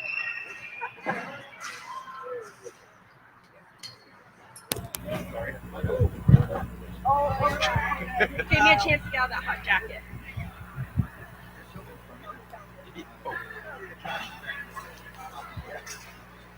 After them, but yeah. You ready yet? You seem very ready, so I'll trade you. Ladies, congratulations. Thank you so much. How does it feel to be the America's champions? Amazing. This is our first gold medal as a team, and it's great to be fencing with all of these girls and looking forward to Paris. That was a great team effort. You guys all really worked well together. Jatea, this is your second gold medal in 2 days. How's that feeling? Oh, I couldn't have got there without them, so it feels in the clouds. So I saw there was a lot of non-combativity. Was that part of the game plan to sort of get a lead and just sort of hang on to it and make them fight you and come at you? Yeah, that was very much like my strategy. It's the type of epee that like I like to fence, and Shelby and I have practiced that a lot together. So, it seemed like the good strategy, and we were right. It worked. And I was hot. And with these competitions, we have 7 to 8 days of fencing. So if we can conserve our energy now, it's really important for future success too. Right, exactly. You have the World Cup coming up in a couple of days also. what you fenced the Brazilians before quite a bit, so you know their style. Do they all fence alike? They have a specific style. I know a lot of clubs, a lot of countries kind of have a style. Did you find the same thing with the Brazilians, or maybe not so much because maybe they come from different clubs? Yeah, I'm not sure that, especially these girls all train together, they don't actually feel like they fence the same. Their fencing has definitely, I mean, we've been fencing them for, well, I've been fencing them for 8 years. Yes, yeah. So, you know, it's the level has raised in the Americas, which is very good for us as we compete against the world. Awesome. Any predictions for next week? High hopes. I would like to stack on the medal stand. Let's hope for the best. It's not a sprint, it's a marathon. So we're training, we're pushing, we're hosting LA. So Paris is nice, but really we're really pushing for a really solid team. That was going to be my last question. How are you guys feeling for LA 2028? I want to get through Paris first before I make any commitments. We'll just keep I want to make it through today first, and the rest of this week first. We'll just keep pushing each other to get better. And honestly, as a team, we need to have that competition amongst ourselves to push each other to do better. And it's really great that the level in the Americas is getting up there too, because now we're pushing this whole zone to be as good as the European zone, when before we weren't really seen that way. So it's good that we're doing this. Perfect. Any last words for any Paralympian hopefuls out there that may be watching and want gold medals like you?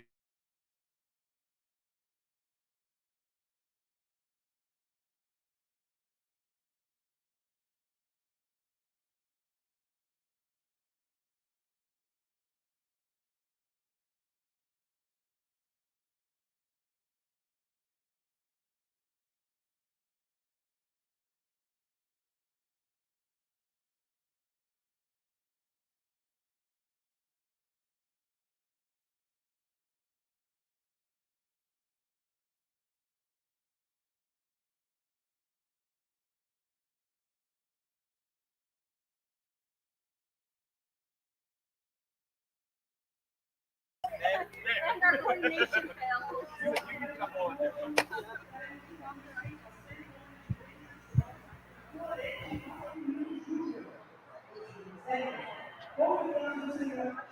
All right.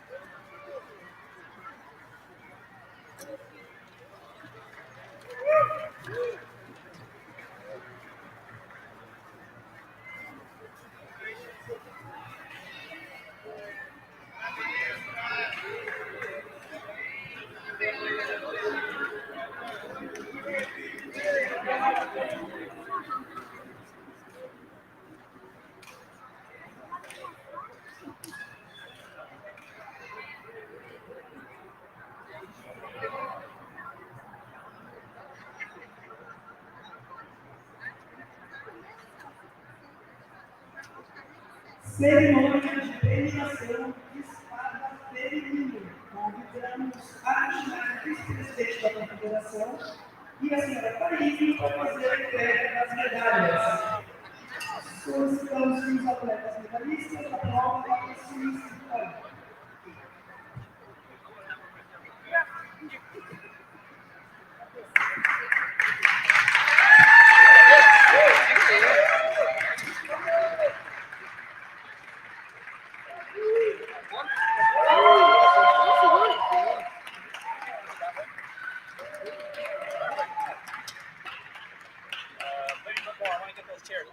Ah, okay. Let me just put this because it's weird. Sorry. I just remember. It's a lovely Em market. terceiro lugar, Canadá. Okay,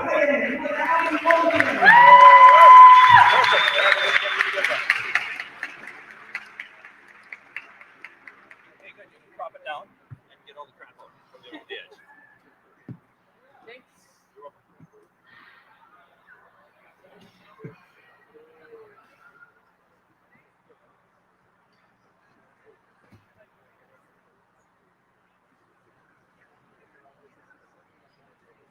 Em segundo lugar, Brasil.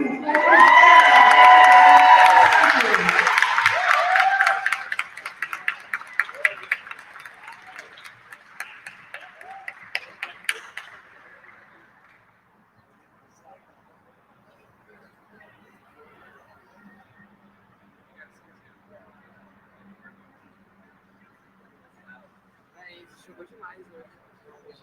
Foi demais. Tem, mano, tem que me lembrar do. Gordinho demais. Tá má fase.